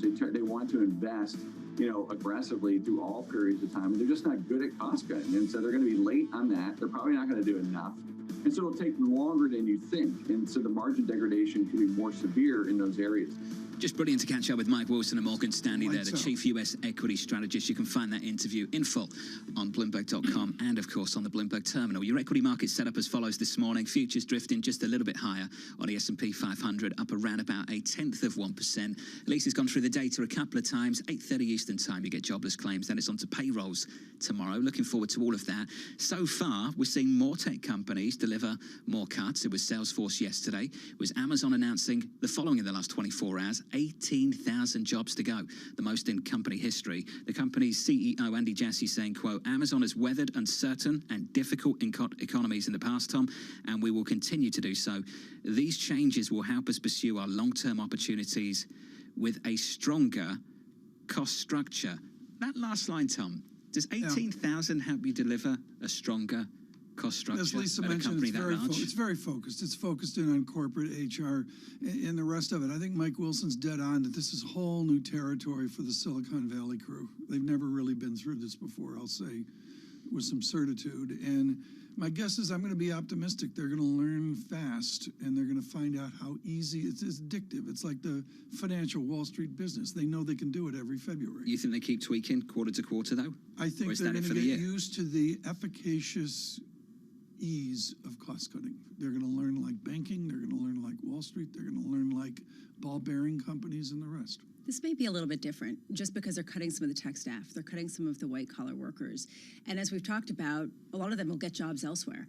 It's not like they're not in demand. This is one of the most in-demand industries. So if they're cutting talented individuals, you can imagine the banking industry, the car industry, a lot of others were going to suck them up. So this is the question, right? How much do you start to get this kind of paring back of some of the talent that removes some of the upward dynamism from some of these companies? I think gone are the days where you have that special floor. You know, that floor where all the cool kids get together and they throw things against the wall and you see what sticks. Yeah, we call that. And you just throw money at that. I thought you were talking about the massage room and the No, I was not talking about 5 p.m. No, I'm not going in that direction. Just to be clear. Where surveillance. No, but wasn't there like all these services and perks, yoga studio? Imagine and that's like, going to come. Imagine you know, I saw the headlines things. recently about the coffee going at Goldman Sachs. I'm not going in that direction. I'm talking more along the lines of the likes of Alphabet, Tom. You know the story over at Google, that there is this department that is just like other ideas. Well, moonshot. I'm not sure if you've got What's that space changed? for other ideas and moonshots right now with Fed funds at 4 or 5% and growth going in the other direction. This is directly from David Rubenstein yesterday on Mike Wirth. All of a sudden, gravity's back, as Taleb says, and the gravity's back at Amazon. No question. That's the big change, Tom. No question about it. We're going to take a different take on this right now. Alex Webb is really quite good at Bloomberg Quick Take of looking away from the financials at the broader social aspect of these jobs announcement. Alex Webb, let's start there. What's the social ramifications at Salesforce, at Amazon, to the shock of layoffs and firings? Well, I think as you guys have been alluding to, this sort of perennial growth story that you go to these companies and, yeah, you can rake it in for a few years and find a job elsewhere. Like, these companies have not really done big layoffs before. You have to wonder whether there is an effect culturally on the inside. But I do think ultimately these are very, they're called financial stories. You look at Salesforce, they've been enjoying 25, 30% growth for the best part of a decade. That is going to come right down, analysts are expecting to 10, 15% growth in the next 2 years. So all of a sudden, far from being growth stocks, they have to focus on that bottom line. I think the number that's super interesting when you compare Amazon and Salesforce, they're two slightly different stories, is looking at revenue per employee. And revenue per employee has come down over the past 3 years because Amazon massively over-expanded, added too many warehouses, added too many employees. Salesforce's revenue per employee has continued to climb. It's just that the revenue number itself is not growing as quickly. So what they're doing is, you know, as Mike Wilson was saying, Salesforce, it seems, is getting in a little bit earlier than some of its rivals in ensuring that it has those healthy margins and can perhaps, you know, be considered more in the value category than growth as a consequence of these efforts. Alex, it's a very difficult story to get your hands around, or for me anyway, because you have on one hand the retail segment of Amazon, all of the boxes that people get delivered, the fact that there may be fewer of them, but then you have this tech spending side of things, the cloud computing, and this comes after Microsoft had a warning flag put on it from UBS about the potential for a reduction in cloud computing spending. How much is that underpinning a significant portion of these moves and indicates a broader reluctance by businesses to really spend on their capital infrastructure? So I think you're right. I'm not sure necessarily that there's going to be a reduction in cloud spending, but there might be a reduction in the pace of growth of cloud spending. And of course, these are growth stocks. That's therefore very important. I think when you look at Amazon, the narrative that had over time, over the past sort of 20 years, come to be accepted by the market was that, yes, Amazon might not be terribly profitable, but if they wanted to be profitable, they could be. They can flick a switch and all of a sudden, you know, the faucet gushes forth profit when they want to. The consequence, and a lot of that is to do with AWS, of course, which has huge gross margins of 80% plus. The consequence of the lockdowns, where they added all this extra headcount, they added 1 million people between 2019 and 2022, more than the whole US army.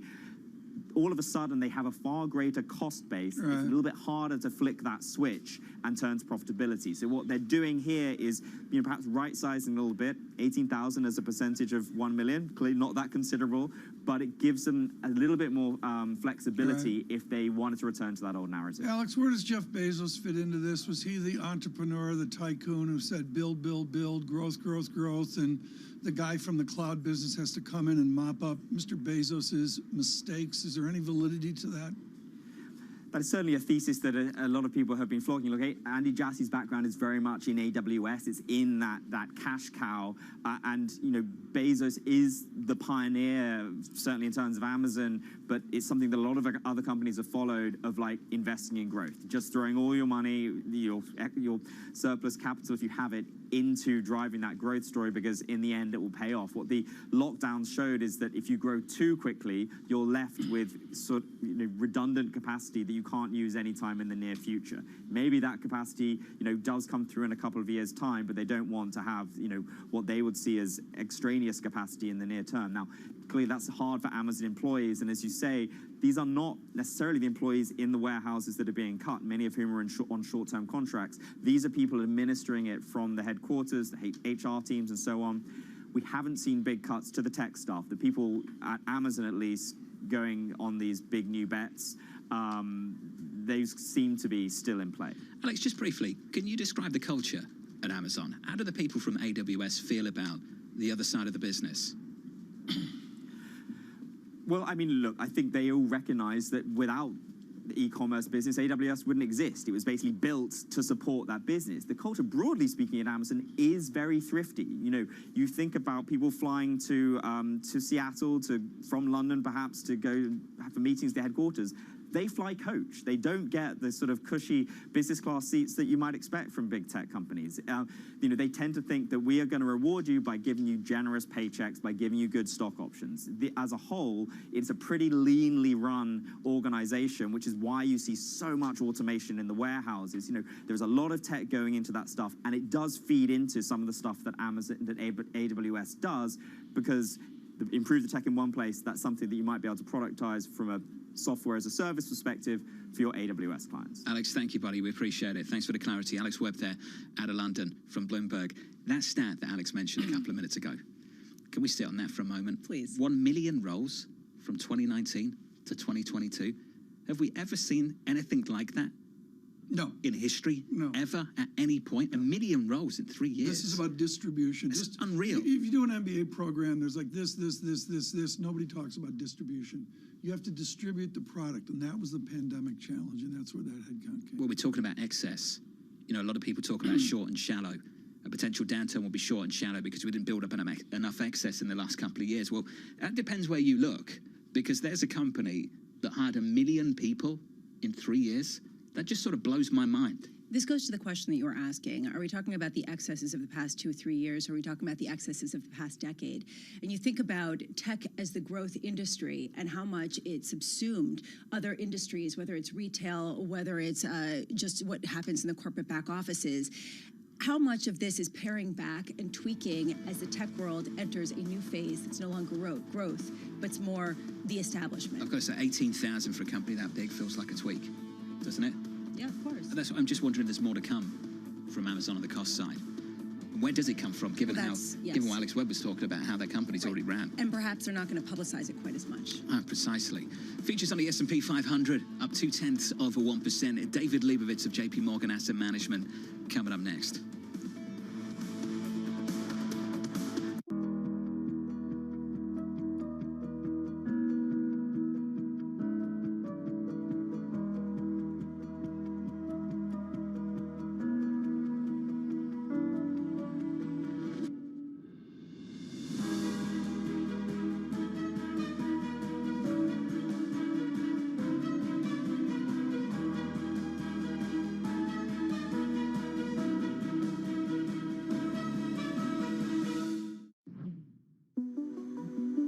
DHL is sending a consistent message with its investments. The company spent 123 million euros to upgrade its logistics centre at the Cologne Bonn airport, designing it around key strategic goals. What I love about this building is it actually shows the big mega trends which formed our strategy 2025, which was inaugurated in 2019 when this building opened. So globalization, connecting the world. E-commerce, we have a lot of sortation facilities here for smaller e-commerce shipments. Sustainability, it's a very sustainable building with solar panels on the roof and everything. And digitalization, and well, you can obviously see that it is quite automated. How did the team pitch this investment to you initially, and how hard was it as a sell for them? how quickly did you turn around and say, yes, this is worth the 123 million euros? Of course, you always have to make sure that you have the right capacity for the growth in the network. And at that time, they came and said, hey, we will really see a strong growth in e-commerce volumes on top of the regular B2B growth. We need more sorting capacity. We need this building. And of course, there are always debates. Does it really have to cost 123 million euros and so on? But fortunately, they convinced us, because then with COVID and the volume surge, we urgently needed the capacity.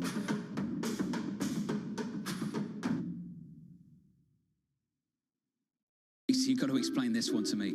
What does it mean when the White House says we're watching markets carefully? It means they have a Bloomberg. I've seen the Bloomberg. They have. I've been in and seen it. Lots of Bloombergs. Lots of Bloomberg. Lots of Bloomberg. Lots of Bloomberg. Lots of Bloomberg. Lots of Bloomberg. I've seen the Bloomberg. I've seen the Bloomberg. I've seen the Bloomberg. I've seen the Bloomberg. What does it mean? What does it mean? What does it mean? What does it mean? What does it mean? It means they have a Bloomberg. Multi-trillion-dollar industry. There's a lot of ground to cover. Commodities got absolutely crushed. We'll show you what's happening in ETFs like no one else. Bloomberg ETF IQ. Monday on Bloomberg. A lot's happening on Wall Street. I'm quite encouraged. The center is holding. Need to catch up? This is Bloomberg Wall Street Week. I'm David Weston. We've got the information and insights. A lot of these areas still have very, very good valuations. From businesses most influential and instrumental. It's knocking it out of the ballpark. Now's not a great time to be speculative. It's time for a pivot. We're talking about a significant hit to our standard of living. Bloomberg Wall Street Week, live Friday with replays all weekend on Bloomberg Television and Radio.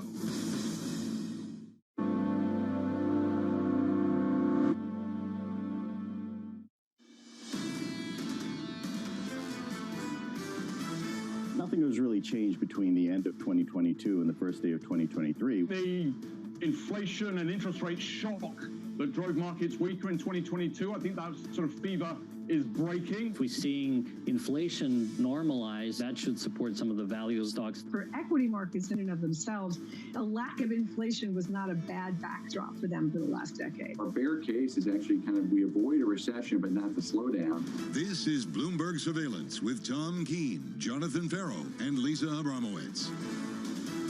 How many more rate hikes do we need? Live from New York City this morning. Good morning, good morning. This is Bloomberg Surveillance Live on TV and radio alongside Tom Keene and Lisa Abramowitz. I'm Jonathan Farrow.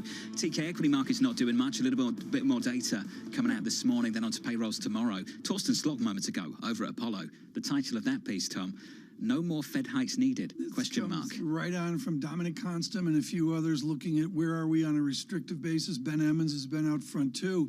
And Slok just says, and here's the word, John, it's cumulative. You have to go to Vice Chairman Brainerd of how do these rate hikes add up, and then how do you handle that in what I would call academically original territory, and there's Slok weighing in. Neil Kashkari of the Minneapolis Fed was pretty punchy yesterday in that blog piece. I don't know if you had the opportunity to read it, but basically he wants to take rates through 5%. He's conditioned by the experience of the 1970s and does not think this Fed should back away anytime soon. Yeah, he basically was saying that it shouldn't even be a consideration until the Fed is confident that inflation is peaked.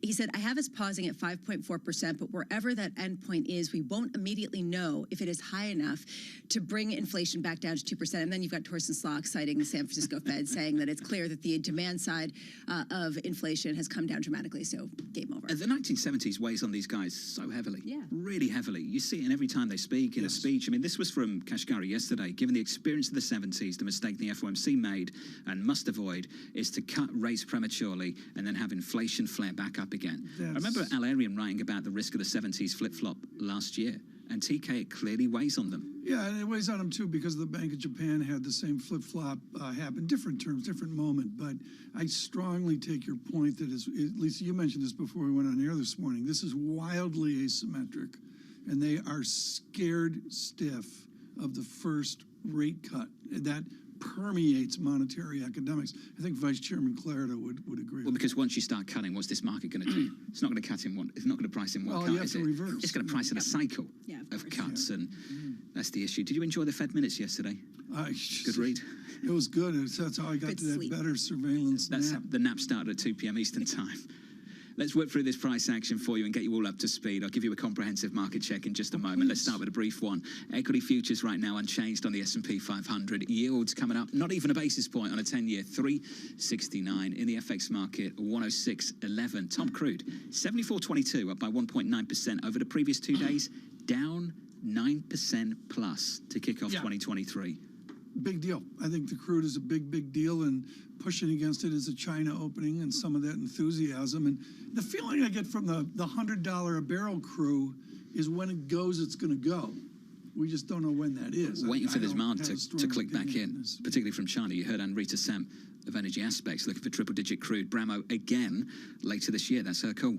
Honestly, I was thinking about that when you were talking about where the Fed is gaming out rates, and I have to wonder how much the narrative is going to change on its head if we get another pop in oil prices, in energy prices, especially in the face of really volatile weather. Today, what we're looking at is jobs data ahead of the jobs report tomorrow. ADP employment change comes out at 8:15 a.m. U.S. initial jobless claims comes at 8:30 a.m. I keep going back to this, and I keep thinking, John, about what you said yesterday. It was a chart crime when I took a look at a longer-term view of jobless claims because of how distorted things were during the pandemic. That is true. However, it has flatlined on any scale that you look at in terms of the number of people filing to get unemployment benefits.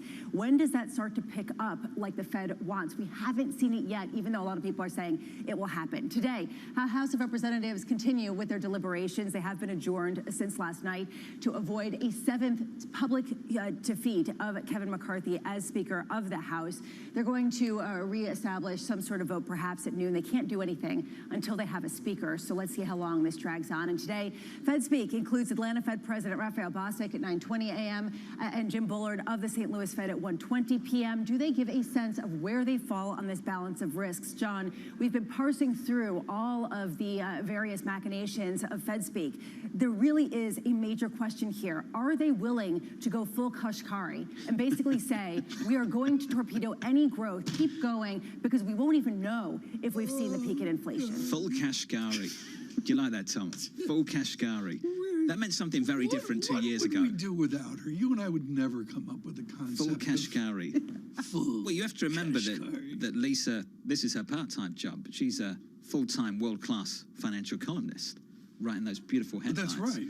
If she wrote something this morning, it would be full Kashkari. Full Kashkari. David Livovitz knows what the first question is now. The global market strategist at JP Morgan Asset Management joins us around the table.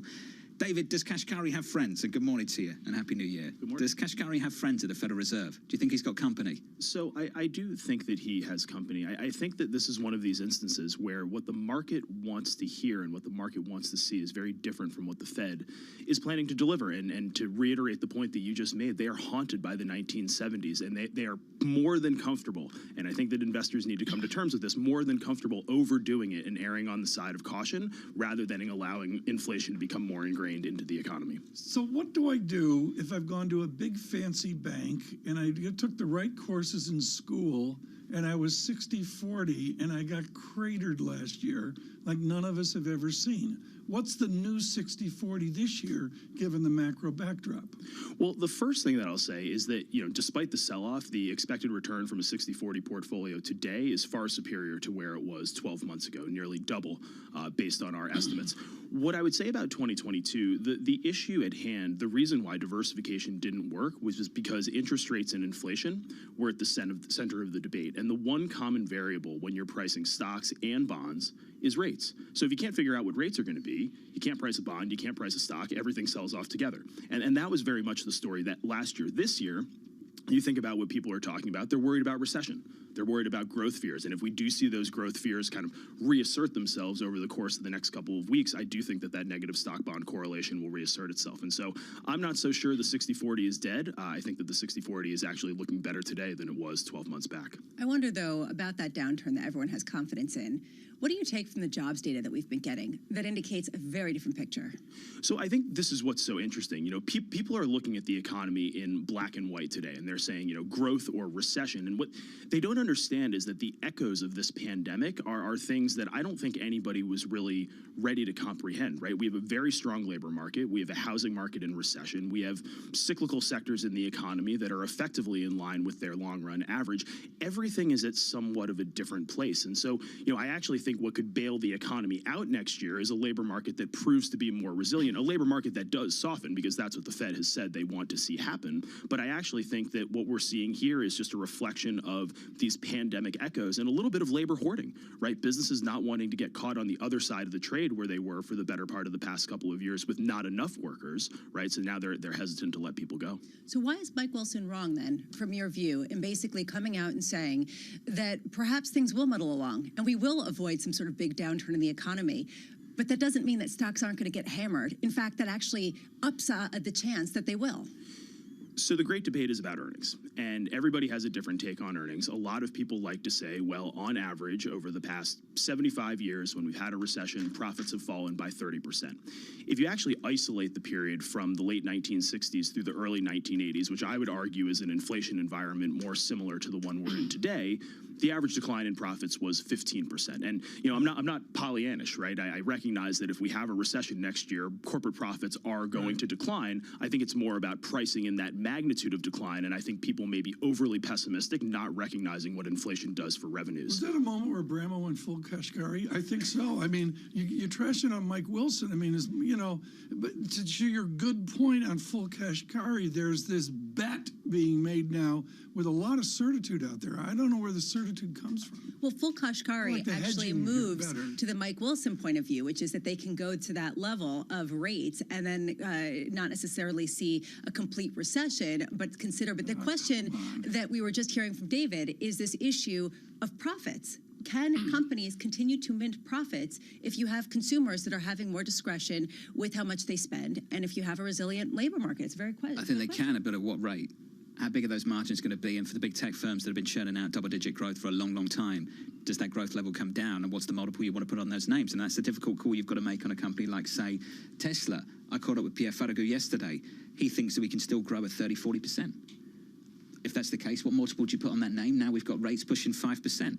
That's the big change over the last 12 months has been the multiple story, Tom, and now we've got to work out the trajectory for earnings and growth. David, this is really critical. You guys have set up a more responsible, probabilistic determination of the set of outcomes into June, into September. I hear others now comically talking with certitude, almost a single point or tenth of a point. John, you do better at this than me on the S&P guess. Why are we guessing with such accuracy? Haven't we been humbled enough? Well, I think not only is it interesting to see people so confident in their S&P forecasts, but so confident that we're going to have a recession this year, right? This would be the most predicted recession in the history of the data. And what I think the problem is today, going back to what I was saying earlier, Lisa, is depending on where you look in the economy, you can kind of tell yourself whatever story you want. Oh, the labor market's very strong. The economy's not going to dip into recession. But look at the interest rate sensitive sectors. They've completely rolled over because of what the Fed has done. I mean, that really is going to be the question. And I think taking a step back when we think about the distribution of outcomes, to your point, it's not as binary as a lot of people believe it to be. It doesn't need to be black or white. It doesn't need to be growth or no growth. It could arguably be an environment where we muddle through and perhaps we don't see that maximum downside that has become very consensus to go out there and espouse. It is consensus, without a doubt, Tom. Yes. Everyone piling in to say almost the same thing, with some subtle differences here and there. David, thank you. It's good to see you, buddy, as always. David Libowitz there of JP Morgan Asset Management. Did you watch the football yesterday? I looked at a little bit of it, but I will watch tonight. I really want to bring this up. We did the World Cup thing, and thank you to all of you actually into football, and those of you, it's like an American thing we're watching every 4 years. One guy did not participate. He was from Norway. Yeah. And he, all this Pele memory and all that we witness and the joy we witness, this guy from Man City, he's special, isn't he? Oh, without a doubt. How many games have they played now? Was it 16 games, something like that? He scored 21 goals. Do you know what the top scorer was in the Premier League last season? Your man's son. Yeah. And Salah over at Liverpool. I think the tally was about 23. Yeah. 23 goals in a complete season, which is 38 games, and this guy's done it in half the time. This guy's like He's Aaron Judge, he's like Otani, pick an NFL football player, and he got no love during the World Cup. I think you're great to make that comparison. Did I do okay there? I could not have done that before I drank the Faro Tang. He's what you would call a one-trick pony. Just one trick, and he does it better than anyone. He only wants to touch the ball when he's going to score. That's it. There's no interest in coming back, helping out the midfield, doing all that stuff. But he'll mature into that, right? He's so young, maybe I think he's just an epic, one of a kind, almost a throwback to the number 9 goal scorer from back in the day. Man City. You're going to be watching that game? I think so. I think he's that special. So you'll sleep through the Fed minutes, but you won't sleep through got that right. Okay. From New York, this is Bloomberg. Keeping you up to date with news from around the world with the first word, I'm Lisa Mateo. It's another sign that a tech industry slump is getting worse. Amazon cutting more than 18,000 jobs in a round of layoffs aimed at the corporate ranks. Most of the jobs being cut are in Amazon's retail division and human resource areas like recruiting. The company has more than 1.5 million workers worldwide. The U.S. is edging closer to send armored vehicles to Ukraine. On Wednesday, President Biden acknowledged that Bradley fighting vehicles may be another U.S. military aid package. The Bradley is a troop carrier that is equipped with anti-tank missiles and a 25-millimeter cannon. Meanwhile, France says it will provide Ukraine with light combat tanks. The Securities and Exchange Commission is pushing back on Binance U.S.'s plan to buy bankrupt crypto lender Voyager Digital. That deal is valued at about $1 billion. In a court filing, the SEC says the agreement doesn't include enough detail about Binance's ability to close the deal.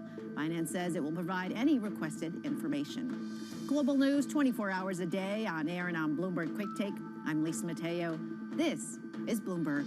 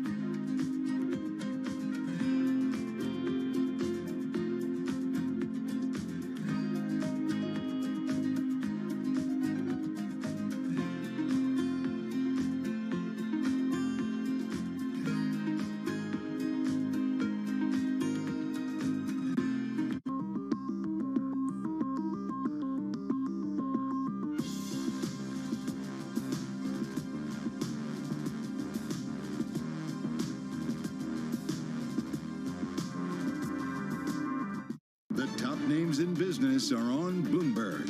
I think you have to assume that we have some bumpy times ahead, and you have to be a little bit more cautious with your financial resources, with your sizing and footprint of the organization. So what can you do near term? Test to make sure you see at the margin you can move things around, manage your expenses very carefully and invest in efficiency and effectiveness, but also continue to spend money where you have competitive advantage. Nobody covers business like Bloomberg, your global business authority. Markets countdown in Europe. From the financial centers of the world, Bloomberg Markets European Close with Guy Johnson in London and Alex Steele in New York. Real-time numbers, real-time analysis. Weekdays. It's the first jobs report of the new year. The labor market has not cracked. A lot of that's a function of labor shortages. Tomorrow, Tom, Jonathan, Lisa, and Mike will bring you crucial data and expert analysis at terminal speed. Can you walk us through how the Federal Reserve conversation has reset? We're still seeing a strong economy, so the Fed has to do more. Why are people so confident that there is going to be some massive deceleration? I just don't see the evidence. This could go a lot of different ways. The December jobs report, tomorrow on Bloomberg Television and Radio.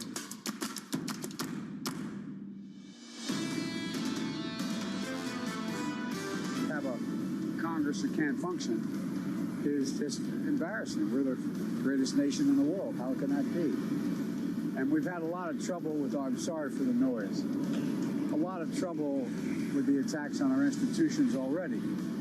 And it just, that's what worries me more than anything else. The President of the United States, Joe Biden, there weighing in on things over in Congress in Washington, D.C. We'll pick up on that in just a moment. If you are just tuning in on TV and radio, welcome. This is Bloomberg Surveillance. Here's a taste of flavour, a snapshot of the market for you, waking up this Thursday. Going into jobless claims in about an hour and 13 minutes. Ton of Fed speak as well. Lisa will run you through that in a moment. Equity futures up by a little more than 1/10% on the S&P. Euro dollar not doing much here, 106.11, up 1/10% also.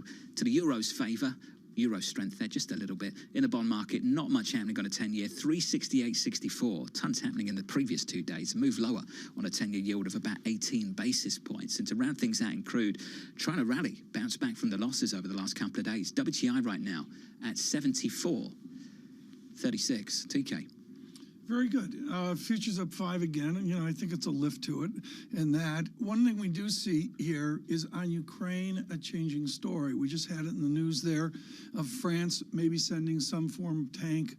The United States maybe sending some form of, quote, vehicle. My vast knowledge on this is, well, Patton in the movie and the tanks of another time and place. Anne-Marie Horton is with us from Washington. Anne-Marie, these tanks we may send, they're not out of the movies, are they? No, not exactly not out of the movies, especially one possibly coming from France. But you do see a push, at least Ukraine is pushing the West to make sure they continue to send the military weapons. And what you heard from a top intel individual from Ukraine is that they're very concerned, that they said to ABC News, about March and really the fighting starting to get a lot hotter in March, coming off of the January, February winter months. We should note that Russia really suffered a major blow over the New Year's holiday, and they even admitted it. And they talked about the fact that they actually lost more people than they were expecting. This is probably the biggest casualty event that Russia has admitted since the start of the war, 89 people. And this is with fighting in the Far East.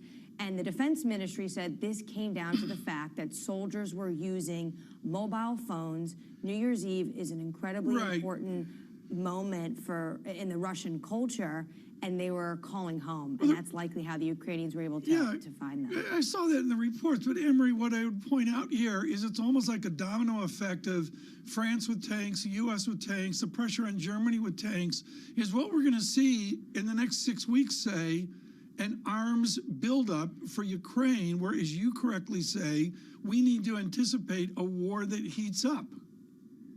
Well, also we have the Patriot missile system, right, which Dmytro Kuleba, the foreign minister, spoke about the fact that that process has already started. He didn't want to say where they were in the process, but the process of the U.S. transferring that missile battery has already started. But, Tom, there's a bigger issue at play right here, and is the fact that NATO may actually change the rules so that 2% of your GDP, and this is really what Ukraine has laid bare for a lot of NATO countries that never hit that 2% of GDP on defense spending target, it will no longer become an aim, potentially. We're not there yet, but it would become the base. Meaning, if you want to belong in NATO, you have to spend 2% of your GDP on defense spending. So while we're seeing almost piecemeal from some countries, there potentially could be a rethinking of how NATO members think about defense and their spending on defense, which would mean they're going to have more stockpiles. Given some of the turmoil that we've been talking about, the internecine turmoil in the United States, how much does that affect their leadership role on an international stage like NATO? Well, if you're talking about potentially more funding to Ukraine, right now, obviously, in the spending package, in the defense bill, they got billions of dollars. But down the road, when you're looking at a House that still does not have any members or speaker, it's very difficult to see a path forward in the House of Representatives for a lot of aid to Ukraine. I mean, Kevin McCarthy had already made it very clear a few months ago that there would be no longer a, quote, blank check. But it seems very difficult. These individuals cannot even agree on a speaker. Many of them have been critical about some of the funding and the money going to Ukraine. How will they view future potential aid packages over to Kiev? Talking about what's been going on with the House of Representatives looking for a speaker, a number of people have been talking about the dissonance between what happened with the House yesterday and the fact that Senate Minority Leader Mitch McConnell was with Joe Biden in Kentucky yesterday to talk about a new bridge that was going to be built to herald some of the infrastructure spending that was put out there, that others in the Republican Party are saying we need to cut back on because we're spending too much. How is this being received, the Mitch McConnell's approach versus what's being going on in the House? It was a great moment for the administration in terms of counter-programming. The President of the United States is standing alongside someone who he calls a friend, but really does not agree with on many issues, but gave him credit and said, Mitch McConnell, because of you, we were able to get this hard infrastructure over the line. Bridges, roads, internet, these are things most Americans want to see coming out of Congress. They like the idea of hard infrastructure being fixed in their town, especially this bridge, which has a lot of history. Mitch McConnell is talking about a different path forward and a very much so a chasm almost than what you're seeing in the House. He's talking about working with a Democratic president and a bipartisanship that he wants to see govern. At the same time as they were speaking, you have Kevin McCarthy trying to have some backroom deals with a ultra-right wing of his party that does not want to see bipartisanship in Washington. Very different approaches. And this has been a big story for the Republican Party, not just this year, but the past decade. And it is going to really be the thing that dogs the House over the next 2 years. This is just the first of many fights. Anne-Marie, when the opposition is digging a hole, the last thing you want to do is draw attention to yourself. And I just wonder why the reports were circulating yesterday that the president might be visiting the border. Well, he was asked about it, right? Because he's going to Mexico on Monday. This is the Three Amigos, is what it's called, meeting between Mexico, Canada, America. They, kind of like you three, they have not met since pre-COVID under the former President Trump. And there's been huge issues. I'll let you guys decide who's who. There's been huge issues, immigration and trade. The president was asked about, and he said, it is my intention to go to the border. Maybe the administration feels like now is an okay time with the midterms behind them. It is a moment, though, that they are going to draw scrutiny with these photos if he's at the border that the Republicans have been bashing them for months on. AMH, down in Washington, our Bloomberg Washington correspondent. Solid. She did fantastic. like 4 topics there. Yeah, I know. I'd do one if I was lucky, and she nailed it, like 4 topics. Boom, boom. She gets up at like 2 a.m. Did we ever talk about that Trudeau suit at the G20 when he was with Xi? I didn't even notice. And of course, come on, you must have noticed. Come on. No, where Xi treated him like a child. He was there in that sort of child's grey suit and sort of wandered off like he just got in trouble. On the latest edition I think what of the Sartorial Review. I'm trying to say is that by John if anyone's true, anyway. Coming up, Deborah Cunningham, Global Liquidity Markets CIO at Federated Hermes. She's going to be coming up very shortly, Tom, and she's going to be talking about what's happening in this bond market and all the Fed speak we've had, TK, in the last couple of days. Well, the Fed speak, Peter Bookfire, who writes a wonderful morning note, Peter Bookfire just tore, and he went full Bramo on Kashkari. He just ripped him to shreds. What did he say? He just said the theory's not there. Get off the econometrics and start looking at the common sense of a massive fiscal impulse off the pandemic as well. He also did point out, Lisa, to your world, that today is maybe the first day where notes in bills outside 1 year, there are no negative yield, which is sort of cool. It's very cool. We can go into that, but I got distracted. I'm looking at Justin Trudeau's. You're not even listening to me. It's like the Three I'm listening Amigos. to you. The negative rates, and we're going to get into that. End of an era, all that good stuff. Yeah. We'll But get about to that that. suit. But about that suit. Yeah, I don't know. You just thought that the gray was Why not don't I appropriate? if I just back up like come this, on. does that... No, honestly, negative yielding. Let's go there. It was really interesting. You've got 10 seconds. What have you got to say? It's over. It's over. There's zero. But this is the question: is Japan actually going to end? Let's pick up on that juicy story next. Can't wait. This is Bloomberg.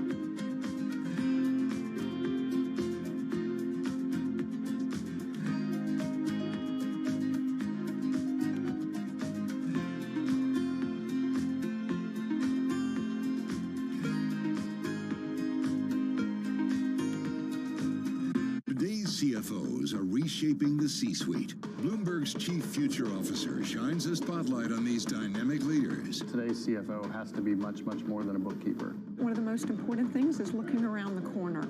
We have to let go of the traditional legacy department store. Their impact goes far beyond the balance sheet. And on Chief Future Officer, they focus on much more than just revenues and margins. You also have to be credible business leaders in order to really impact the business and steer the direction. We are like biologists. We need to deeply understand the financial DNA of a company. People just come with a playbook and say, okay, we're going to roll that. Don't do that. Think longer term. It's an amazing time to be in this role. It's a lot more than the profit today. It's building the future of tomorrow. Get passion, perspective, and more from the chief future officers of some of the world's most influential companies. A new episode every month, only on Bloomberg.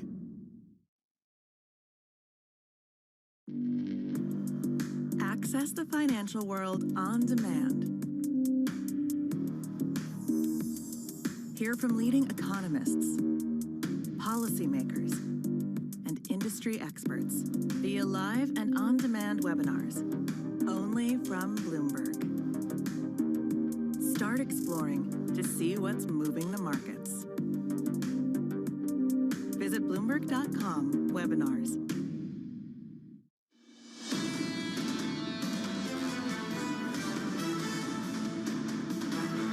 Equities up this morning by about a 10 to 1% on the S&P 500. Here's your price action this Thursday morning. Going into jobless claims about an hour from now.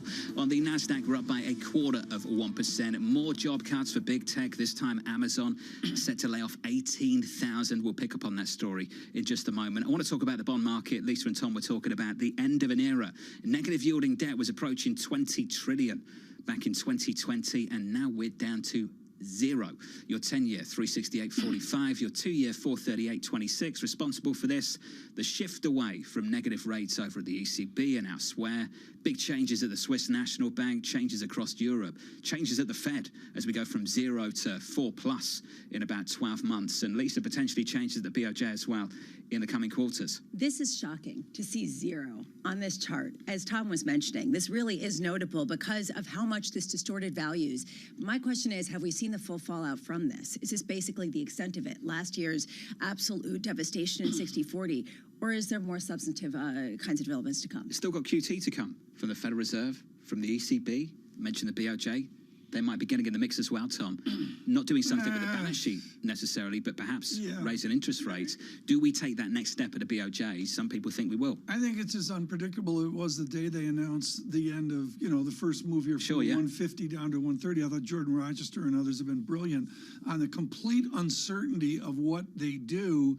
I'm sorry, they're going to react off GDP, nominal and real GDP, off of a supposed China reopening. That's more important than theory of yield curve control. Well, you mentioned the China reopening, so let's touch base with what's happening on crude, Brent and WTI. The moves over the last couple of days, we've had a move lower of 9% plus on crude in the last couple of days. I mean, a real move lower this morning, trying to bounce, Lisa. WTI 74.40, up by 2% plus on Brent crude, approaching 80 again at 79.50. And something you talked a lot about is it really whether crude prices is the way that energy stocks go, or is there some sort of divergence? That's one of the movers that I actually am looking at today.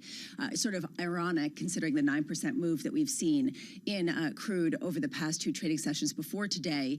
Exxon shares are actually up on the day ahead of the open. And this isn't necessarily because of the lift that we're seeing in crude today, but it's because people are looking at its refining business and saying it can actually refine that crude into gasoline much better than others. So this is a story of dominance. And Tom, you've been talking about how does America adapt and adjust? America always adapts and adjusted. And these 3 stories to me highlight how they are adapting and adjusting. With Amazon, it says 18,000 job cuts. How much do some of these layoffs bolster margins more than people expect in the tech complex? Then you have Western Digital. This is a merging of a company, potentially, it's a data storage maker, with a Japanese company. So it's merging, it's job cuts, and it's dominance when it comes to Exxon, considering that we're seeing the potential for more refining in a time when that really is one of the preeminent concerns. The VIX 22.04 really much unched here as we come into this economic data. What do we got for data, John? We got jobs data tomorrow. We got this morning. Got claims this morning. I'm sorry, January 12th is still key. Got to talk about the ISM yesterday as well. Sub 50 and going in the wrong direction. And you look what's happening with the prices paid. That index level, I think, was in the 30s for prices paid. So that Does price that indicate story, disinflation? it indicates good disinflation. So I think we should be clear about that. Okay. But then you've got the elevated quits level from the JOLTS report, job openings still at 1.7. Lots of different things happening in different parts. And I think this is always the risk, isn't it, when you have guests on this program, because you can almost pick your narrative and pick your data to support it at the moment, can't you? David Leibovitz said that. Point blank. He said, this is a market where you can justify any narrative that you have. So then where do you find your That compass? sounds like Bloomberg surveillance. Well, it's easy, but, you know. Here we go. Well, when it comes to the Don't give labour away the market, plot. you can sit and say things are really strong. Look at payrolls on Friday and what we're expecting. You can say things are really strong. Look at the JOLTS data. And then I can just rattle off a long list of companies, Tom, delivering massive layoffs, including Amazon. Again, the pandemic was a massive one-off, and we're still living reacting. it. We're living Year three. We're living Year it. three. That's Still the living proper it. phrase to say it. This is really important. If you are part of Global Wall Street, stop, listen, get out the pen and pencil. She has decades of experience, and Deborah Cunningham at Federated Hermes has, without question, the most blistering beginning of year note. It's short, sweet, and direct. It's not over. Deborah Cunningham, you know, the worst bond market ever, down 5 standard deviations off 20-year trend. We've bounced back 1 standard deviation. We're negative 4 standard deviations off trend. The majority have a hope and prayer of recovery, and you say cash is king. Discuss what bond price will do this year. You know, our overall goal is to maintain a return from a bond perspective that is basically the coupon. So maybe a little bit up from a pricing perspective, maybe a little bit down from a pricing perspective, but not necessarily a windfall that reverses what we saw in 2021. Lisa, you mentioned, you know, the world having no negative interest rates is shocking. But that's really only the case in the last, maybe let's call it 5 years or so. If you've been in the market for longer than that, it's normalized. And so I think the Federal Reserve is really trying to get people acclimated to what is the real normal in the world, not what has been the most recent normal with, you know, so much in negative rates being part of the environment. And despite the fact that the market has rallied, both from an equity and a fixed income perspective. If you read yesterday's FOMC minutes, they're not done yet. They are very cautious. They're going to continue this process. Yes, they are aware and, you know, watching what happens from an economic perspective, but their goal is to bring inflation down. They're doing a good job of it, but it's not done yet at this point. And thinking that the world goes back into negative rates or low single-digit interest rates just isn't part of the picture at this point. As Rabila Faruqi said earlier in the show of high-frequency economics, she was talking about the collision course that the Fed and the market seems to be on because the market isn't acclimated to what the Fed is trying to say. How do you think that collision course is going to get represented in this year's trading? You know, I think it's ups and downs. I think there's going to be a lot of volatility. The Fed continues a unified Fed speak around this topic, but investors just don't want to believe it yet at this point. So I think we have that up and down market to sort of justify what the Fed is saying.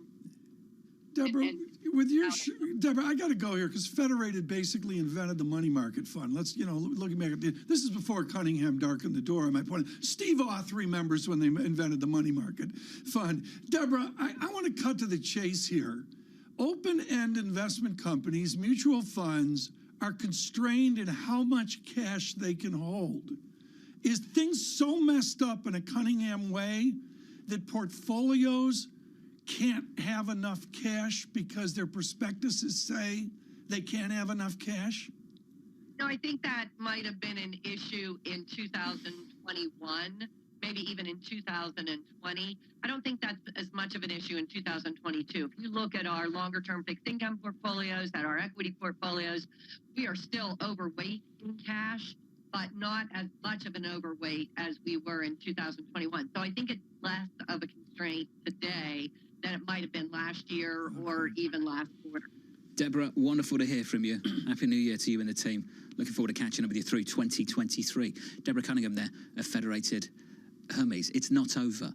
The message pretty clear there, hey? Deal. This is I would respectfully suggest this is an outlier call. This is a massive institution, hugely venerated. And she's just saying on the Bloomberg Total Return Index, you're not going to get a bounce. I mean, that's how this translates. There is a belief still, held by many, that we can go back to the pre-pandemic world. That we can go back to low Greg growth, Peters would say low over inflation, a timeline of 18 months, whatever. race reset. Yeah. I think what Deborah said then about interest rates, and we would say the new normal. Well, let's talk about the old normal. Isn't that what this is just about? Resetting back to the old normal. Because the last 10 years was anything but normal. Tom, for central bank policy and what we were seeing in this Dire bond market. straits economy, money for nothing. Absolutely. Yeah, no question about it. Absolutely. No question We had a about it. price-insensitive buyer in the market with a huge balance sheet. And not just one. We had three. Yeah. In fact, we had more than that.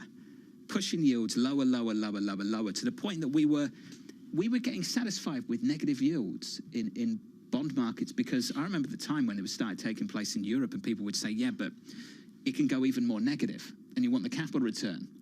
And so we were in bonds for price appreciation. Do you remember that? Yeah, and how about the fact that, the whole like beer goggle comment that we heard from the Dallas Fed, that we've got beer goggles Richard on. Fisher back in the day. I remember Loved that speech, quote. yeah. Oh, it was a Yeah. fantastic speech. Look it up, I think it was 2013 when the yields on high yield bonds went to what people thought then was a Who record are low. we remembering speeches like that? I love that I speech. love that speech. It was fantastic. Really? Let's not go there. Read Okay. the speech, okay? But here's we start to look better later on in the night. You really wanted to go there. I want to make a bigger point here, though. Someone for there is a Chicago. question. There is a question about whether last year was it. What it means to unwind more than a decade of beer goggles, if you want to go to Richard Fisher's comments. If you want to look at the entire ecosystem of debt, of corporate structure that got built up during that era, is it just a decline on the total return index, or is there something more significant that happens to reshape the way that credit is disseminated in an economy with rates that are the old normal? That, I think, is yet to be determined. I'd go back to the question we asked about an hour and 40 minutes ago. When we talk about unwinding some of the excess, are we talking about the last 2 years or the last 10 plus? Because the consequences of that are very, very different if you think it's the last 2 years, Tom, or the last 10. Yeah, I think that's a fair assessment as well. What I would suggest is, and I've said this a million times, people will adapt along the way. Lisa mentioned yesterday, the economy and all the navel gazing is separate from the markets, and particularly the equity market. Totally. And I just don't have a lot of certitude right now after the humility of everyone, including me, getting crushed. I mean, the triple leveraged all cash fund did okay, but the payout, the 2 and 20 payout on it just killed me. I want to be My clear net about clean wasn't that good. We're joking about what the Federal Reserve, the ECB, and all these central banks did, and I don't even think we're really joking after they manipulated markets for 10 years. They're still doing it. They're just doing it in the other direction. I remember going around central bank to central bank around Europe, go to Frankfurt, go to Vienna, go to Switzerland. It's a tough job. Catch up with the S&B. And the number one question you'd always ask after a sell-off of any kind and yields pushing up, have we seen an unwarranted tightening of financial conditions? That was the number one question you always asked when you sat down with these guys. Were they leaning in the other direction? That has flipped 180. The number one question you ask now, have we seen an unwarranted easing of financial conditions? The story is totally changed. It's totally changed in just a couple of years. Equity futures on the S&P up 0.2% from New York. Let me look this up. This is look up Bloomberg. beer goggles. Keeping you up to date with news from around the world with the first word, I'm Lisa Mateo. It's another round of votes on the speakership. Today, lawmakers will meet again after Kevin McCarthy failed for a 6th time in his bid to be elected to lead the House.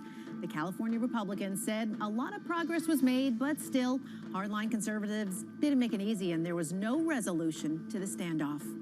IMF First Deputy Managing Director Geeta Gopinath is urging the Federal Reserve to press ahead with interest rate hikes. Gopinath tells the Financial Times that inflation in the U.S. has not turned the corner yet. She also expects monetary tightening in Europe to be more prolonged than the Fed's. Turkey's President Recep Tayyip Erdogan has urged Vladimir Putin to declare a unilateral ceasefire in Ukraine. The two spoke on the phone today. Erdogan says that ceasefire could be accompanied by a vision for fair solution. Now, Turkey has pitched itself as a mediator in the war. And strikes on the British rail network reached a critical peak today. Some of London's biggest rail stations will be closed, while some airports will also be deprived of train service. Train drivers represented by the ASLEF union are walking out following a long dispute over pay. Federal Reserve officials have reaffirmed their resolve to bring down inflation. They also warned investors not to underestimate their will to keep interest rates high for some time. Those points came from minutes of last month's policymakers' meeting. Global news 24 hours a day on air and on Bloomberg Quick Take, powered by more than 2,700 journalists and analysts in more than 120 countries. I'm Lisa Mateo. This is Bloomberg.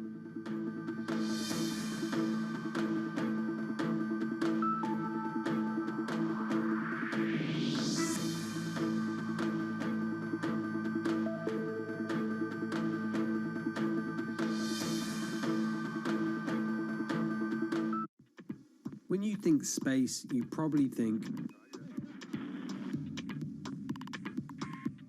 one space agency that travels under the radar is ESA, which is surprising considering what the European Space Agency has achieved and how vital it is to the global space industry. We've collaborated with pretty much everybody who is involved in space exploration. ESA wants to be a leading force in furthering humanity's mission into space. Commander Ground, do you copy? Copy. If we want to have successful human missions to Mars, we are going to have to learn to live and work off-world in a different way. The place where we are going to learn to do that is on the moon. Can ESA help humanity take its next giant leap? Bloomberg has enhanced search on the terminal to deliver what you need when you need it. Now, you can simply type phrases in everyday English in the command line. Compare financials. Find people. Analyze markets. You can enter phrases or ask questions. What do you want to know today? Ask a question or visit SearchGo to find answers now. When innovation strikes, Bloomberg Technology is there with the news and analysis you need. Every weekday, only on Bloomberg. Why do the biggest names in business choose Bloomberg? That is a great question. It's a great question. Great question. Great question. Best question I get all night. Bloomberg, top experts, great questions.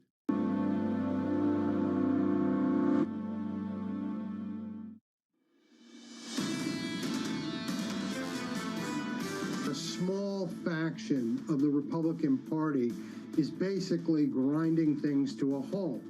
And this matters because there are some real issues like the debt ceiling to deal with in 2023. And what this is underscoring is that they can wreak havoc. Lisa leading that story in the year ahead. That was Peter Truvitz there, the LSE Professor of International Relations. We'll continue that conversation in just a moment. Here's a snapshot of the price action on the S&P. We roll over just a little bit, almost unchanged now on S&P 500 futures. Going into the opening bell, a couple of hours away still. Going into some data, about 43 minutes away. We get jobless claims in America. Sprinkle of data throughout the day, then the big one. Tomorrow morning is payrolls Friday. Yields advanced just a basis point after moving lower by 18 basis points over the previous two trading days, 369.38.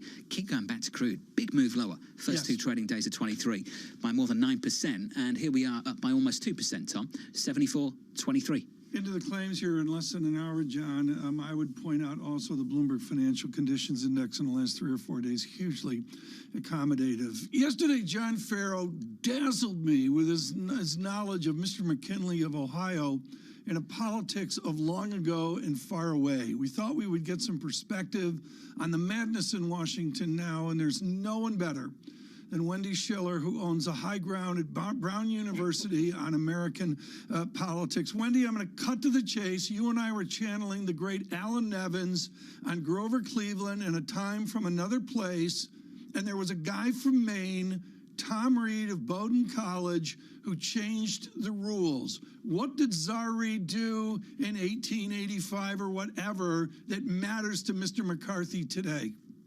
It's very similar. He changed the Rules Committee. The Rules Committee is the gateway to put legislation on the floor. And when you get through the Rules Committee, they determine which amendments you can offer and who can offer them and how long you debate the bill. So Reid basically stacked the deck. He took control as Speaker of the Rules Committee and then gave the Rules Committee and the Steering Committee the opportunity to shape legislation and cut out individual members. And members gave them the power to do that. Precisely what you just mentioned, Tom, the McKinley tariff bill. They all wanted to get it passed. Big industry, Republicans were united. They needed to get it through, and they needed a uniform process to squelch all the opposition, particularly from Southern Democrats who wanted free trade. Right. That's not here today. They don't seem to have that kind of agreement in the Republican Party on their singular policy goals. Pelosi had Louise Slaughter. She, with an iron grip, handled the Rules Committee.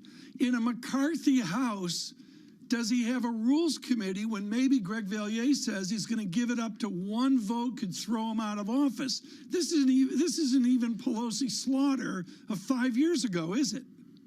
No, but they're clamoring for more open legislative process. In the midst of all the opposition and name calling, in the Senate, the same thing. The parties have really consolidated leadership. Senators complain they can't do anything on the floor. They can't offer amendments. The legislative process isn't really there anymore for either chamber. So they're making a valid point that they want a bigger say in what happens. The problem is they don't share the same ideological viewpoint or policy goals, so they will obstruct. And with such a slim margin, it really paralyzes the House. Wendy, the Democrats are remaining quiet, probably wisely so, to allow this to play out without their input. I am wondering, though, we had expected after the holidays to hear from President Biden about whether he would run again. He hasn't announced and talked about that at all. When is he going to discuss that more in full? Do you get any scuttlebutt about what's going on that behind the scenes? Well, Lisa, that's a great question. It seems to me since the State of the Union address will be earlier this year than it was last year, most likely, it makes sense to take that unique opportunity, do it as a neutral, bipartisan, leader of the country event, and then announce you're going to run. If you do it beforehand, then everything about the State of the Union is tainted by that announcement. So my guess is he waits till after the State of the Union and does announce that he's going to seek the presidency, particularly if the Republicans look like they're in disarray. It really stomps on whatever momentum some of these challengers like Ron DeSantis, Donald Trump have going into 2023 to look ahead to 24. Some people would argue the opposite, that President Biden said that he would run again if former President Trump was in the running. Sure, he's in the running, but he's kind of taken a back seat when it comes to leadership. Certainly with this latest House Speaker nomination and vote that we've seen go down in D.C. At what point does that factor into what President Biden does? Where does the leadership go for the future in the Democratic Party?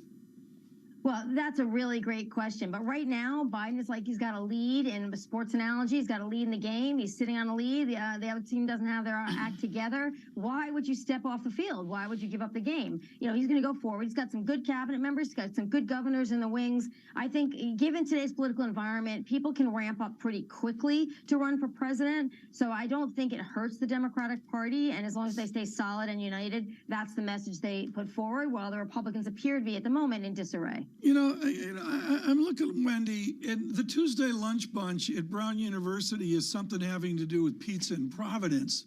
There's the moderates of the Tuesday lunch bunch, now the Republican Governance Committee, in Washington. I don't think enough is being said here about what I'm going to call, I know I'm going to get a lot of hate mail on this, normal non-MAGA Republicans. How do they move forward?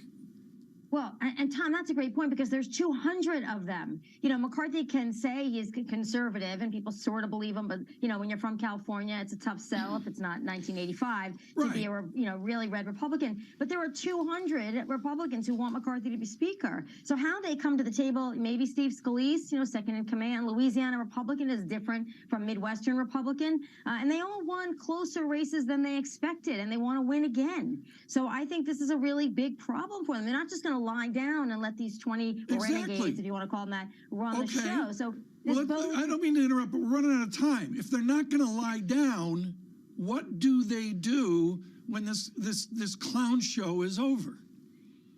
Well, I think that they have to what they should do right now is stick together. They shouldn't relent. McCarthy shouldn't quit too soon because that's their exercise of power. The 200 that want McCarthy shouldn't throw in the towel today or tomorrow. Make this go on. Make them filibuster this for a longer period of time. And certainly go out to contributors and say, listen, don't give these people any money anymore, even though that's what they complain they want to be protected from. You know, make sure that you stay solid to signal to them that you're not going to roll over today and you're not going to roll over 6 months from now. I don't know if they can do it, but that's what I would recommend to hold their power in the Republican Party in the House. Wendy, a lot of investors try to be politically agnostic. I'm not sure if that's achievable or not, but they at least try. And I think they're probably wondering, watching this play out, when is this consequential for me?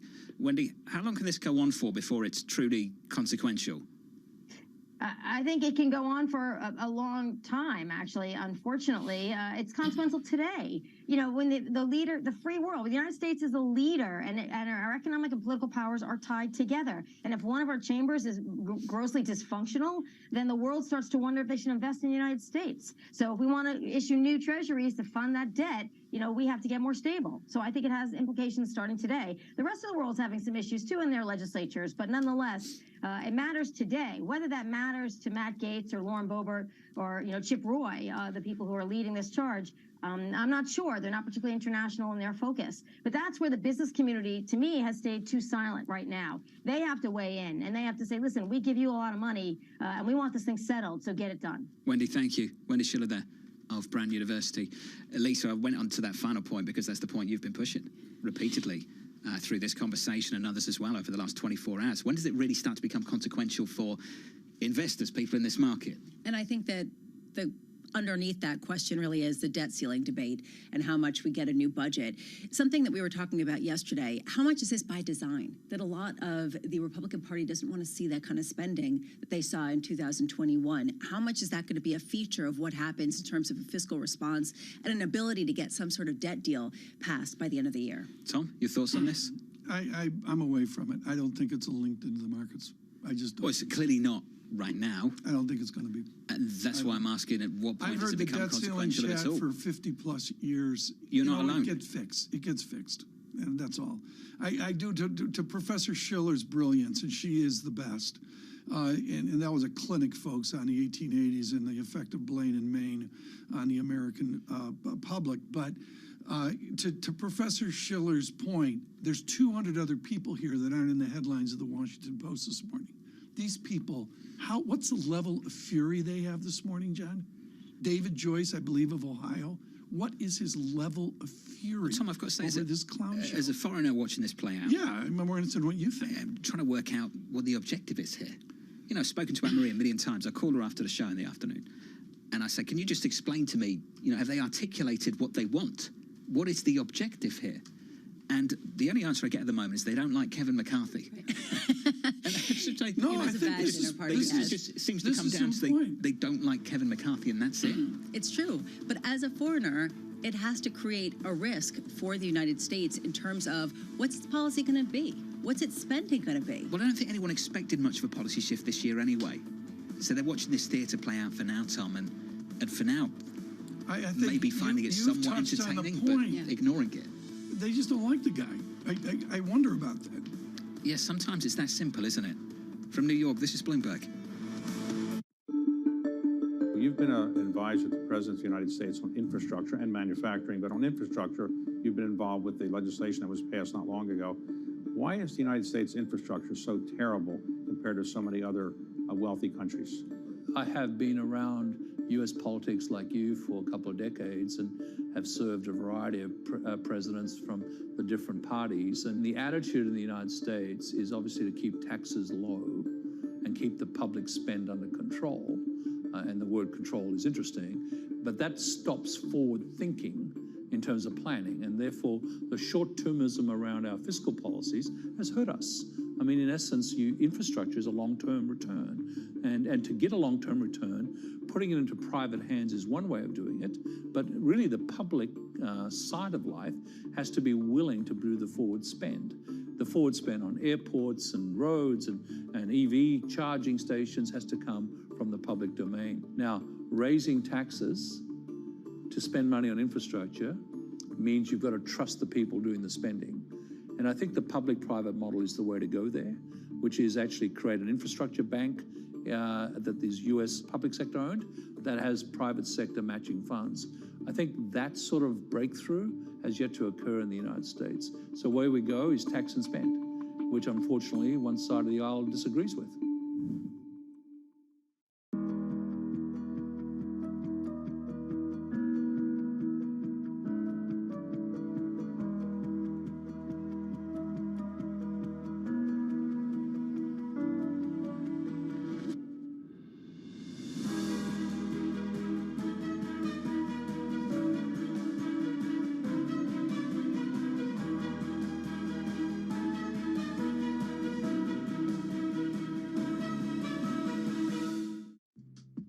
Steve's ability on the course may not be etched into any record books, but following him around, it's clear that it's not for lack of trying.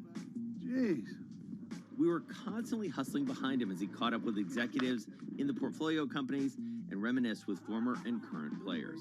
He's a day trader. He taught himself, self-made day trader. Yeah. And so he's on the bus after a game in New England, and he's day trading on the bus, and Bill Belichick sees him and cuts him on the spot. You know, in many ways, it's a convention, right, of the people that I don't see maybe once a year. And so it's kind of all come together. My firm, our charity, our fundraising efforts, and then the friends that are around. My dad and my brother, it all happens right there as a confluence of all these parts of my life that have found its common center.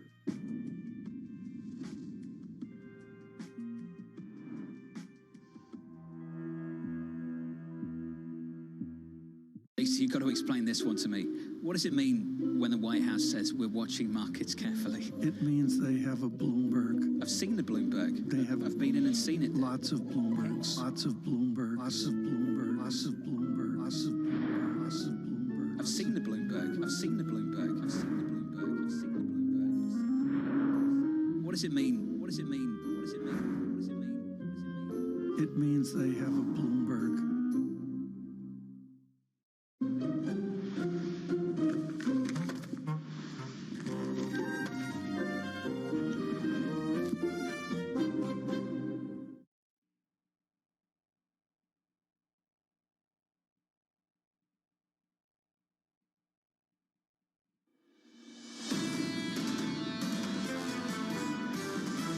Volatility was alive last year, and it's still alive in the first few trading days of this year. Overall, I think investors will be rethinking portfolio allocations very significantly this year. I do think earnings will be under pressure.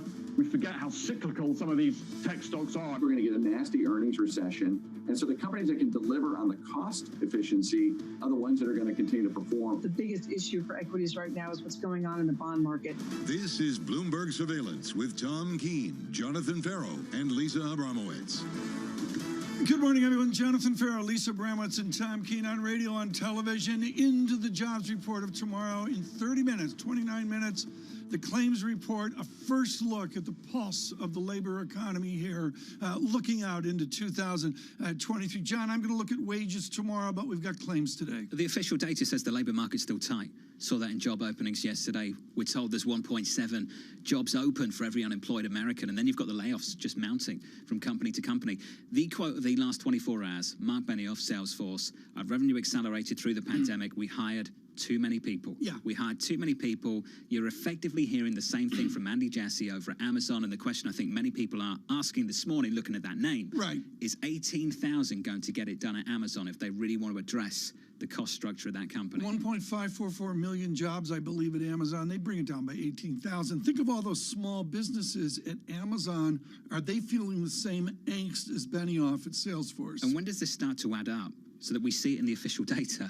Because we're still It's looking for supposed to lag. Tomorrow, The textbooks say it 200,000. lags. We're looking for 200,000 on payrolls tomorrow. Yeah. You mentioned wages still in and around 5%. Unemployment could be threatening to drop to 3.5%. And now we turn our attention to Bremo going full cash carry. She jumps in here. Neil Kashkari talking yesterday about 5.4. Everybody calm down.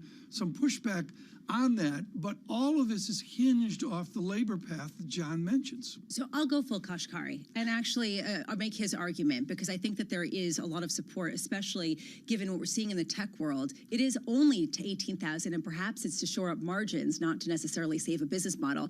For a highly profitable company, we have a strong economy still. The labor market seems to show that. You can pick your data point and create your narrative around it. But if you have a strong economy, then what's going to stop the Fed from going further than the market currently is pricing in? And when do we get the ramifications To the of two of that? you, John, start off with you. I believe Lisa said in the summary of 7 and 6, Bullard speaks today. Is Bullard going to go anti-Kashkari and say we got to reach out where Ben Emmons is? Nothing moves till 7%? I don't know what he's going to say specifically, but I think overwhelmingly the committee is still worried about a repeat of the 1970s.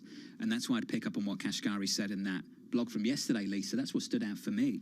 They're conditioned by history.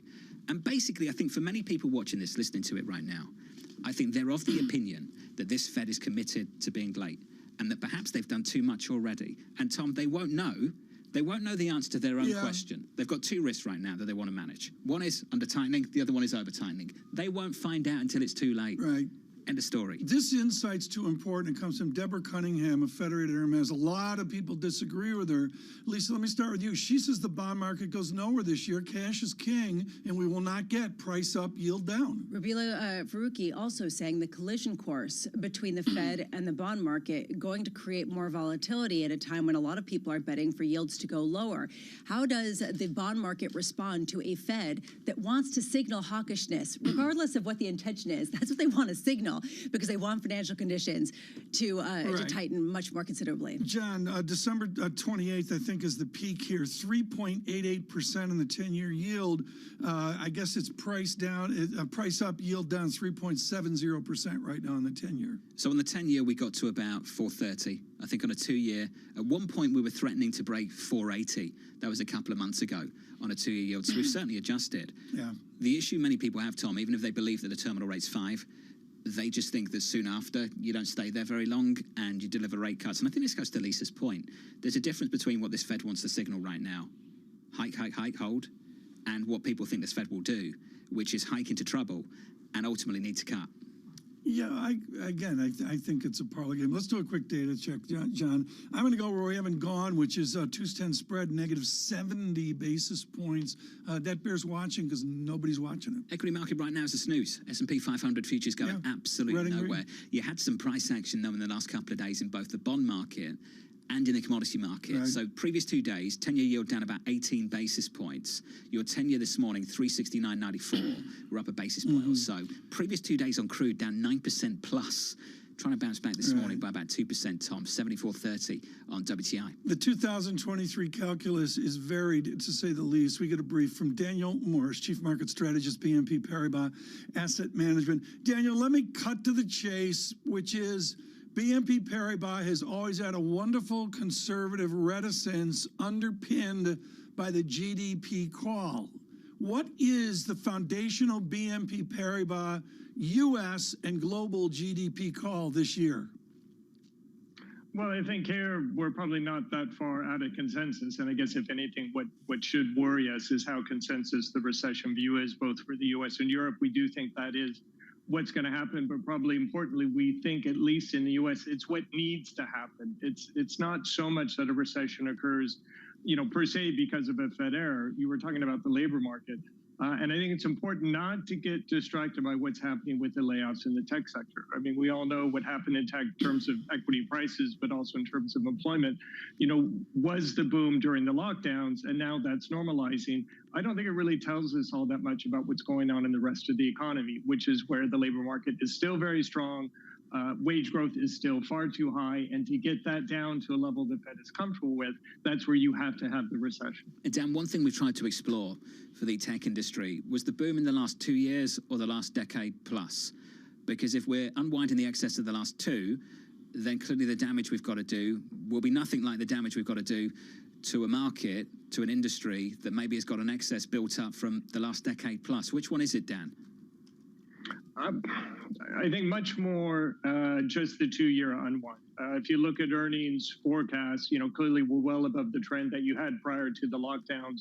What the new normal is going to be, that's what we're trying to find out. I think it's important to remember that in the last 2 earnings seasons, where you had the key earnings disappointments was exactly in tech. So that normalization is happening. But we think that kind of broader transformation that we've seen over the last 10, 20 years in tech, in growth is still very much in place. We just need to unwind what happened during the lockdowns. Does unwind mean layoffs? Does it mean prices have to go down even more of the stocks of some of big tech? In layoffs, I would think absolutely. In terms of prices, I think there it's a little bit less clear. I mean, given that we've already had such a significant move in real rates and valuations broadly for growth stocks are pretty reasonable.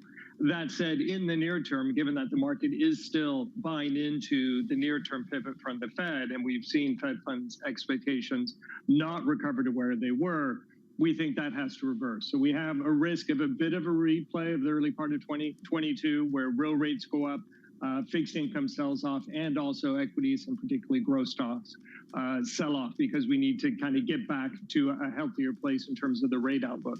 But, that hopefully is a relatively small short-term adjustment, whereas still in the long term, we're very bullish. I feel like the P word is making a comeback. The pivot is going to be a big discussion point. So let's talk about what that means to you and what we're pivoting to, right? I mean, we've been talking, John and Tom have done this really well about the old normal versus the more recent normal of rates that were higher or rates that were at zero. What is the new normal that we're pivoting to?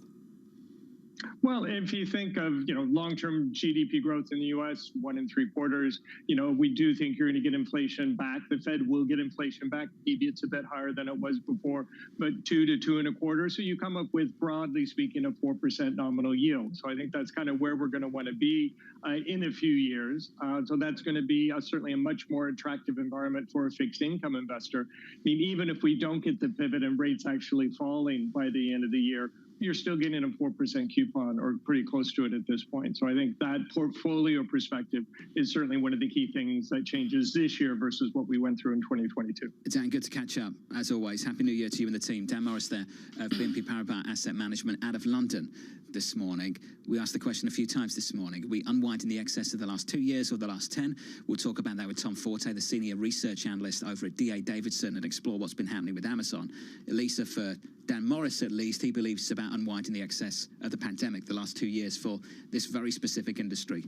On a broader level, though, when we were talking about negative yield, there clearly is an excess that needs to be unwound that has been built up over the past decade. What form does that look like, right? I mean, yes, if we're going back to lower rates, say by the end of this year, by the end of next year, it's not going to be a problem. But 2025, what happens when these companies have to refinance this debt? The maturity wall isn't on the horizon, and I think that's the good news for credit, right? Basically, for the next 12 months at least, maybe 2 years? Yeah. How much longer? But that's the whole thing, right? At what point do people start realizing, wait a second, we need to reset to an era of money actually costing something and something that's actually punitive for companies that were leveraged to a zero rate environment? So what's the new zero? Is it 2? What do they cut down to if they cut? It's a great question. We don't know. I mean, honestly, we don't know. Where is the new zero? Is it 2? Is it 3? Is it 4? Either way, that was what you were getting on investment grade bonds not so long ago. Most important research of the back half is Virginia Commonwealth University, picked up by the great Olivier Blanchard, of we're going to have a reset on all this at a higher level from the gospel of 2%. And it, of course, folds right into the fixed income So one market. thing exploring, Tom, worth exploring, over the previous few cycles, we set lower and lower, lower. Remember we had lower lows for each interest rate cutting cycle? And likewise in the bond market too. Are we going to see higher highs going forward from here? Higher lows as well?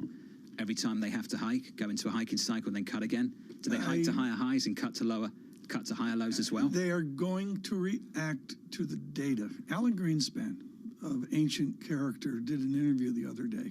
I believe he's 97. And the great Chairman Greenspan said, you have to look at the data.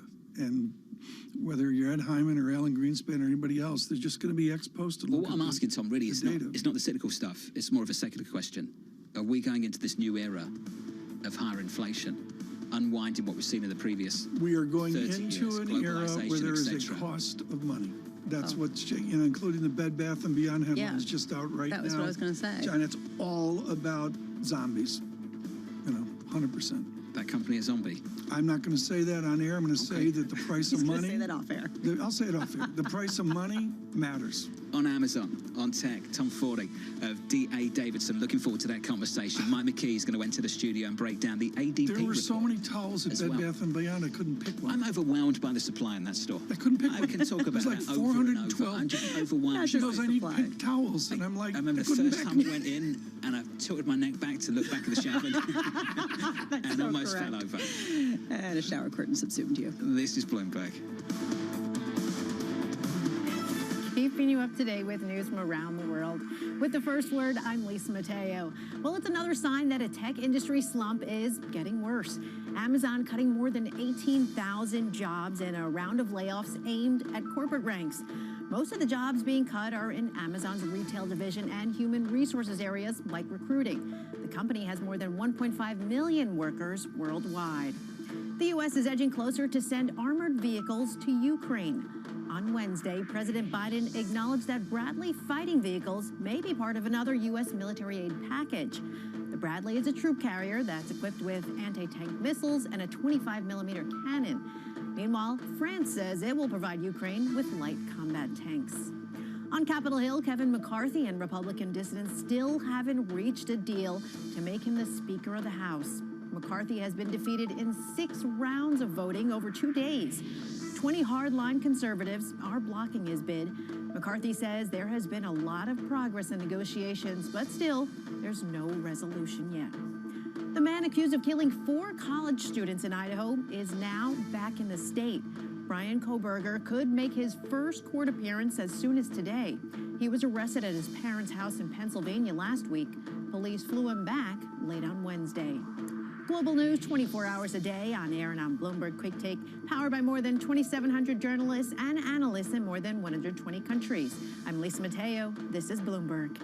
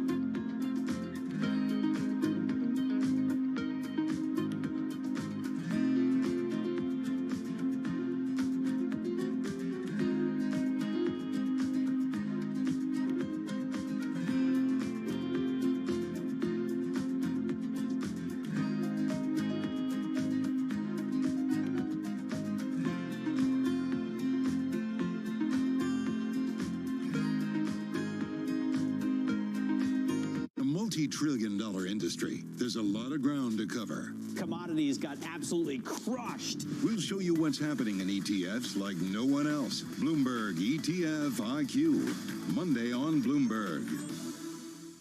A lot's happening on Wall Street. I'm quite encouraged. The center is holding. Need to catch up? This is Bloomberg Wall Street Week. I'm David Weston. We've got the information and insights. A lot of these areas still have very, very good valuations. From businesses most influential and instrumental. It's knocking it out of the ballpark. Now's not a great time to be speculative. It's time for a pivot. We're talking about a significant hit to our standard of living. Bloomberg Wall Street Week, live Friday with replays all weekend on Bloomberg Television and Radio.